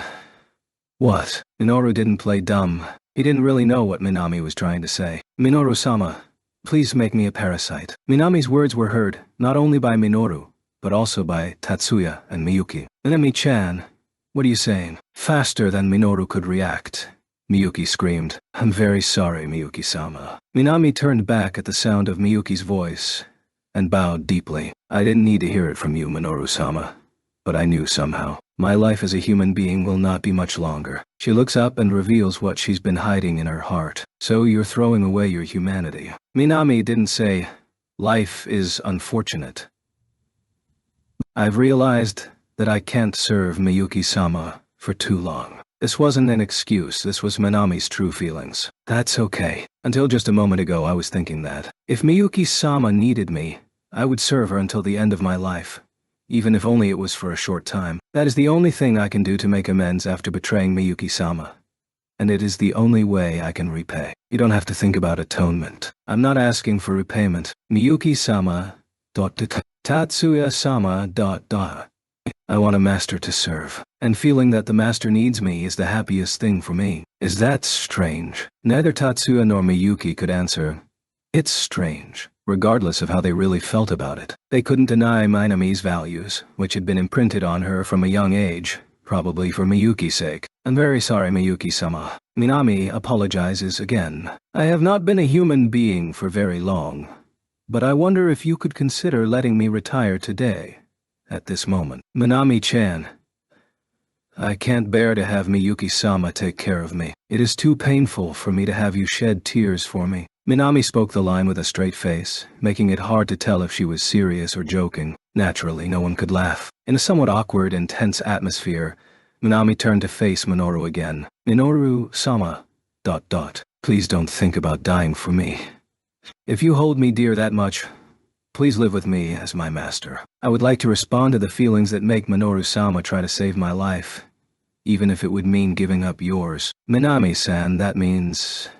Minoru was about to say something thoughtless, but Minami silenced him with a smile. If this world won't allow parasites to exist, will you sleep with me? We will only be together for a moment, but I think that moment will be worth a lifetime. Tatsuya, Miyuki, Lina, and Minoru knew that the word Sleep that Minami said meant eternal sleep. Minami's lines were contradictory on the surface, but the four of them who listened to her words didn't find it strange. Okay, Minami-san. Minoru nodded and stepped forward, in front of Tatsuya, in a protective stance with Minami at his back. Tatsuya-san, I have a favor to ask. If you want me to turn a blind eye, then there is no way. Tatsuya didn't let the atmosphere get in the way. He felt ruthless himself, but Tatsuya knew that if he let them escape here and now, all that awaited them was another day of being driven away by another hunter. I don't want that. Minoru's tone was composed. Instead of a smile, he had a very calm expression with no irritation or despair. I will sleep with Minami-san. Not in death, but in a dream. The parasitized Minami and the me parasitized will share the same dream, and I will keep us in a sleep prison until my life runs out. Are you saying that you will cast magic of artificial hibernation in yourself and in Minami? Artificial hibernation. Yes, that's right. It's the same as artificial hibernation in the sense that the person doesn't wake themselves up. So what I'm asking is that you make a place for us to sleep. You want me to protect you in your sleep. I know it's a selfish request, but I don't want my dreams with Minami to be interrupted by anyone. Onisama. ... The voice came from just behind Tatsuya. Before Tatsuya knew it, Miyuki had walked up to him with Lina. Can't you grant Minoru-kun and Minami-chan's wish? Okay.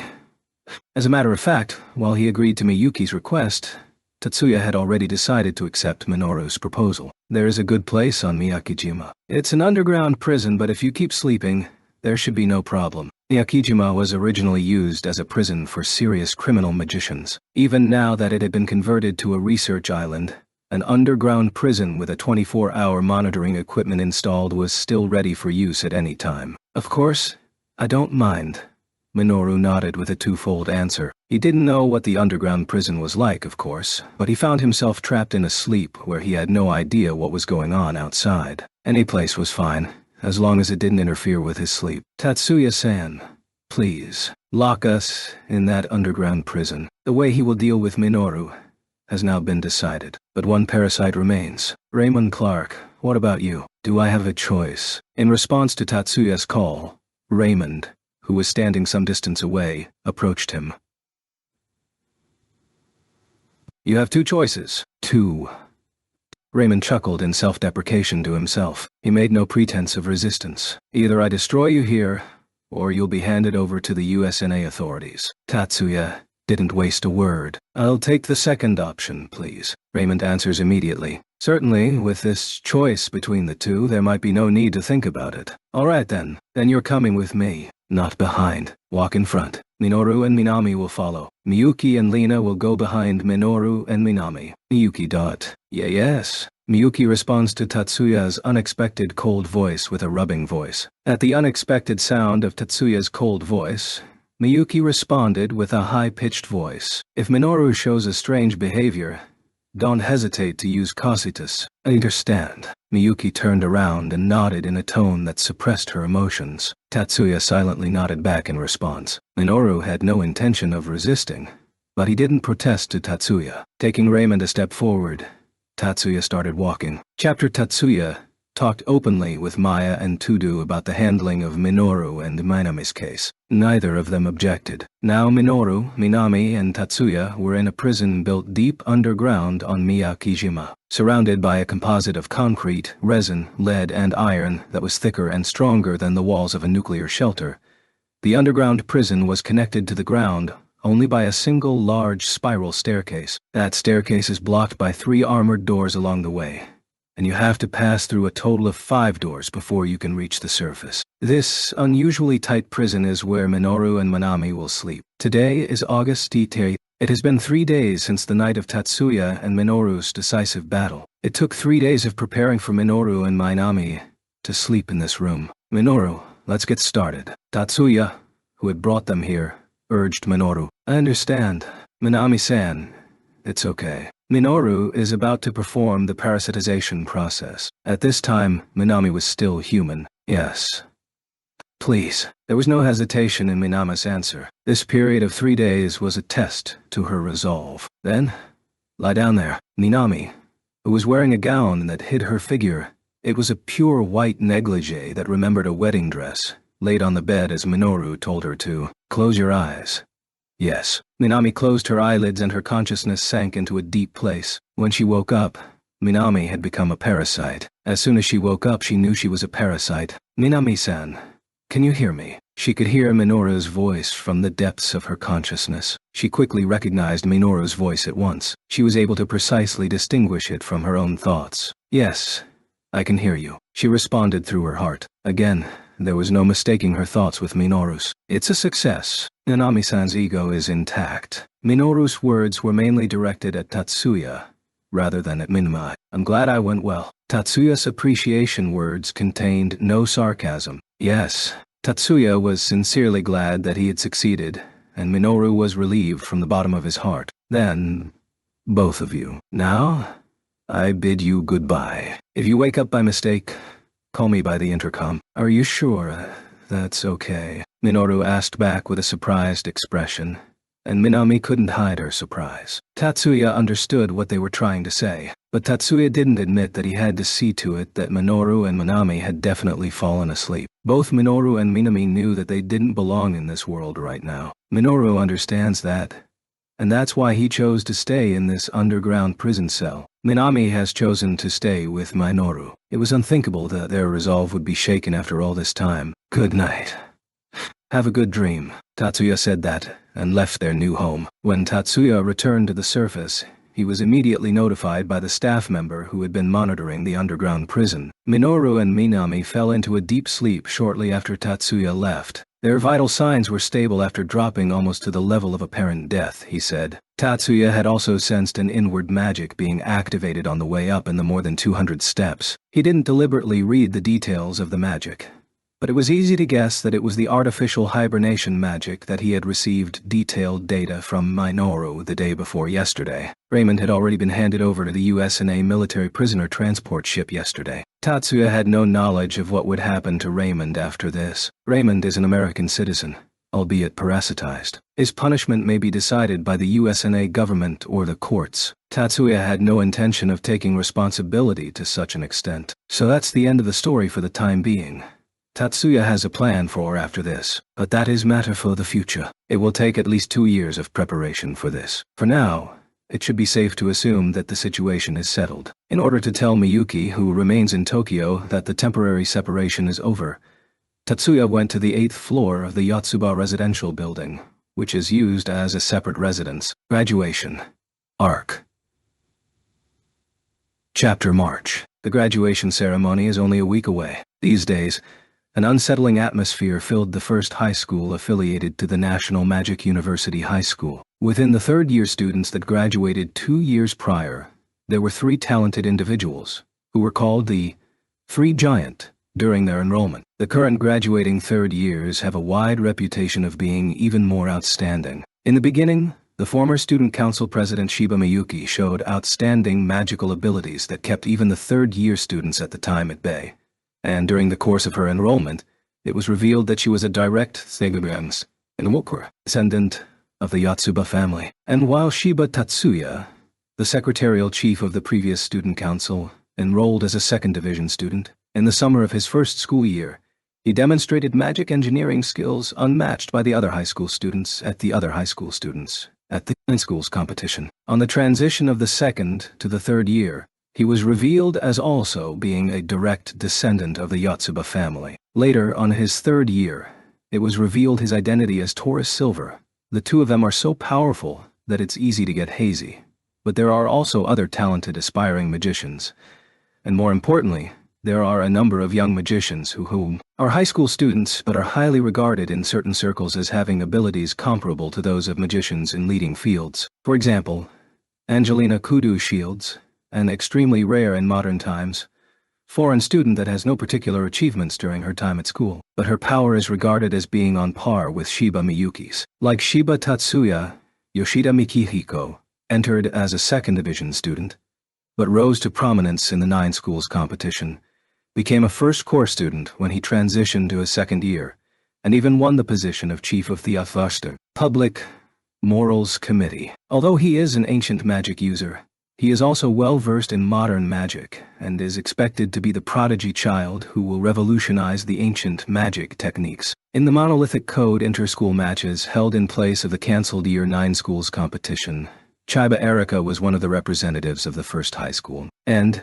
despite being a girl, she became the leading force behind the victory in the inter-school matches. Also, as an unofficial record for her, she also holds the greatest number of defeated opponents in the inter-school matches. There is also Tomitsuka Hagane, also known as Range Zero, the fourth best in the high school magic martial arts open tournament. Nitsui Honoka, who has already been praised by professors at the University of Magic and other magicians as one of the best in Japan in regards to her ability in light manipulation. Other students, such as Kitayama Shizuku, Igarashi Yusuke, Akechi Aimi, Satomi Subaru, and Morisaki Shun, are also highly regarded in their respective fields of expertise. This year's third years are the true golden age of the school, so much that some of the school's staff are worried about what will happen next year after they graduate. Staff and students alike are trying to congratulate them as best they can,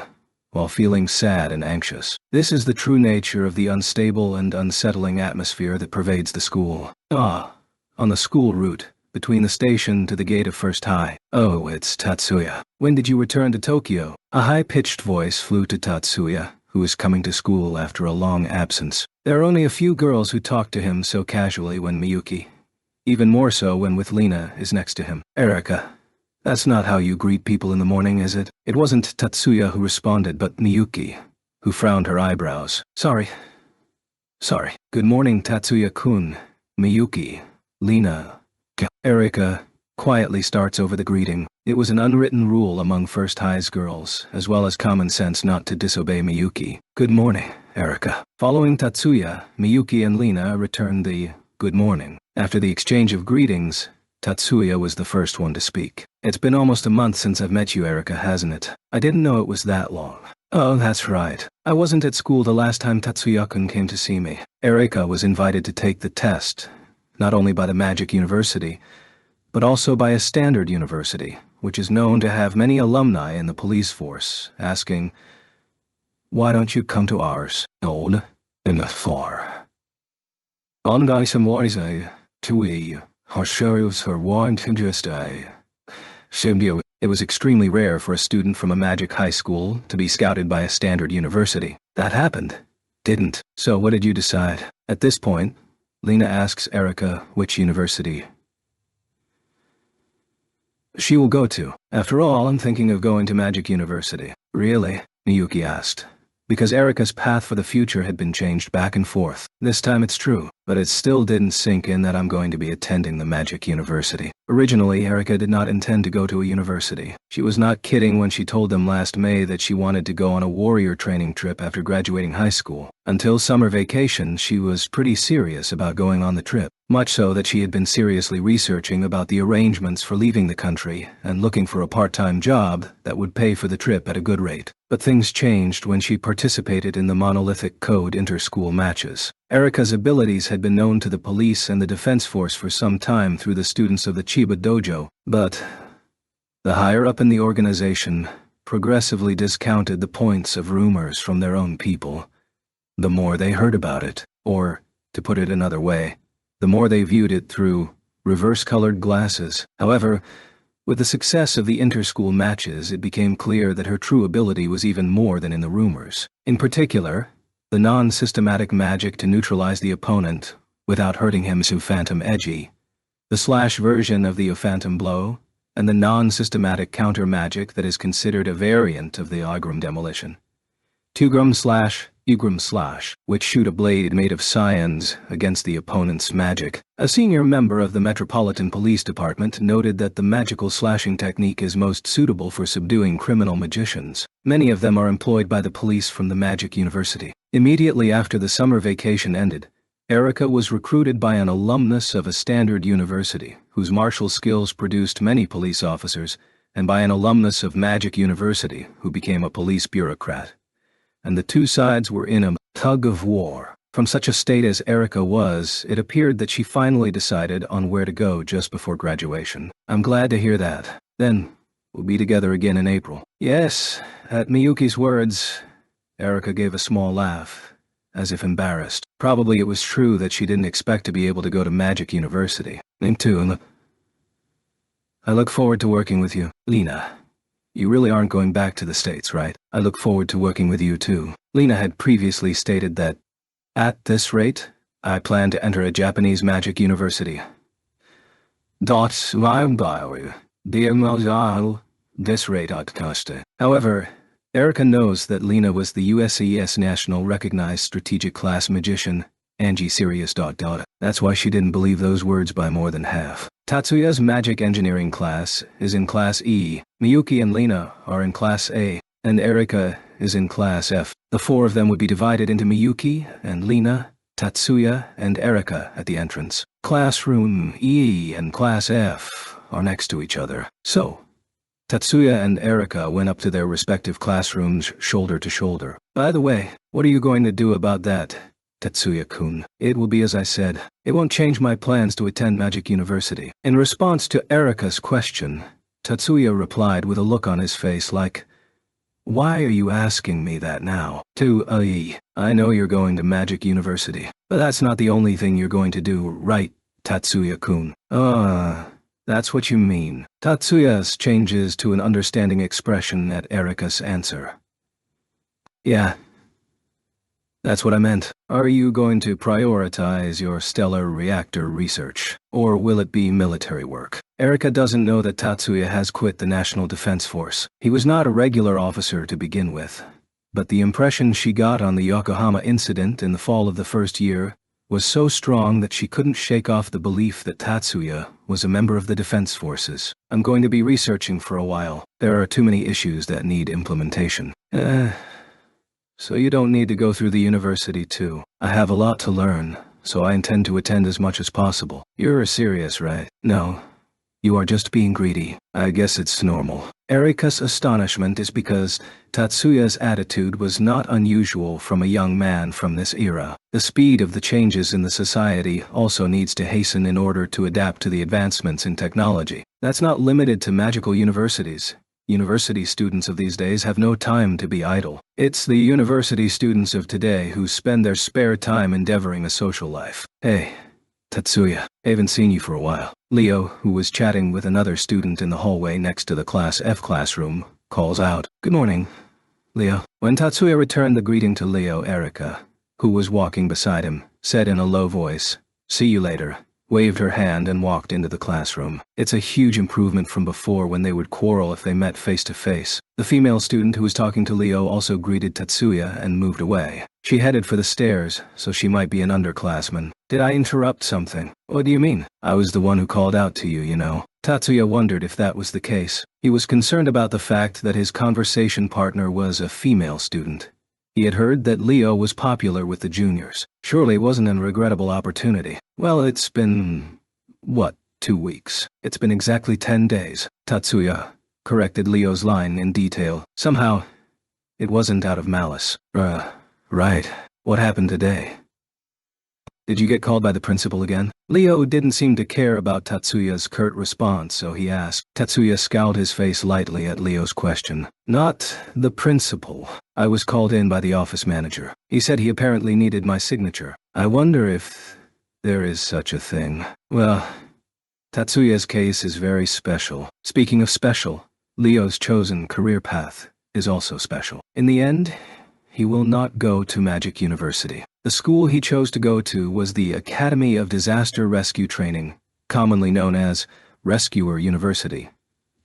After World War III, in order to concentrate Japan's national defense forces to the country defense, a rescue unit specializing in rescue activities in the event of a large-scale disaster, which was previously carried out by the military, was established separately from the fire and police rescue units. Its name is the Kokusai Rescue Team, commonly known as Japan Rescue Corps, or simply Rescue Corps. Over the years, the Rescue Corps has expanded its scope to include sea and mountain rescue, and has now grown to shoulder part of the work of the fire and police departments. As the name suggests, The Academy of Disaster Rescue Training is an educational institution that aims to train highly skilled personnel for the disaster rescue team, also known as Rescue Corps. Its position is close to that of the National Defense Academy. However, unlike the National Defense Academy, it is rare for high school students to go on there to study magic. While magicians also play an active role in rescue activities,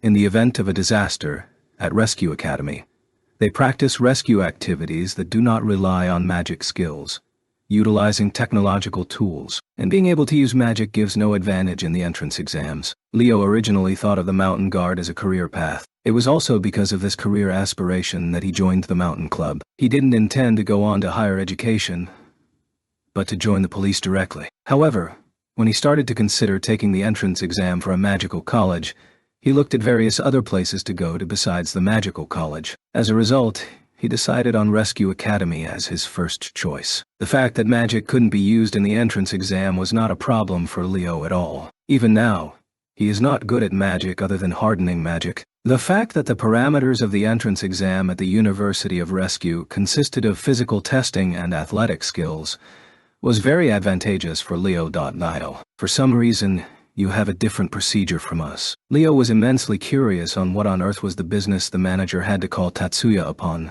I don't know the details, Tatsuya replied with a blunt response. And the last time they called you up wasn't the principal. It was the vice principal. Then he adds, it's not much different. Leo says so, but the call from the principal, who is the final decision maker, and the guidance of the vice principal have very different implications. In particular, the vice principal's business the other day was to receive a request from the Magic University to hear what Tatsuya wanted to learn. It is quite different in nature from the so-called call. When he was about to object to Leo, they were in front of Class F. Well, I'll see you later. Yeah. Given that it was not enough to keep him back, Tatsuya left Leo and went into Class E's classroom. About % of the students of Class E were in the classroom. Good morning, Tatsuya-san. Mizuki honestly greets Tatsuya from her seat next to his. Good morning, Mizuki. I see that quite a bit of the people of this class came to school. Just after returning the greeting, Tatsuya said something that he had been wondering about earlier. The third-year students have been free from attending school for a while now. It's a time when their career paths have already been pretty much decided. Not many students, like Tatsuya himself, have paperwork left to do until this close to graduation. There is no such thing as a rehearsal for the graduation ceremony. The only thing third-year students do in advance is to be briefed on the arrangements for the ceremony by video. In other words, third years shouldn't have to come to school. But there were quite a few of them, not only in Class E, but in other classes as well. Tatsuya wondered about that oddness. There's a lot of things we can only do in school, and besides, I'm concerned about the clubs. I see, Tatsuya thinks. He did not notice that possibility. Now that she mentioned it, that's just the way it is. Living in a kind of extraterritorial territory like Miyake Island, it's easy to forget that the use of magic in urban areas is strictly limited. Since the Miyake Island is practically controlled by the Yotsuba family, he would not be blamed for using magic. Rather, using magic on a daily basis became natural to him. But normally, using magic without permission would be subject to police enforcement. The premises of the Magic University and its affiliated high schools are an exception to the rule, where the use of magic is allowed. However, unlike Miyakijima, if you exceed the permitted range, you will be arrested by the police. Even so, the freedom to use magic within the school's grounds cannot be compared to outside the school. For many students, if they want to use magic properly, they have to come to school. This means that the only place where you can practice magic is at school, with a few exceptions like Tatsuya and the others in Mizuki's case, however. She probably has another reason to still come to school so close to graduation. She's a member of the art club. So, does she have some work left to finish, or is she enthusiastic about teaching her underclassmen? According to her own words, she didn't start seriously painting until she entered high school. When it is said, seriously, it means that it is at a level of a high school club activity, but still is a good fit for her. The school she chose to go to is also related to painting. She will not go to Magic University. Originally, Mizuki entered the first high school with the purpose of being able to control her eyes that suffer from hypersensitivity to push-in particles emission. Although she had a rare talent as a magician, Mizuki herself was not that concerned about her magical skills, and had little conscious desire to become a magician. If she didn't achieve satisfactory results in high school, Mizuki was looking to go to a magical college, even if it was a bit overwhelming. But she exceeded her own expectations and gained almost complete control over her sight. She still wears glasses that block out the push-in light,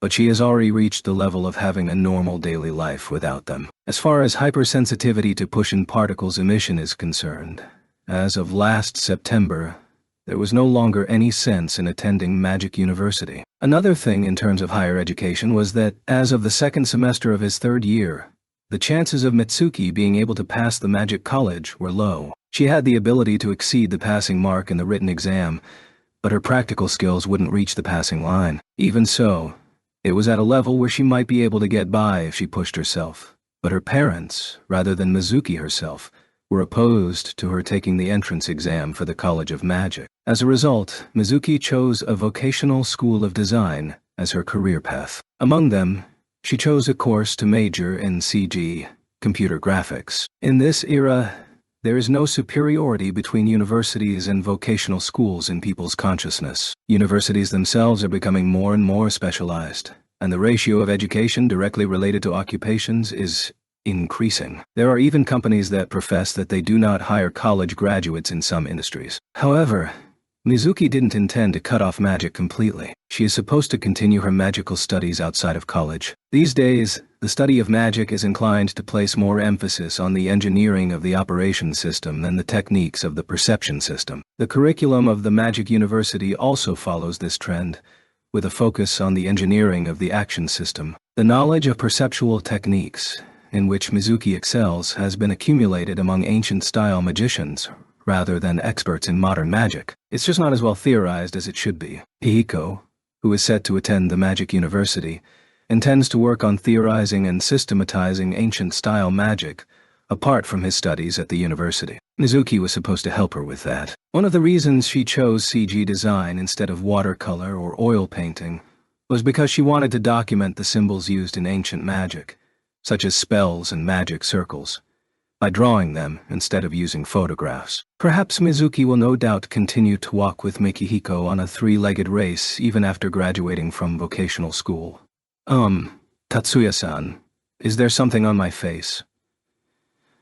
Mizuki asks Tatsuya with an uneasy look on her face. It seemed that he was looking at Mizuki with an unintentionally cheerful mood. No, I was just thinking about how considerate you are for your juniors, by coming to school close to graduation just for the sake of your club. No, it's not like that. I just don't hate doing it. The flustered Mizuki blushed and waved her hands. Tatsuya's gaze grew increasingly lukewarm at the reaction, as if he didn't entirely doubt her words. Ooh. Naturally, both the Student Council and the Public Morals Committee have already been replaced. Miyuki, Honoka, and of course Tatsuya are no longer Student Council officers, and Mikihiko and Shizuku are no longer members of the Public Morals Committee. Without being bothered to work until lunchtime, Tatsuya and the others were all enjoying their lunch in the cafeteria. And did you know, Tatsuya-san, I heard that the graduation ceremonies of the 3rd and 6th High have been postponed. It was Honoka who brought this information to the table. She is supposed to go to the Magic University in April. Naturally, Shizuku will be with her. Oh, I heard about it too. The one who followed was Mikihiko. He will also be a student at the Magic University starting next month, but he happily complained that he's going to be living a life of going to the college during the day and participating in his parents' ceremony at night for a while. It seems that this is an important ceremony for ancient-style magicians that is considered the first step to be recognized as full-fledged magician. Is it because of the new Soviet Union? Tatsuya returns to Honoka and Mikihiko's words in the form of a question. That's right. The Japan seacoast is still on high alert. As Honoka notes, a state of emergency has now been declared in the coastal areas of Hokkaido and Tohoku, on the Sea of Japan, as well as in the coastal cities of Hokuriku and Sanan. This is in measure against the new Soviet Union's gathering of a large army in Vladivostok. The government of the new Soviet Union claims that it is doing so for exercises purposes, but this excuse cannot be taken for granted. It would be fine if it was merely a demonstration, but the possibility that it was preparations for a full-scale invasion cannot be ruled out. The new Soviet Union, which was hit by Tatsuya's counterattack in August, remained quiet for the rest of last year without retaliating afterwards. But after all, they had no intention of backing down as it was. Since the beginning of the year, they have repeatedly carried out large-scale exercises in the Far East region, which are often seen as threats. And at last, the massive mobilization of the Army and Navy that began 5 days ago. Tatsuya was also aware of the movements of the new Soviet Army. He's probably more familiar with the movements of the new Soviet Army than anyone else present here. He received information from the USANS Secretary of Defense's aide that the purpose of the new Soviet Army was not to invade,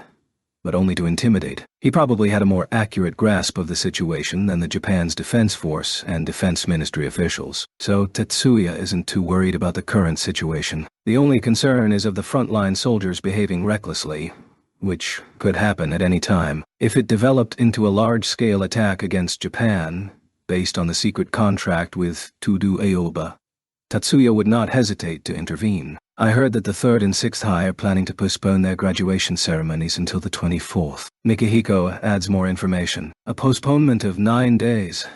They're being very cautious. That was the honest opinion of Tatsuya, who knew there was no imminent crisis. It sounds like they are extending it as much as possible, rather than having to reschedule it again because of a prolonged high alert. I would like to think about extending it as much as possible, rather than having to postpone it again due to a prolonged strict alert. But this makes sense too. It's nothing more than a nuisance to the people involved to have their plans changed 2 or 3 times due loose predictions. I see. It's not easy for Ichiju and the others. They were familiar with Ichiju Masaki and Kichijuji Shinkoru from 3rd High. They are also going to the Magic University. Masaki's thoughts were leaning towards the National Defense Academy in the summer, but he ended up deciding on the Magic University. He also asked for advice from Tatsuya on this matter, but he doesn't know whether his advice affected Masaki's career path or not. Kichijuji, who seemed to have no need to worry about his career path at all, actually had some twists and turns. There was some voices from a while ago before that was not a minority group view saying that Kichijuji, the discoverer of the Cardinal Code, and a researcher at the Kanazawa Magical Research Institute, that was built on the site of the former First Research Institute. He had thoughts for some time saying that he should stay in Kanazawa and continue his research at the institute rather than go to university, but that was just a minor opinion. However, this intrusive and self-righteous thoughts became so strong that it could not be ignored with the advent of the strategic magic Ocean Blast. A large number of people have emerged who are wondering if it is okay to let engineers who can develop strategic magic play around at the university under this difficult international situation. In the first place, Magic University is not a place to play, and there is no reason why Kichijuji must sacrifice academic freedom. Such an irresponsible sense of justice should have been ignored from the top of his head, but the serious Kichijuji was worried of being called a national disaster. The reason why Kichijuji shook off his doubts and decided to go on to higher education was because of Masaki's words. I'm going to go to Magic University after all. And then Masaki and Kichijuji will go to the same place, the university, in peace, starting from April as before. If they are going to attend a magic college in Tokyo next month, they will naturally have to find a place to live in Tokyo or the surrounding area. There are a lot of preparations to be made for a new life, and if the graduation ceremony is delayed, there will be even less time for preparations. But since it's the heir to the Ikiju family and his friend, finding a new house might not be a hardship, but the time to move to Tokyo in advance and get used to the new living environment would inevitably be shortened. Did Miyuki have the same thought? Maybe Ichiju-san and the others will be here before the graduation ceremony. She made such a prediction. Certainly, the option of starting a new life in Tokyo and returning to Kanazawa for the graduation ceremony is realistic enough, considering the distance between Tokyo and Kanazawa. Yeah, that's likely. So, Tatsuya responded to Miyuki. There were no objections among his friends. Chapter Saturday, March. The first high school affiliated to the Magic University finally had its graduation ceremony. And not just First High, the graduation ceremonies of all the high schools except 3rd and 6th high schools will be held today. The large contingent of Soviet troops that had been assembled in Vladivostok was gradually reducing in number since March, and on March it was confirmed that the situation had returned to normal, but the high alert in the coastal city on the Sea of Orange, Japan will not be lifted until tomorrow, March. Kanazawa's 3rd and 6th high are in no condition to hold graduation ceremonies. The decision to postpone the ceremonies seems to have been appropriated. A large number of parents and guests are looking on as the graduation ceremony proceeds in a solemn manner. This is the kind of thing that hasn't changed much since the last century. The number of graduates in the year of was 170. This means that students have withdrawn from school since the time of enrollment. This number is neither more nor less than in previous years. It had been expected that the number of students dropping out of the school would decrease with the establishment of the magic engineering course, and it seems that the effect of this new course will still be felt for some time to come. On the other hand, 128 of the graduates will go on to study at the Magic University, and 15 students will go on to study at the National Defense Academy. The percentage of graduates who entered the University of Magic increased by about %, while the percentage of graduates who chose the National Defense Academy decreased slightly. This could be said to be the effect of the new Magic Engineering course. The Magic Engineering course had not a single drop out of the department since it was established as a second-year college. The fact that all 25 students graduated was the most outstanding accomplishment of the entire class. Until last year, the students who were deemed to be the best in terms of their grades as well as their extracurricular activities were the first to receive their diplomas, and from then on, regardless of their grades, the A class was the first to be awarded. This year, however, there was a slight difference. The first person to be called by name was Miyuki. This was a reasonable outcome that everyone could agree on. The last, however, was not a graduate of Class H. The last person to be called by name was Tatsuya. In front of Tatsuya, who went up on the stage, the principal of the school, Momoyama, read out the graduation certificate again. I certify that you have completed the prescribed study course and have graduated from your high school studies. The written text was uninteresting and safe as per the template, but it didn't end there. I would also like to express my gratitude to you for the many contributions you made to various fields during your time at this school, which greatly enhanced the honor of this school. Principal of National Magic University First High School, Azuma Momoyama. The only letter given to him was a graduation certificate.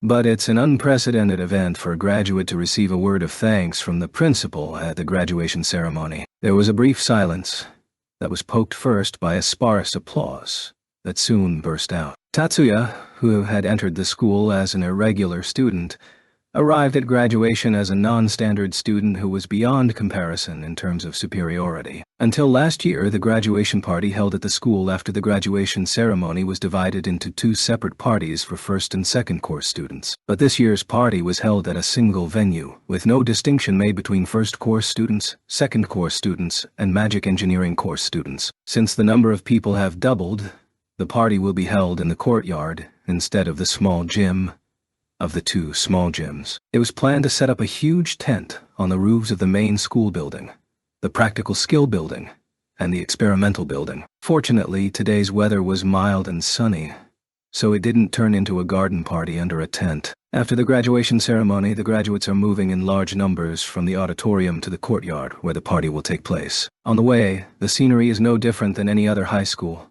with female students stopping the graduates to say goodbye and shedding tears, and graduates crying over the tears of their juniors. Tatsuya and the usual members were also in one group, heading to the venue at the same pace as the other graduates. That was not terrible, though. It's unheard of for a principal to show gratitude like that at a graduation ceremony, isn't it? Leo let out an exclamation of admiration with an excited expression lingering on his face. That must have been a desperate measure for the school. What do you mean? Erika wasn't the only one who had a strange look on her face at Tatsuya's response. My attendance exemption and exam exemption were on the premise that I participated in the Daioni project. I guess they needed another excuse to get me to graduate with my lack of attendance and credits. I'm sure there's more to it than that. That's right. In fact, it was because of Tatsuya-san's big achievements that you earned the school's appreciation. Following Erika, Onoka eagerly tried to clear up Tatsuya's misunderstanding. They all arrived at the courtyard hall in such a fuss, and separated at the entrance. Erika and Leo went to their classmates from Class F. Hanuka and Shizuku were called by Amy and Subiru, who fought together in the freshman division of 9 schools competition. Mitsuki went to her friends in the art club, and Mikihiko followed her. The three, Tatsuya, Miyuki, and Lena, were now alone. Actually, Izumi, the current student council president, walks up to Miyuki. She was accompanied by a male student dressed in a red uniform. Ichiju-san. Just as Miyuki couldn't help but raise her voice. The boy was a third-high student. Ichiju Masaki. Shiba-san. It's been a while. Oh. With an embarrassed look on his face, Masaki greeted Miyuki. Tatsuya and Lina were naturally ignored. Yes, it's been a while, but I know it sounds presumptuous, but I've invited him here. Izumi spoke to Miyuki, who swallowed the line, "Why?"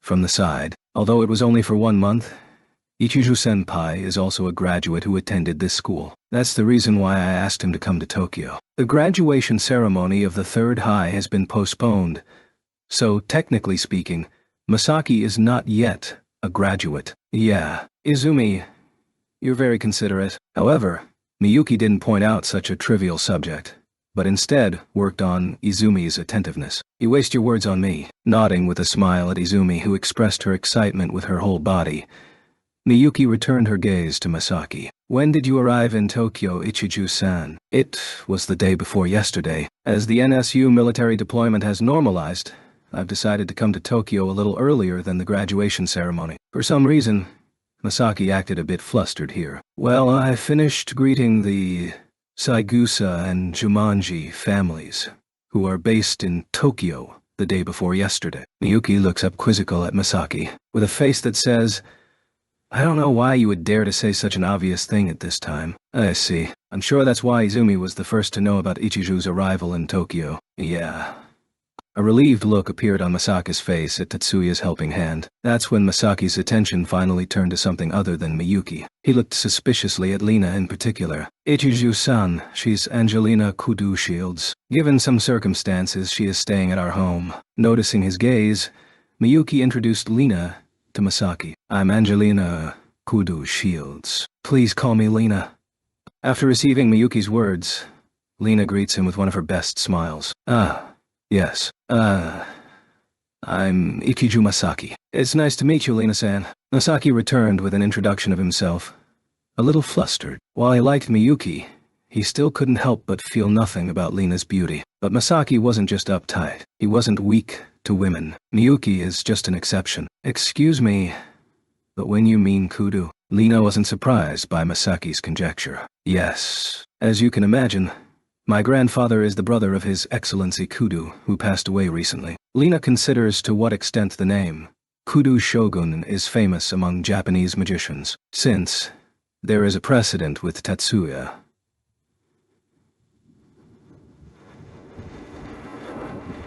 He also asked her at their first meeting, Are you related to His Excellency Kudu? I see. It's better not to ask why you've in custody with the Yotsuba family instead of the Kudu family, despite being related to Patriarch's blood, right? There was a mark on Lina's expression for a moment because of Masaki's question. The reason for Lina's puzzlement was because she didn't understand the term Patriarch when referring to Elder Kudu. Ichiju-san, Lina is not in the custody of the Yotsuba family. While Lina is puzzled, Miyuki intercepts the gap to answer. A certain someone asked me and Tatsuya-sama to take care of Lina, and we've been taking care of her since then. A certain someone. No, I'm sorry for prying.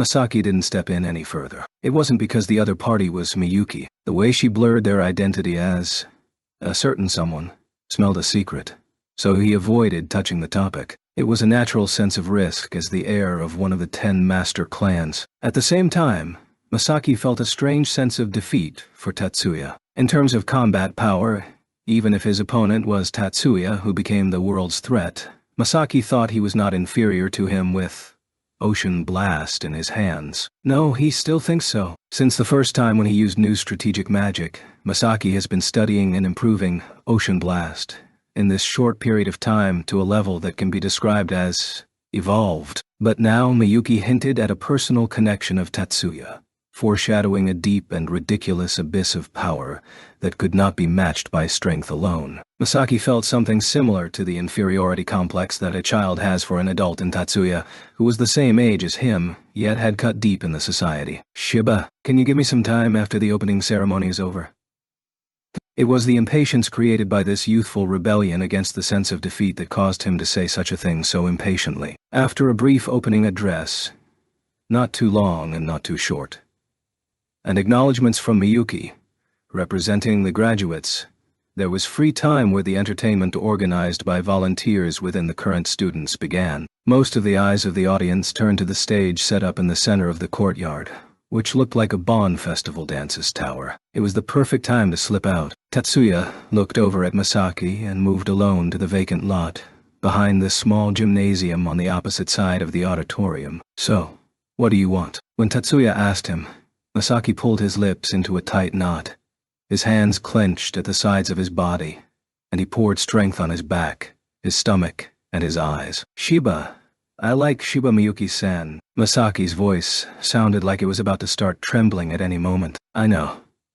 So..." There was no agitation or tension in Tatsuya's voice as he responded. "Famio." Masaki did not immediately continue. "So... and... oh..."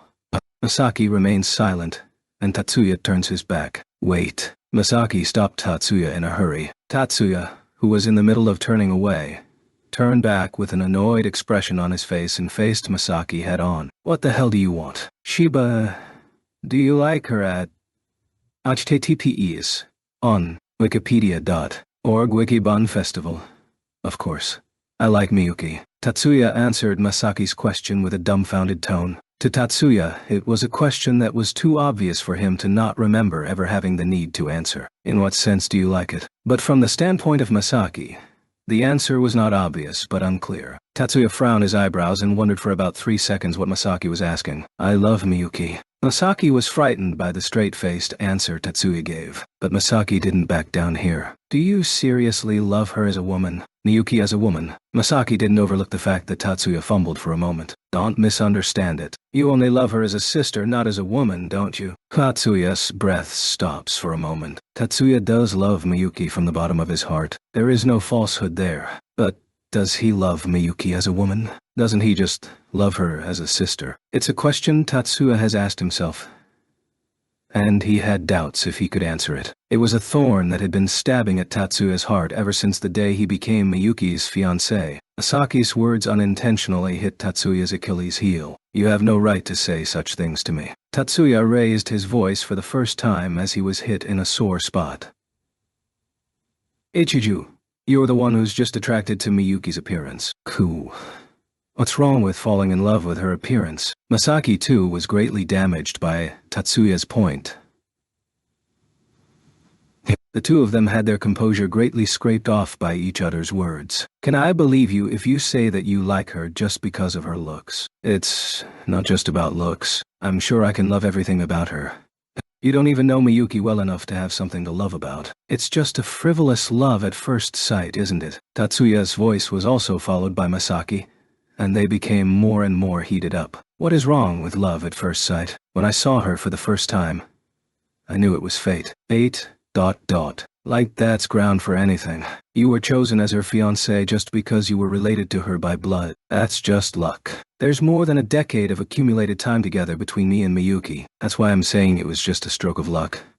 What happened in the past is a fact. Fate is just an assumption. The fact that I'm Miyuki's fiancé is already a fact. I don't accept facts that were decided by adults for their convenience," Masaki shouted. As if that was a signal, neither the excited Tatsuya nor Masaki noticed that the music that was coming from the courtyard was no longer heard. At this time, the Tatsuya's emotions limiter was not functioning. Emotions related to Miyuki were not subject to mental modification. There was nothing to bind Tatsuya's emotions in this situation where the two men were fighting over Miyuki. "I am more fitting for Miyuki-san." Masaki swings his right hand at Tatsuya and strikes at him. It's a big swinging punch that lacks composure. It was easy to duck it, but Tatsuya didn't dodge. He deliberately took Masaki's punch with his face. "Don't call Miyuki's name so intimately." Tatsuya punched back at Masaki. It was an incredible rough blow instead of what would be expected from someone notable for his fighting skills. But even Masaki took that fist in the face. "Let me at least call her by the name."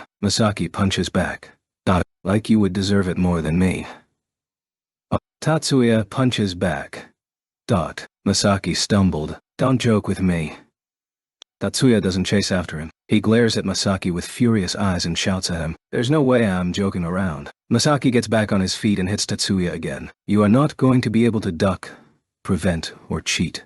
There is no excuse at all. You must defeat the man in front of you with your own bare self. You have to show my opponent that your feelings are stronger than his. They strongly recited this conviction in their minds. They were strongly reminded and convinced. They shouted a word at each other, and dutifully took turns in fisting each other, one shot at a time. Both men's lips were cut, and their cheeks were swollen. However, neither of them are seriously injured beyond that, such as a broken tooth, for example. It's probably because they are both clenching their teeth tightly and not using their martial skills. The two of them dare not use any techniques.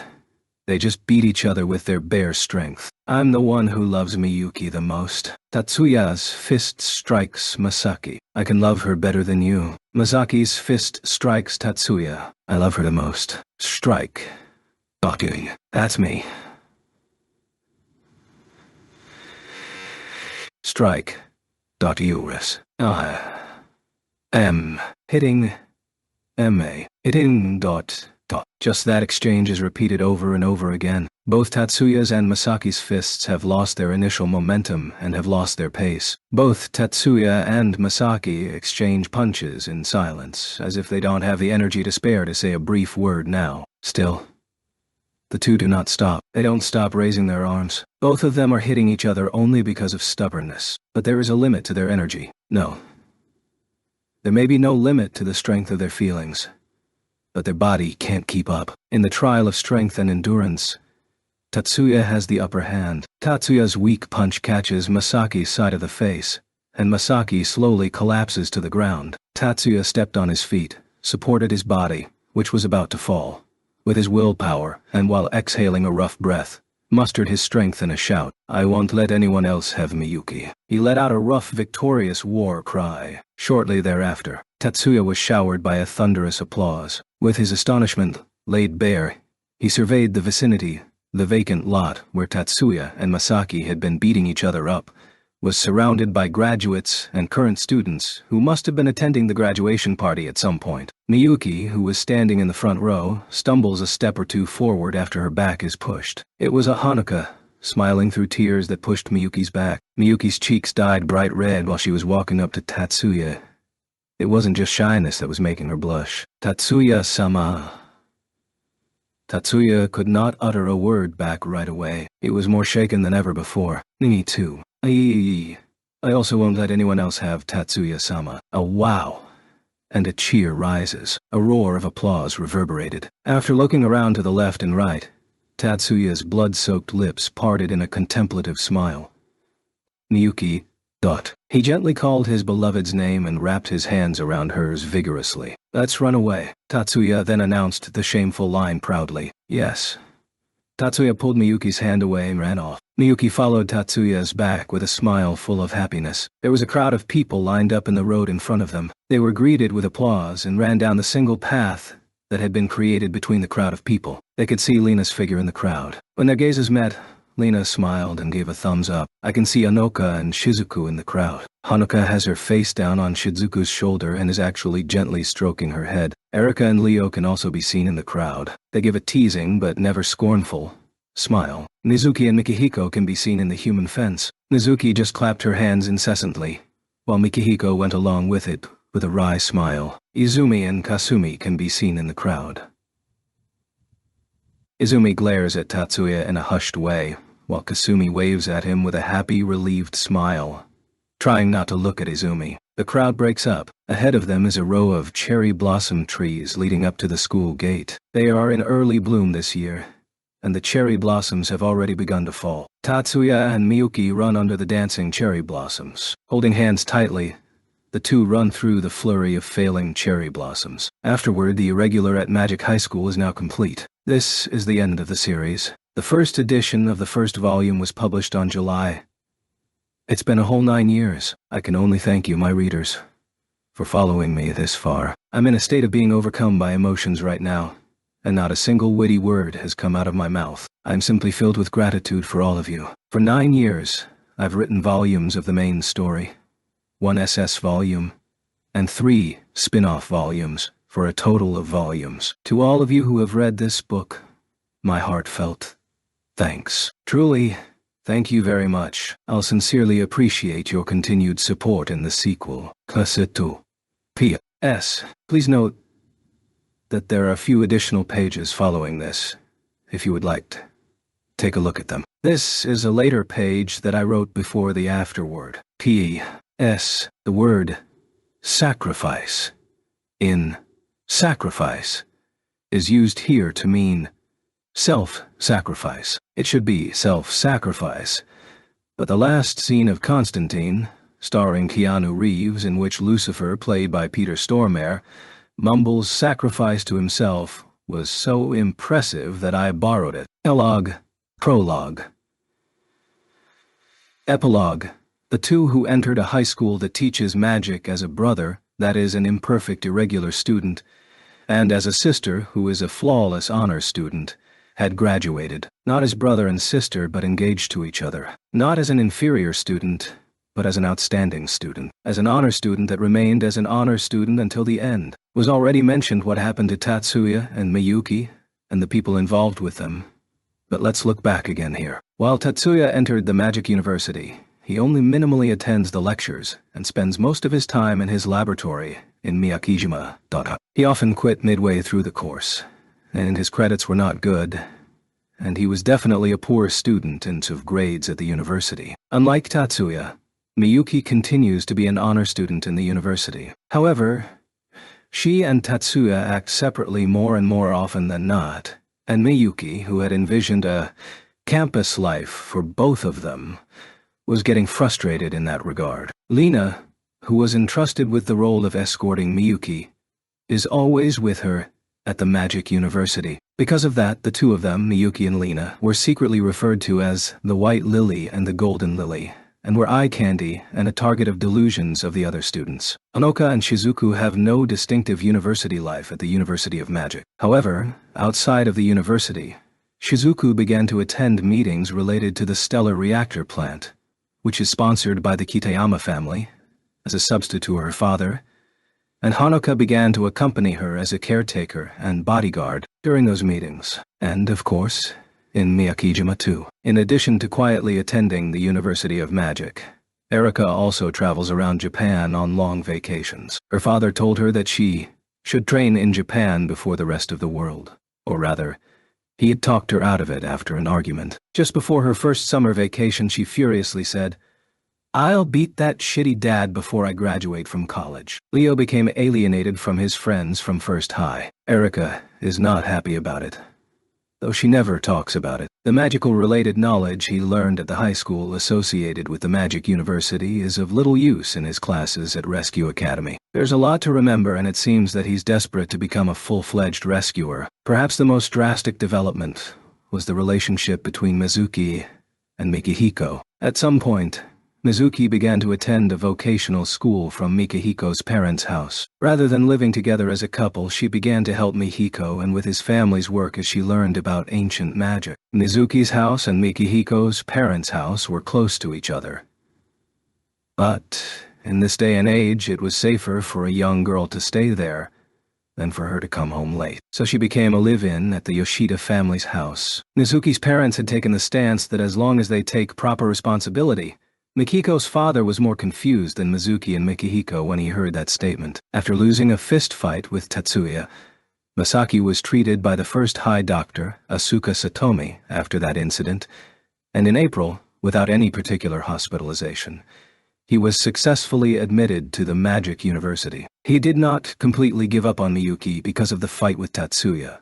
He takes advantage of Tatsuya's frequent absence to approach Miyuki and is repeatedly chased away by Lena, without learning a lesson. Meanwhile, a young girl often enters and leaves the room that Masaki rented for attending the university. When it's said frequently, it doesn't mean every day or 3 times a week, in the true sense of the word. But if the other person is a high school student that lives in Kanazawa, you could say frequently, if it happens even once every 2 weeks. 2 beautiful girls come and go in Masaki's room. One of them is his oldest sister, Ikiju Akane, who is in the 3rd year of junior high school. The other, however, is not a blood relative. If you put aside the fact that she is only a 3rd-year junior high school student, Just like a Kane, she was someone who would be considered a concerning company by a third party. The identity of the beautiful girl who traveled a long way to Masaki's room with a cane, or rather escorted by a cane, is Liu Li. She is a former national recognized strategic class magician who defected to Japan from the Great Asian Union. Liu Li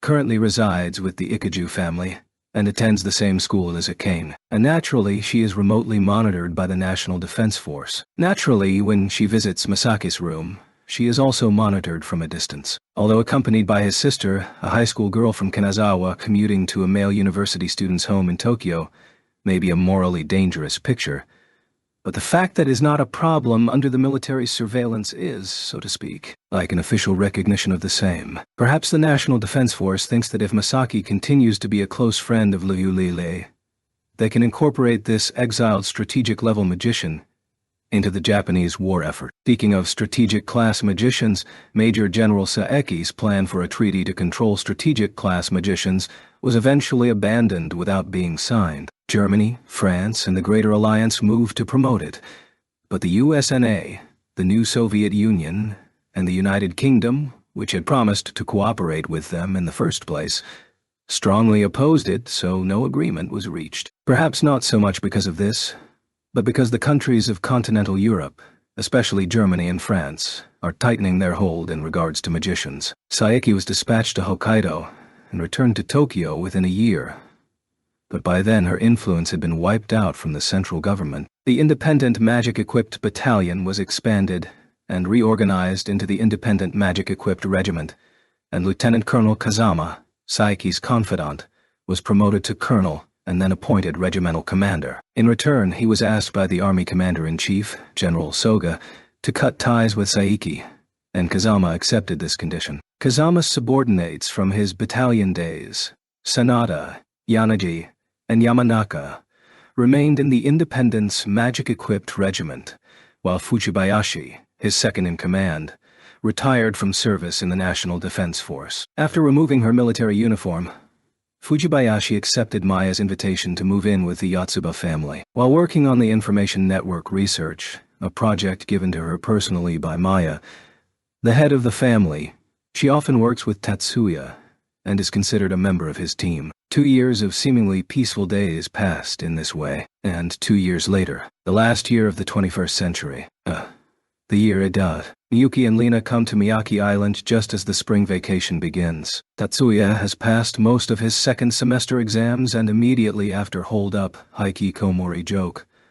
On the island, he is allowed such behavior given the huge achievements he has left behind.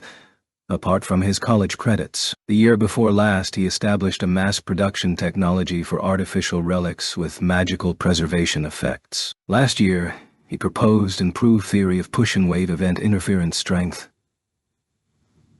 The university authorities couldn't complain about the piling up successive accomplishments he has. This time, Miyuki and Lena didn't come to this island in the Aizu archipelago for a visit. They both and Tatsuya had been working on some sort of large-scale magic all along. And today, April at M. They were putting the finishing touches on this large magic. Tatsuya, Miyuki, and Lena, consecutively, descend the stairs that lead deep underground. Beyond this, there is a special prison that was built for the confinement of serious criminals with extremely high levels of mental interference-type magic. Minoru and Nanami are sleeping here. In front of the door, Lena let out a mumble to herself. As she said, this prison had been the bedroom where Minoru and Minami had slept peacefully since the summer of 3 years ago. Tatsuya, who is carrying a small travel bag in his left hand, enters after opening the door with his right. Miyuki and Lena follow with a quiet, meek expression on their faces. Out of the corner of their eye, the three of them saw Minoru and Minami sleeping snuggled up in a double bed of good taste. Minoru and Minami were lying in a sideways hugging position, with Tatsuya and the others facing Minami's back and Minoru's face. Minoru and Minami appearances hadn't changed a bit since 3 years ago. They hadn't consumed any food or water, but they hadn't lost any weight, and they didn't look debilitated from sleeping for a long time. It was as if time had stopped. Tatsuya-sama.d. Miyuki refers to Tatsuya in a manner that has finally taken root in the last 2 years. They're both alive, right? They must be alive. Before they fell asleep, I analyzed the magic sequence that Minoru showed me, and it seems that it is magic that slows down the spiritual time to a level that is more like deceleration magic than hibernation. As the spiritual activity slows down, the body's physique time also slows down. I would say it has the same principle as your cositas. Spiritual activity is slowing down, so neither of them does think. Minoru said he was dreaming, but I guess he was really just looking for a peaceful sleep with no suffering. However, maybe the parasite can dream in this state. I see. Miyuki mutters in pain. Lina has a similar look on her face. We need to wake them up. Yeah, they don't have to keep sleeping anymore. Miyuki. Yeah. At the sound of Tatsuya's voice, Miyuki nodded firmly. For the past 3 years, 2.5 years to be exact, Tatsuya had managed to find time in his busy schedule to figure out the principles and system of Minoru's hibernation magic. The results were programmed into Miyuki's CAD system. Minoru-kun, Minami-chan, wake up. It's morning for you two. The activation sequence released from the CAD in Miyuki's hand. The construction of the magic formula was completed in an instant. It's the accumulated result of repeated practice from yesterday. And then Miyuki's mental awakening magic is activated. A magic that counteracts the effects of Miner's spiritual deceleration magic. This was the solution that Tatsuya came up after analyzing Minoru's magic. Minami was the first to show signs of waking up. Miyuki-san. But Minoru was the first to open his eyelids. Yes, Minoru. It's morning already. What do you mean? Minoru sat up with a look of confusion on his face as he tried to understand the situation. Minoru's movements must have stirred Minami to start moving around. Miyuki-sama. Dutch. Minami, who raised her upper body and turned around, muttered Miyuki's name in a half-asleep voice. Miyuki-sama. Shortly afterwards, Minami was fully awakened by the shock. Go! Good morning. Tatsuya-sama too. Why are you all here? Minami hurriedly tried to get up, but staggered on the way. Minoru, who has already stood up, supports her from the side. His body does not appear to be affected by long-term sleep. Let's talk about the details after you two change clothes. Minami was wearing an elegant negligee, reminiscent of a wedding dress made of layers of pure white organdy that was transparent but did not reveal any of her skin, while Minoru was wearing a brilliant white open-collar pajama made of glossy fabric. While their nightwear does not expose skin, it's undeniable that it's uncomfortable to be in front of Tatsuya and the others who were in outside clothes. Tatsuya handed over the bag that he was holding. There were changes of clothes for the two of them inside. We'll step out of the room for now. Call when you finish dressing. Don't worry about the time. You can take a shower if you want. That's not necessary. No, I understand. Minoru wanted to hear what he had to say right away, but he felt that Minami wanted to change her clothes, so he decided to follow Tatsuya's instructions. It took them less than 5 minutes to get dressed. There is no signal that either of them had used the shower. The only thing is that Minami has properly fixed her hair, and has also done her makeup enough, as by etiquette. Minami didn't seem to care about changing clothes in the same room with a man. Minoru must have been embarrassed, as his face has traces of blush. Now, Tatsuya-san. How did you wake us up? That first. Don't worry. We didn't wake you up in a way that would cause any side effects. What Minoru was worried about was the possibility of Miname's spirit being damaged by being forced to interrupt the spiritual hibernation magic. I understand. I believe in you. However, since Minoru didn't feel anything, there is nothing wrong with Minami from a logical standpoint. Minoru accepted Tatsuya's words of no side effects, while leaving the technical question unanswered. Then why did you wake us up? We have a new option for you to choose.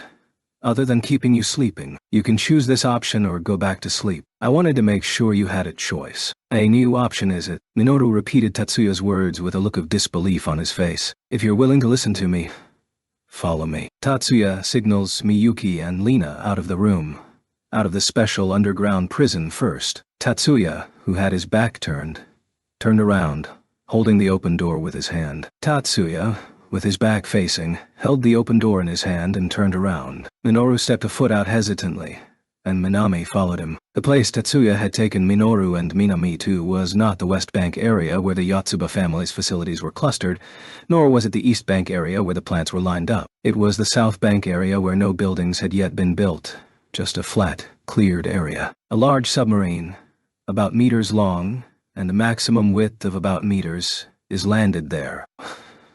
What the hell is this? Name is Takachiho. It was converted into a spaceship from the new Soviet Union's Kutuzov submarine that I sank in an attack on this island 3 years ago. Even though I said that is a spaceship, it only has a small thrust, enough to maintain itself in the Earth's satellite orbit. What the hell are you going to do with something this big? I will use it as a satellite orbital station. No. It's more appropriate to call it a space residence than a space station. Are you going to launch this into space? How the hell you are going to do that? We're magicians, so the means is already assured. Tatsuya replied to Minoru's stunned tone of voice with a natural expression. Thing this big, with magic. Of course I'm not going to launch it as it is. Tatsuya didn't show any particular pretense. He just pointed his right hand toward the giant submarine that had just landed on land. The submarine Kutuzov, or the spaceship Takachiho, is quietly being disassembled. Instead of falling wildly, each part is arranged on the ground in an orderly fashion, as if laying out the parts that are about to be assembled. It took about a minute or so, and Takachiho was transformed into parts up to 10 meters square. We will move the parts in this way to an altitude of kilometers and reassemble it there. Tatsuya now points his left hand at the parts lined up on the ground. Then the large spaceship is assembled, as if the scene we just saw was played backwards on a D-video. The time required for the assembly was about half that of the disassembly. As expected, Minoru was also at a loss for words as he and Minami looked up at the submarine-looking spaceship with a dumbfounded expression on their faces. Minoru, Minami. Yeah. Yes. What is it? It was Minami who replied, disconcerted. She had not yet forgotten the customs of her maid days. Unfortunately, there is no place on Earth where you both can live in peace. Yes. Minami nodded, her expression disappearing. Minoru pondered with a serious look, as he seemed to have an idea of what Tatsuya is going to say by now. Indeed, you could continue to sleep like before. If the times change, there may be a country where parasites can live normally, but it's not now. In this age we would become wandering exiles. Minoru anticipates Tatsuya's line. That's right. Then why don't we try living in space? Tatsuya-san wants to say that. It's a little different. Even if you go into space, it doesn't mean you can't come down to Earth. If my calculations aren't wrong, you should be able to come and go from here to here pretty freely. 5 times a day, to be specific. It's just a safe place to live. Well, for lack of a better word, I'm suggesting that you have a safe house in space. Aren't we going to be trapped in space forever? Right. I don't plan to exile you out to space. Firmly holding Minoru's gaze, Tatsuya gave an emphasis in this statement. However, there was some hidden meaning in Tatsuya's words. He wasn't trying to hide something. Rather, it was the USNA government's action against the parasites that was on his mind. The USTS government had sent Raymond and the other parasite survivors into space one by one aboard a Mars exploration vessel. It was a blatant expulsion from Earth, provided with life support and the means of communication, but not with means of return. Nevertheless, I hear that Raymond was happy to get on a spaceship. He originally had a dream of exploring space through magic. That had come true in an unexpected way. He might be happy now, in a way. But Tatsuya had no intention of letting Minoru, or even less Minami, fall into that kind of circumstances. Takachiho's power source is the stellar reactor. With Minoru's magic power, it should work just fine. The ship is also equipped with a solar power generation system as an auxiliary energy source. The interior of the ship is designed to maintain the same gravity as the ground through an artificial gravity system that uses an artificial relic. You should be able to live comfortably for about 100 years. Can we get supplies from the surface? That's why we developed the magic of the virtual satellite elevator. This elevator can be used to move goods to and from the ground, as well as to travel back and forth. Even this. You mean that it is for our sake? Tatsuya nodded silently, without looking away from Minoru's gaze. Tatsuya-san. Minoru turns away and wipes his eyes with his sleeves. When he looked to his side, he saw that Minami was silently crying. Minoru-kun, Minami-chan. Please take a look inside. I designed the interior. I hope you like it. Miyuki's eyes were a little red, probably because of infectious crying, but she smiled brightly and invited Minoru and Minami into the spaceship, Takachiho. When they came out of Takachiho, Minoru and Minami stood side by side in front of Tetsuya and looked straight up at him. Tetsuya, we're going into space. No. Please take us to space. It's not up to me to send you up into space. I'll just build the ship there. It's Miyuki and Lina who will take you into space. I understand. Tatsuya-san, Miyuki-san, and Lina-san, I'm looking forward to your help. Minoru and Minami happily bowed together. The parts of the disassembled spacecraft were laid out on the ground again. One of them is an airtight chamber that can be re-entered into the atmosphere, which Minoru and Minami had entered in it. Then I'll start the countdown. As soon as Tatsuya announced that, Scion light flooded out from the entirety of Miyuki and Lina bodies, who were facing each other about 200 meters away, with the group of parts in between. As the light seared, a huge geometric pattern emerged on the flat, leveled ground. The shape, which was based on a regular octagon inscribed in a circle, contained all the parts of a spaceship inside. It was a huge magic circle. It wasn't a magic circle handed down in ancient magic, but an engraved magic circle that Tetsuya had designed from scratch. 8, 7, 6, 5, 4. As the countdown progressed, the magic circle was filled with event interference strength. When Minoru entered the airtight room, he understood what this magic circle was. This was a magic circle for super large, super long distance, Mach teleportation. In addition to the Mach teleportation, it also incorporates a process that gives speed to orbit a satellite after the movement is complete. 3, 2, 1. Tatsuya's count goes on. 0. No. At the moment, the final count was announced. Minoru and Minami are enveloped in an unimaginable massive magic. The parts of the spaceship Takachiho disappeared one after another from the ground. Finally, just as the airtight chamber with Minoru and Minami on board disappeared, Tatsuya extended his left hand to the heavens. His eyes continued to trace Minoru, Minami, and every single part of Takachiho Dara. The magic is released from Tatsuya to the top of the heavens. Regrowth is activated. His unique magic reconstructed a spaceship of meters in length, kilometers away. A minute later, Tatsuya's transmitter received a call. Tatsuya-san, this is Minoru. As expected, it was the voice he was waiting for. Miyuki-sama, this is Minami. Miyuki's terminal received a call from Minami. Everything is fine. The solar panels have also finished deploying normally. The stellar reactor has safely started up. Artificial gravity is also occurring without problems. The voice was received by all three of them. All three on Earth. Tatsuya, Miyuki, and Lina sincerely patted their chests. Thus began a new era for these magicians, spanning the world and the space. Continued in the Magian Company.